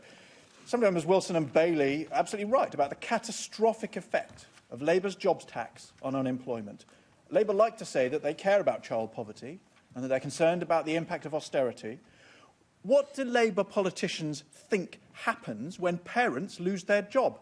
What do they think happens when they have a smaller pay rise because some of that pay rise has been scooped away by the Chancellor in an employer national insurance secretive jobs tax? What do they think happens to those children? Assemblymember Best reminds us that this motion merely asks the Labour group to stick to its own manifesto, which they apparently are now about to vote against. And Assemblymember Georgiou reminds us that the Labour's and other parties on the left as well, to be fair, politics of envy simply drives out successful, ambitious people and cuts off the economy at its knees. There is a reason why every Labour government leaves office with unemployment higher than when they arrived. It's also worth noting that it's very fortunate in the long history of British politics that no male politician has ever had a rude nickname used against them. So it's a bit surprising that the Labour group is about to vote against their own manifesto, but I think that's perhaps a warning to Londoners that whatever happens in this budget next week, it's only going to get worse in the next 3 years. Okay, thank you, Chair. Very much. Okay, so let's move to the vote. Those in favour of the motion, please show. That is 1, 2, 3, 4, 5, 6, 7, 8, 9 in favour. Those against? That is 1, 2, 3, 4, 5, 6, 7 votes against, Chair. That's carried. Okay, let's then move on to the motion in the name of Assembly Member Hall. Thank you. I won't speak for too long because this is a subject that we have discussed so many times, the London Policing Board. Now, every one of us will agree that scrutiny is vital, transparency is vital, and democracy is vital. And our jobs, what we're here to do, what we're paid for, is to scrutinise various different bodies of what's going on. And I have to say, and I'm sure members will agree, that nothing is more important at the moment than policing in London, because we're all so concerned, quite rightfully, about it. Now, when the police have to come and answer questions, quite rightfully, they have to do an awful lot of investigation, they have to practice, they have to be informed, and it takes them a long, long time. And this is why the Commissioner has said, or has certainly said to me, that they don't come to us in the Assembly so much anymore, because they have to do so much preparation work for the London Policing Board. Now, the London Policing Board has the benefit of having the Commissioner, very often the Deputy Commissioner, very, very, very senior officers. They're all here. In fact, there are a lot here today for another part of the London Policing Board. Now, the thing is this, everybody that is on the London Policing Board is handpicked by the Mayor. Now, if you want to do proper scrutiny, I would suggest that the people scrutinising, it's better if they're not actually chosen by the person that they are scrutinising. And it doesn't seem right to me. When you look at all of us with our different views, our different politics, and I know you won't mind me saying, you and I come from completely different angles, Zoe, and that's absolutely fine, because we represent people that agree with both of us on completely different ends. And so when we are questioning, we come from a different place. And that's a good thing. because our questions to the Commissioner and to senior officers come from every single angle. And that's how scrutiny should be performed. And I will say, obviously, but I think we do it very well. We do it from different positions. We do it with a good heart. We do it without fear or favour, and we don't have skin in the game other than the fact we're representing our Londoners and we're representing our viewpoint. So I will say I don't think Baroness Casey thought that what she was suggesting would end up being this, would end up taking serious amount of time of the police into something else, and for the police not coming to see us. And it's on that basis that I'm asking for it to be disbanded.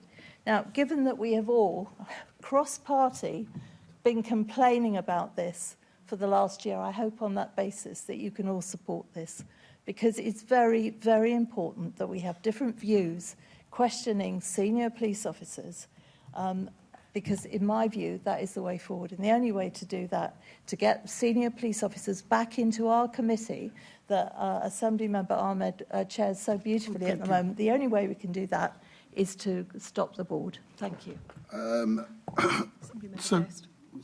Assembly Member Best. Thank you, Chair. I'd like to formally second and reserve my right. Okay, Assembly Member Lord Bailey. I'll try to be quick and just say this. We have watched the Metropolitan Police Force go through a very, very, very tough time, not be trusted by the public, and that trust needs to be rebuilt. The policing board simply is not useful for that. It is the mayor and his mates. And you may sit there as members and not be deeply affected, but I just want you to think, imagine it was Boris and his mates, how you might feel about it, because that's how we and much of London feel about it. And you have Assembly members like Assembly Member Clark, Ahmed, Garbett. You have far more legitimacy to be questioning the mayor about his role with the police than the members of the board, because you have to represent people. That's before I get to the likes of Roberts and Hall, who may have a completely different view of the world than the mayor and win nothing by siding with him. I know that the Casey report wasn't meant to generate the situation we have now.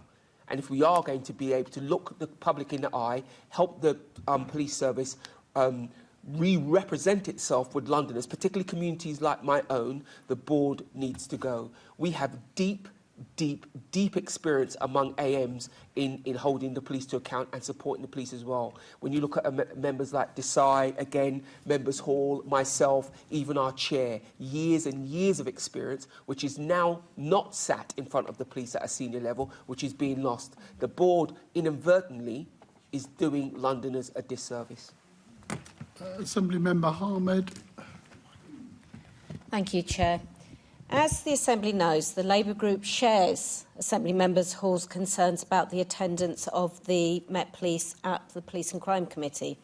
The scrutiny at PCC is absolutely vital in ensuring that Londoners can have trust and confidence in the police, which has understandably reduced and sadly reduced in recent years. I am, however, pleased to see that there has been improved attendance from the Met in recent months, with the Commissioner and other senior officers being much more willing to attend and engage with the committee. And this is the result of ongoing cross-party engagement on the committee, and I'm grateful to the Commissioner and to my fellow committee members for working to make this happen. While the Labour Group agrees that the policing board is imperfect and that we have to maintain prominence at PCC, we should also remember that the London Policing Board, as has been stated, was established at the recommendation of the Casey report to increase scrutiny of the Met and not of the Mayor, as implied in this motion. We do feel that it would be unwise to unpick a key Casey recommendation at this time when the Met is so far from at the end of its reform and improvement journey. And because of these valid concerns, The Labour group will be voting against this motion. Assembly Member Roberts. Thank you, Chair. Well, I hope I'll be able to change some minds, because I'm coming at this from a slightly different approach, whereas I fully support calls for the police to be far more visible and present at a Police and Crime Committee. While the London Policing Board was indeed a recommendation from Casey, it wasn't recommended that it was set up in this precise way. There was no recommendation to say it has to be all entirely appointed by the Mayor. There was nothing to say that there was not going to be any cross-party representation so that all Londoners' views could be represented to give full scrutiny to the police. So I'm happy to support this motion, because whilst it calls for the dissolution of the London Policing Board, it does not presuppose that something else cannot take its place. I once served many years ago on the old London Crime Reduction Board. That had council leaders from Conservatives, from Liberal Democrats, and yes, from Labour, there in the room listening to the arguments and questioning where necessary. So I think that the London Policing Board could be dissolved and come back in a new form, not having precedence, not having priority over the Police and Crime Committee, which should always be the highest level of scrutiny which we can offer as this Assembly, but something which is far more democratic, something which is far more representative, and something which is not as simply a body which is going to be chopped to the rafters of the Mayor's appointees, and is going to have some people who, I'm not suggesting that this happens at the moment, but in the future may not be so capable of independent thought as to want to, upset the person that put them there in the first place. So yes, abolish the London Policing Board as it is, keep the Casey recommendations for some form of scrutiny body, but make it far more democratic, far more accountable, and far more representative of London as a whole. Thank you. Assembly Member Garbett. Thank you. Now, I'm the first to criticise the Met, as I know that my Police and Crime Committee colleagues know, but they have increased their attendance at committee recently, and I don't think that dissolving the London Policing Board is the right way to go when we need a diverse amount of scrutiny happening to the Met at the moment. I'm the first to criticise that the scrutiny isn't working, things like the complaints process, which I raised with the Mayor and the Met Commissioner last week. I think that's where we should be putting our attention, the fact that there's a shocking lack of residents and Londoners complaining to the Met, and they're not hearing back from Londoners in that way.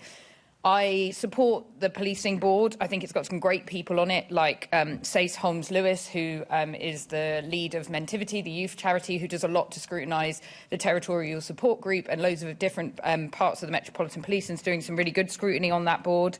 It also was part of Casey, and just to read the part that it says from Casey, it says, a new quarterly policing board for London, chaired by the Mayor of London, similar to the model used for the Transport for London. So I think Casey did know what she was creating, and I think it adds to the scrutiny. Yes, we need the Met at the Police and Crime Committee as much as possible, but I don't think getting rid of the policing board is the right way to go, so I'll be voting against. Thanks.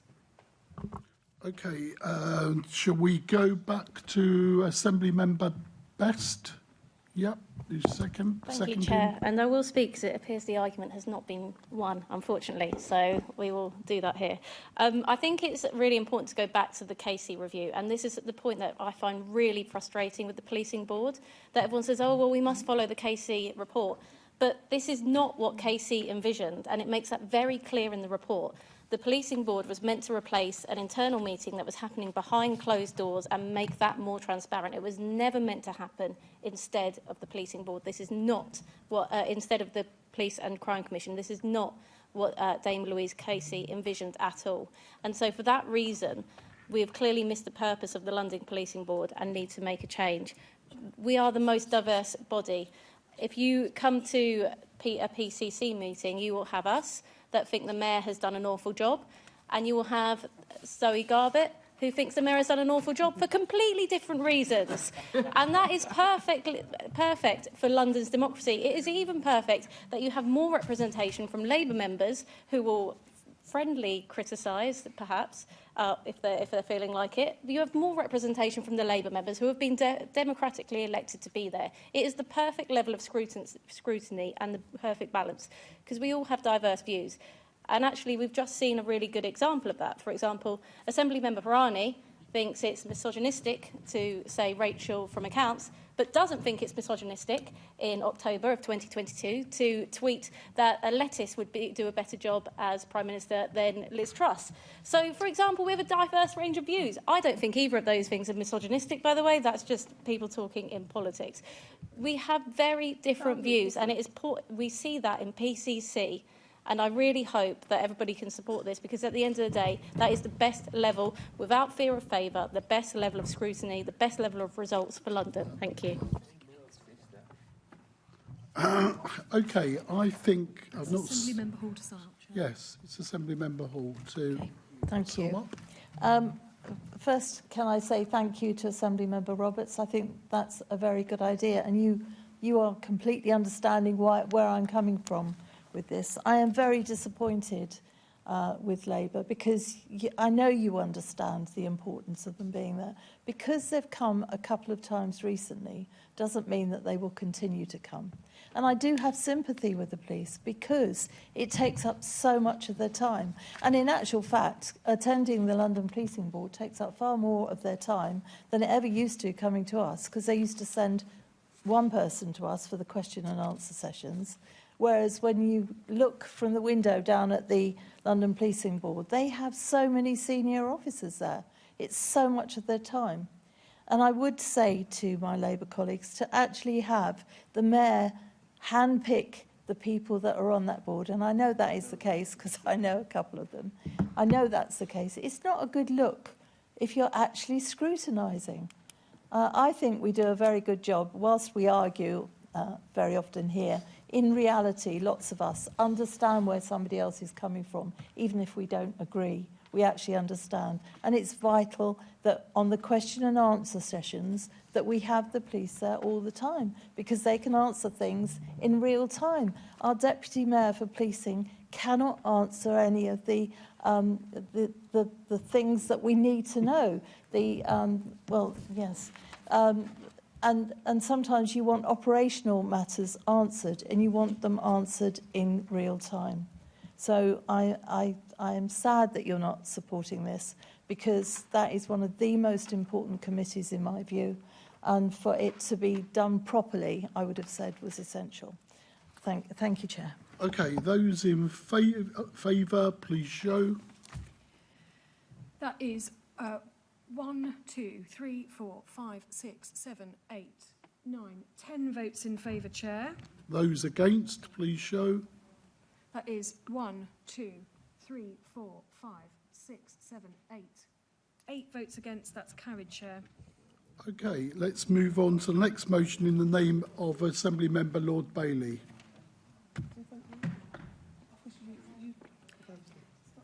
Oh, sorry. Yeah. I'd like to start out by saying thank you to Moby.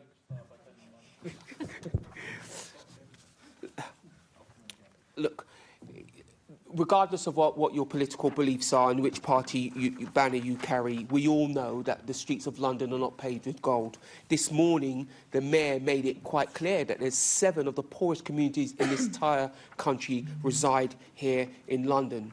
So when the government talk about a fair funding scheme where the money will follow need, they need to let us know why London stands to lose up to £1.5 billion of its funding. I don't want to keep making the political point that we were told by the Mayor and Labour members again and again what a wonderful thing a Labour government will be for London. Turns out it's not true, to the tune of £1.5 billion. Hidden behind this talk of austerity and having to rebuild the finances of London, forgetting that the last government gave the Mayor bundles of money and he spent it in the way he did, but hiding these cuts behind the words austerity simply won't wash. Using the words tough choices won't wash. Is a political decisions where Labour are cutting money in London for the most vulnerable. And it is not good enough to raise taxes in London so that we can then plug some of that hole. Because those same poor communities and other communities in London are going to have to find money to plug that gap that the government should be finding elsewhere. It is not fair to take this money out of London. Any government that purports to understand London and doesn't do its calculations adding in some element of the expanded housing costs in London is immediately trying to do us down. Every single one of you, particularly constituency members, will have people write to you about the high cost of living that pertains particularly to housing. There's many of us around the table who are experts in housing, particularly the ones of us who deal with people who are exposed to the private rent situation. So the idea that the government don't seem to think that the cost of rent in London is high is amazing to me. It's absolutely amazing to me. We have to come together and encourage the Mayor to take the government on this. This morning, he made a few noises where he's prepared to stand up for London. If there's any time that Labour members should stand up for London, it is now. All of you, excuse me, many of the people around this table are councillors. And it doesn't matter which part of the political spectrum you're on, you will know that councils are having a really, really tough time. And yet we're about to remove £1.5 billion from their monies. For some councils, that's 40% of their discretionary grant. They simply can't function on that low level of money. So before any Labour member stands up and ever uses the words austerity again, right, they need to say something about this first. This first, because this is live today and the money is going today. Thank you. To seconder to move. Assembly Member Turrell. I second and reserve my right to speak, but also declaring interest as a elected member of Bromley Council. Assembly Member Roberts. Thank you, Chair. And again, I also declare a quick interest as the leader of the London Borough of Richmond upon Thames. What we have is a broken system in general, in the way in which London, well, all local authorities are funded. And that's what really needs to be addressed. At the moment, this scheme of fair funding is really just tinkering around the edges by the Chancellor and by the MHCLG. What we need to see is a fundamental reform of how councils are funded and how people pay for local services. So, for example, I remember sitting in one of the People's Question Times and hearing the Mayor saying how marvellous it was that Westminster and Wandsworth councils had incredibly low council tax. He did mention that it was owing to Conservative years of council tax freezes that they had very low council tax. But there is absolutely nothing at all that's progressive about somebody who lives in a 15-bedroom mansion in Belgravia paying less council tax on their property than somebody who lives in a one-bedroom flat in Richmond.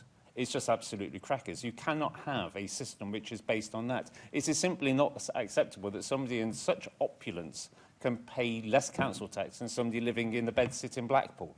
It is absolutely crackers. So what really needs to happen is that there should be a fundamental reform of council tax in the way in which we fund local government. Unfortunately, it would appear that no council, or no government rather, is going to go anywhere near this because it is so electorally toxic. And mistakes have been made down the years. The one point which I would just finish on the light flourish is Assembly Member Harani said that it was after the Liberal Democrats we saw council tax going up and up and up when we were in coalition. Actually, during the coalition years, we had council tax freezes, and that's what is responsible for the black hole that lots of councils find themselves in. Is that damn fool idea? We found ourselves paying 2015 prices with 2010 money, and that just simply doesn't work. An overhaul, a reform, that's what's needed, but not this. So that's why I'll support the motion. Okay, so open for debate. We have any further members? Sorry, Assembly Member Prince. Thank you, Chair. I wasn't going to speak on this or any other motion, actually, but I have to say that I just cannot believe the gall of the Labour Party calling this a fair funding anything. One, it's not funding the local councils enough, and I declare my interest as a councillor in Havering. Two, there is absolutely nothing fair about it whatsoever. The system was broken under Eric Pickles when he changed the funding formula. I warned him of what would be happening, and I cannot actually, because it's not printable, tell you what Bob Neal said when I told him he'd be messing up all the outer London boroughs. Mind you, I didn't say messing up either. So there does need to be a fundamental root and branch review of how local councils are funded. This is not the answer. And so I'll be supporting the motion, but I'm not happy with what the previous government done or what this government's done. Thank you. Okay, any other contributions? Well, look, I'm going to come in on the... Sorry, please, Assembly Member. Sorry? Sorry.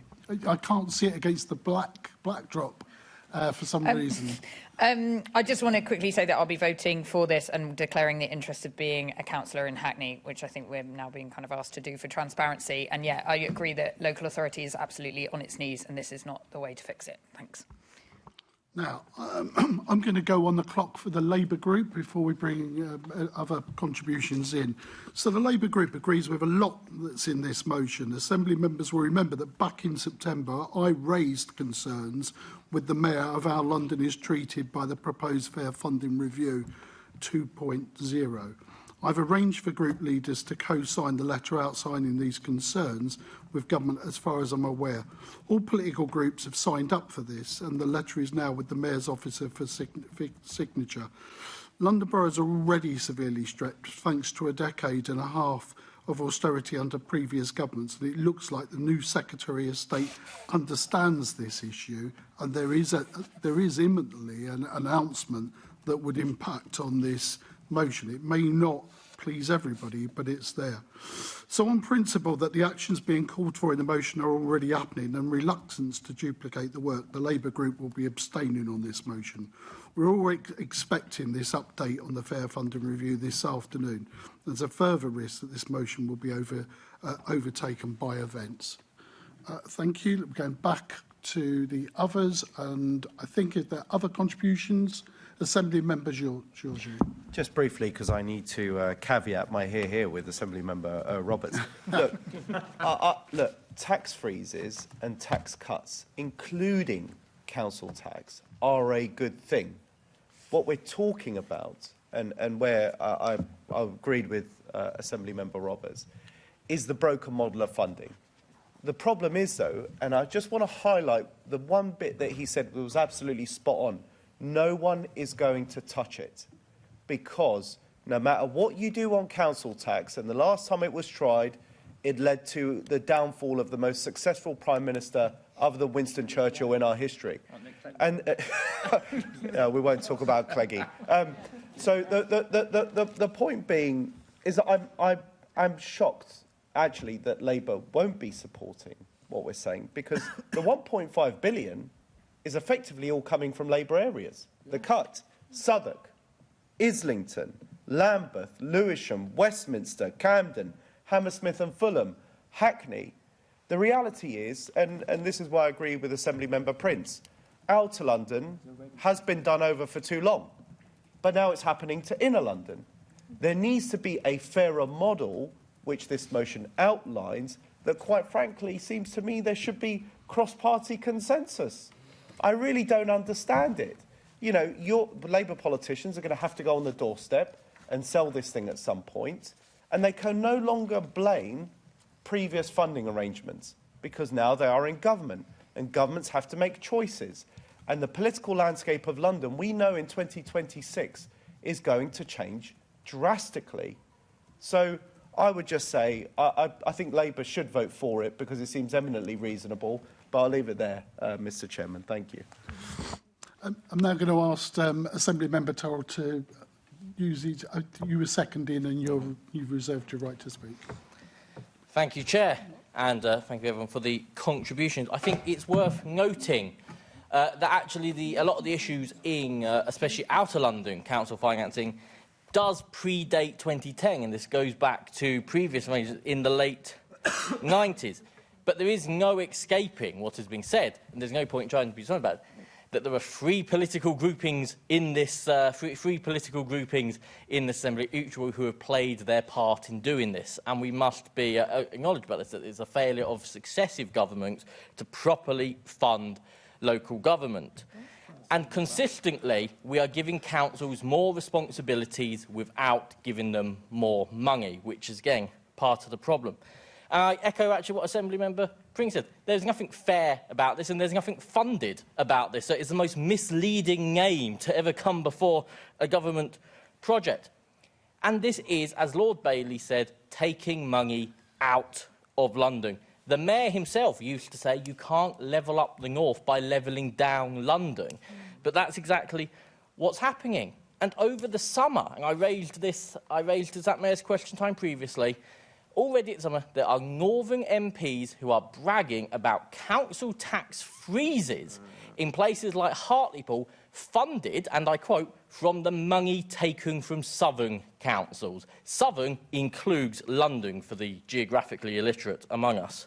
What we have, but there's a real cost, there's a real human cost to this, and that is council tax relief. What are the services that councils cut when the belt has to tighten? It's the non-statutory services. So that's your council tax relief for the poorest Londoners being cut because of this. It's worsening our environment impact. It's things like cleaning up our rivers and things like these are things that councils won't be able to afford to do anymore because they're non-statutory services. It's road safety. These are the schemes that will be cut. It's once again non-statutory services are going to pay the price, and that's why we've got to get this right now. Thank you, Member. Now we're moving to the... sorry. Because everyone else did it. I find it a nonsense. I'm a councillor in Enfield. Yeah, sorry. I was just going to clarify this. Look, members, declarations are a matter for the individual, but on this particular occasion, I think if we sought monitoring officer advice, you wouldn't need to declare. But I recognise it's a personal thing, to be honest. Yeah, that's fine. Okay. So we just had a conversation. That weren't me making it up, by the way. So I just want to be clear about that because we looked into it. Okay, to sum up, Assembly Member Lord Bailey.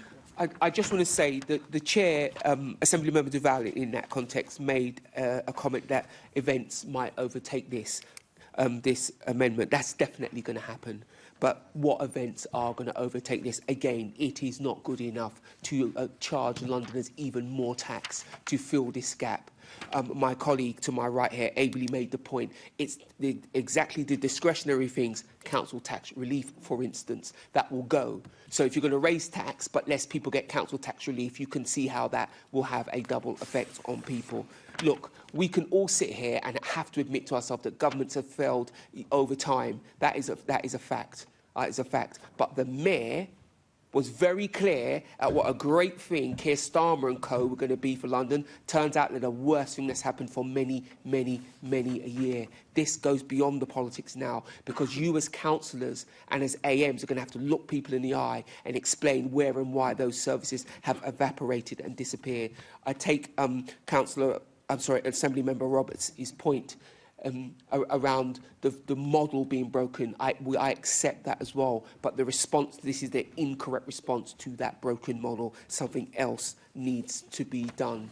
I would really commend you to vote for this because it sends a message. And how wonderful would it be if the Mayor of London, drew a line in the sand on this particular issue, because this is vital to the poorest in London.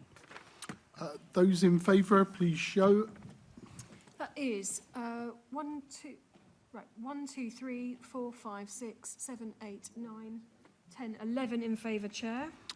Those against? There are no votes against, Chair. That's those carried. that wish to abstain? Do you want me to record the abstention? 1, 2, 3, 4, 5, 6 abstentions. Okay. Let's move on to item 3.6, a motion in the name of Assembly Member Best. Thank you, Chair. I think in terms of opening remarks, I just want to hopefully give everyone the opportunity to support this. So I don't want to talk anyone out of supporting it. So all I want to do is talk quickly to the fact that I think everybody who has been an elected representative in London for any amount of time has spoken to people who have been victims of knife crime. Probably even has friends or family who have been victims of knife crime. It's something that connects generations. If you speak to young people in London, they're fearful of knife crime. They know friends that have experienced knife crime. You speak to parents, they're fearful of knife crime.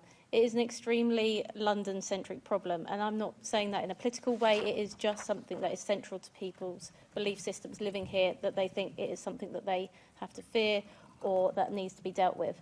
And I think as an Assembly, we do a lot of work recognising and remembering, and I think it is a miss that we don't do more to make clear that we are thinking of those that have been at the hands of violence for knife crime in our city.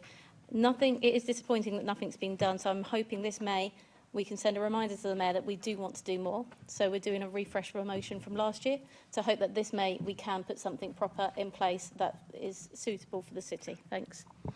To second is Assembly Member Lord Bailey. I second and reserve my right to speak. Okay, open to the floor. Assembly Member Garbutt. Thank you. My heart goes out to everyone impacted by knife violence. It tears families apart and rips communities apart too.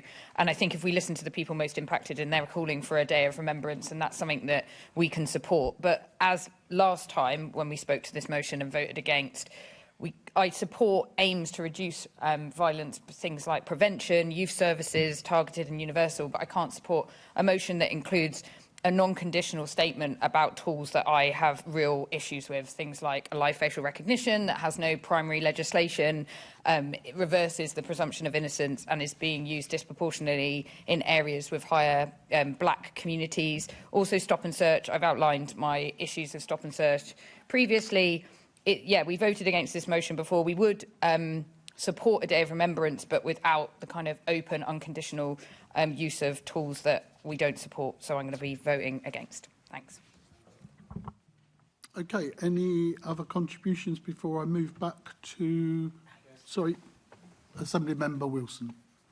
Thank you, Chair. I wasn't going to speak, but having had my microphone unit replaced with a new battery, I thought I should take the opportunity. It would be a shame to waste it, but also, on a serious note, it would be a shame not to comment on what is probably the most serious issue facing London. And as I think Emma said, all of us who are elected, we all come across these stories of people who have had terrible, terrible things happen to them, their loved ones, their friends, their family. And I think it's absolutely right that we should mark that in some way.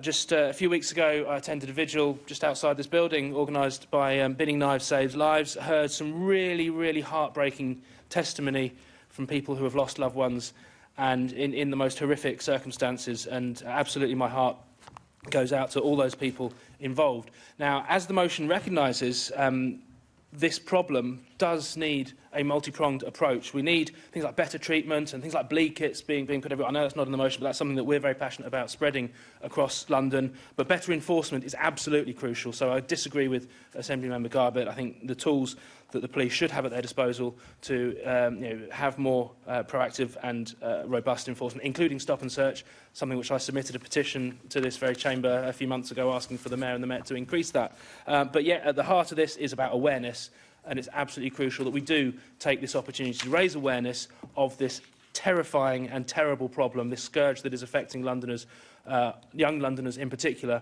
on a daily basis. So very happy to support this motion. I wish we didn't have to. I wish we didn't have to discuss this subject at all, because I wish it wasn't happening. But it is. This motion is a good way of addressing it. Thank you. Open to the floor. Any further comments? Can I come back to then the seconder? Yep. Thank you, Chair. The Mayor has talked about the numbers of young people affected by knife crime going down, and that statistically is true, but the terror still remains. I was born and raised in London. I've been here 54 years. The difference between my upbringing as a Londoner and my 16-year-old son's upbringing are vast, and the main thing is around safety. There is no way my son would wander around London in the way that I used to when I was his age. It's all we did. It's all we could afford. I come from Paddington. We'd walk to Oxford Street. We'd walk past several hundred other young people, and it wasn't a problem because knife crime wasn't a problem at the time. The ripple effects of a knifing in your community are huge. People who will never suffer from crime worry every day about knife crime because it is a horrific goings-on. It's a very particular type of crime. And that's why I think we need to look at this. And let's be clear, this can be done in a positive way. I get it, it isn't a positive situation, but a positive could be found. This morning, the Mayor talked about a teachable moment. This would be a collective, annual, teachable moment for this community of London. So I think it should be done. And just to address A.M. Garbett's points, she's entirely wrong about facial recognition. It doesn't remove the presumption of innocence. It is an investigative tool in the same way that a fingerprint is. If your face is not there and you didn't do it, you needn't worry about it, I imagine, right?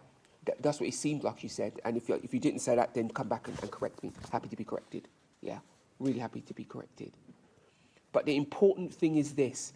We have communities and families and individuals who need to know that their elected members care about this. Thank you. So we're moving to close this debate now, and I'm going to ask Assembly Member Best to sum up. Thank you, Chair. Can I thank everyone for hopefully supporting this, apart from Assembly Member Garbett on behalf of the Greens, which is really disappointing. But I wanted to address one comment, because I don't want it to be mistaken. Assembly Member Garbett said a day of remembrance if that's what the victims want. And I don't think it is. What victims want is for no other family to go through the pain that they have been through. They want us to put in more measures in order to stop this. And actually, it is those people, both who have had children who have perpetrated the crime and been the victims, that say, I wish there had been more stop and search. I wish someone had taken that knife off my son. But what Day of Remembrance does is gives us the time to reflect, because even with this motion coming here, I think more about the fact that I've had a knife held to me twice in my life and things could have been different for me. I think about the person that I saw stabbed through the neck a metre from me. And I think about those terrible cases just in my borough in the last year alone that break my heart. And those are things that I think about because I was coming here today. And that's what the Day of Remembrance does. It gives us a set time to think about those cases. And I know everyone will have perhaps a different type of case, which really reminds you why this is such a horrific crime and something we need to end. But what they want is action. And so that's really disappointing that that is the bit that you don't want to vote for. Thank you. OK, so those in favour of the motion, please show. That is 1, 2, 3, 4, 5, 6, 7, 8, 9, 10, 11, 12, 13, 14, 15. 15 in favour, Chair. Those against, please show. That's 1 vote against, Chair. That's carried. And abstentions? Do you wish to? Yep, thank you. Now, for the next motion, we've had a request from the Labour group that they'd like a short adjournment. And what I propose to do is let's take the rest of the motions and put that right at the end of the meeting, because they want to consider the Conservative amendments to it to see if there's a position that can be taken. So let's just hold that in abeyance at the moment, and let's move on to the other motions that are before us. Or is it just one motion? Oh, it is just one motion. Yeah. 3.8, motion in the name of Assembly Member Mahfouz to move. So what do God, snails and cardboard boxes all have in common? Now, it might sound like the opening line of a dad joke, but there's nothing funny about this topic. The answer is that all three are being exploited by unscrupulous, slimy scammers trying to dodge paying business rates. It's estimated that £250 million is lost every year to shell companies set up solely to avoid their business rate obligations. Rates avoided means less money for our fire brigade, for fixing potholes and for funding the skills training our city desperately needs. Meanwhile, honest, hard-working business owners and charities pay their fair share. But a minority instead claim a sudden passion for snail farming, or announce a dramatic Damascene conversion as they set up multiple so-called places of worship, empty of morality, let alone worshippers. It's time to call time on these dishonest, deceitful, devious tax avoidance schemes. With this motion, we are calling on the Mayor to support the desperately needed review of business rates, one that rebalances the system so that giant online companies finally pay more, whilst our small independent businesses and charities pay less. And whilst there are some general powers to act against tax avoidance, new and stronger powers are urgently needed. So, Assembly members, let's support the motion that we have before us and put an end to these scams once and for all. And we can't keep letting the tax dodgers slide. Thank you. Okay, moving on. Assembly Member Cooper to second. Second formally, but reserve my right. Open to the floor, Assembly Member Lord Bailey. Thank you, Chair. I'll try to be quick. This is an excellent motion, save one paragraph. The bit about shifting the burden over to larger companies. I know it feels like a victimless crime. I know it feels like something we should do, but I think we need to be careful about the rhetoric of constantly pegging back what is our biggest employers. Let's think that through for a second, because every time you shift tax to them, that tax becomes a job loss for somebody else. So while I really do support this, I really do think you're onto something here. Congratulations. That one line disallows me personally from voting for it, but I will not vote against it. Thank you. Assembly Member Garbett. Thank you. I support this motion. I just want to credit the work of my predecessor, Sean Berry, who previously brought this motion and has done some work on the box shifting.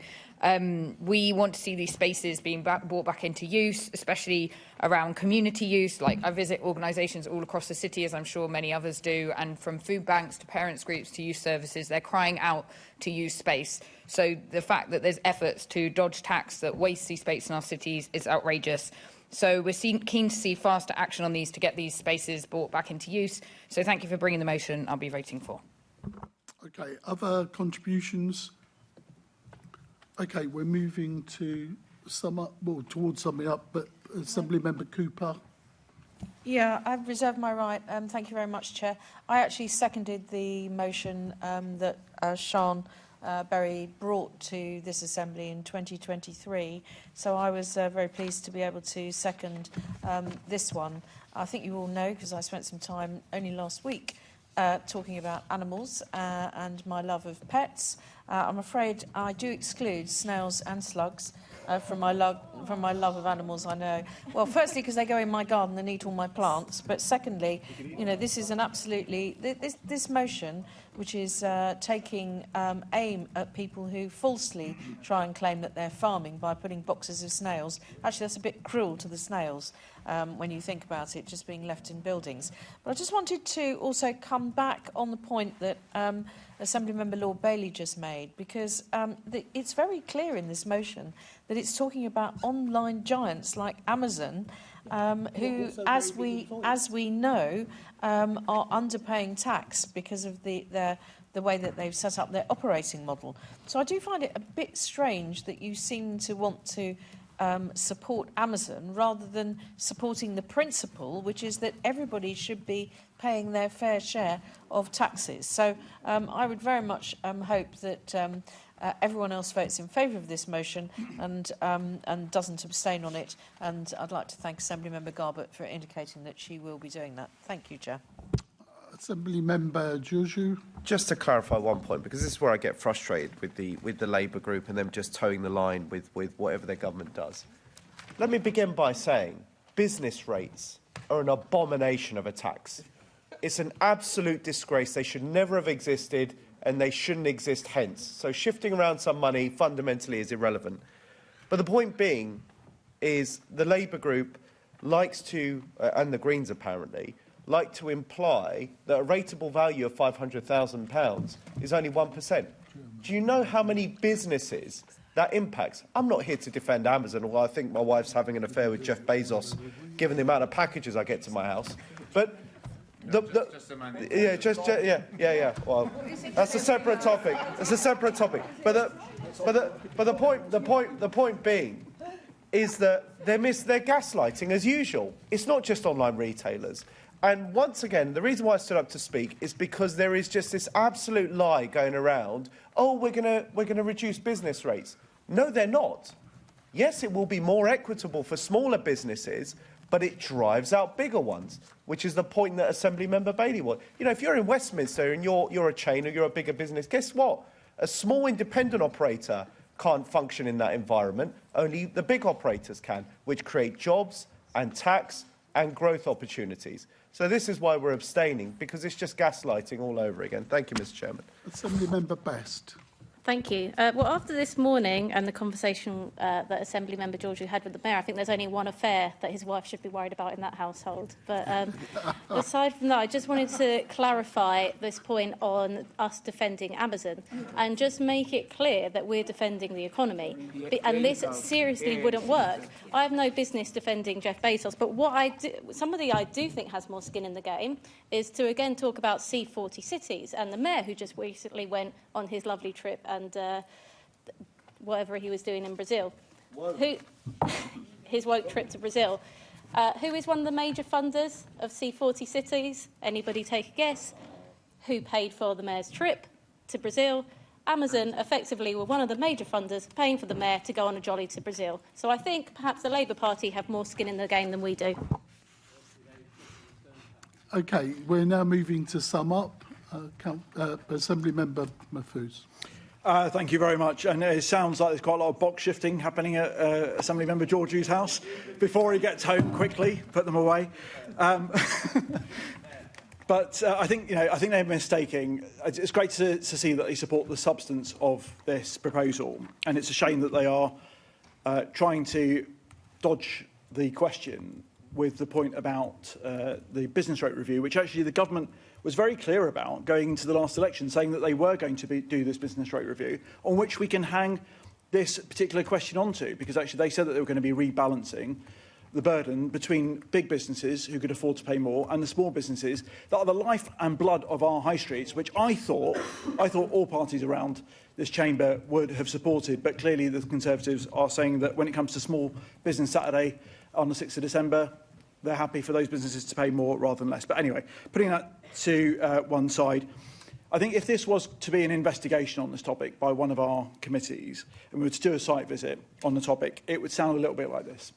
3 London Assembly members walk into a pub, only to find that it is actually a long-abandoned building that's been converted into a place of worship. And the first people to pray in there are the Assembly members calling for the end of this ludicrous tax-dodging situation. But we don't need to pray. We just need to vote for the motion today. So, this afternoon, all I'm asking you to do is when you get asked, raise your hands and vote in favour of the motion you have before you. Thank you.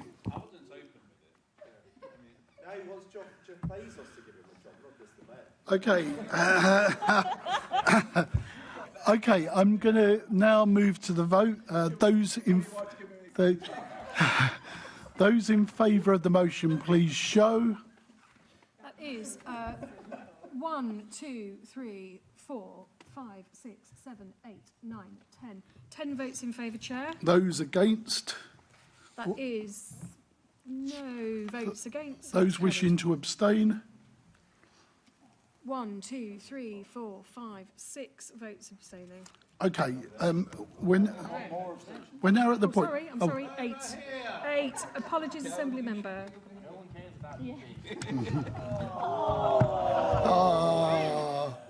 Okay, cuddles after. Look, it shouldn't take too long, I don't know, but I'm saying to the Labour group, 5 minutes at the most, and let's adjourn for 5 minutes and reconvene very quickly. Reconvening.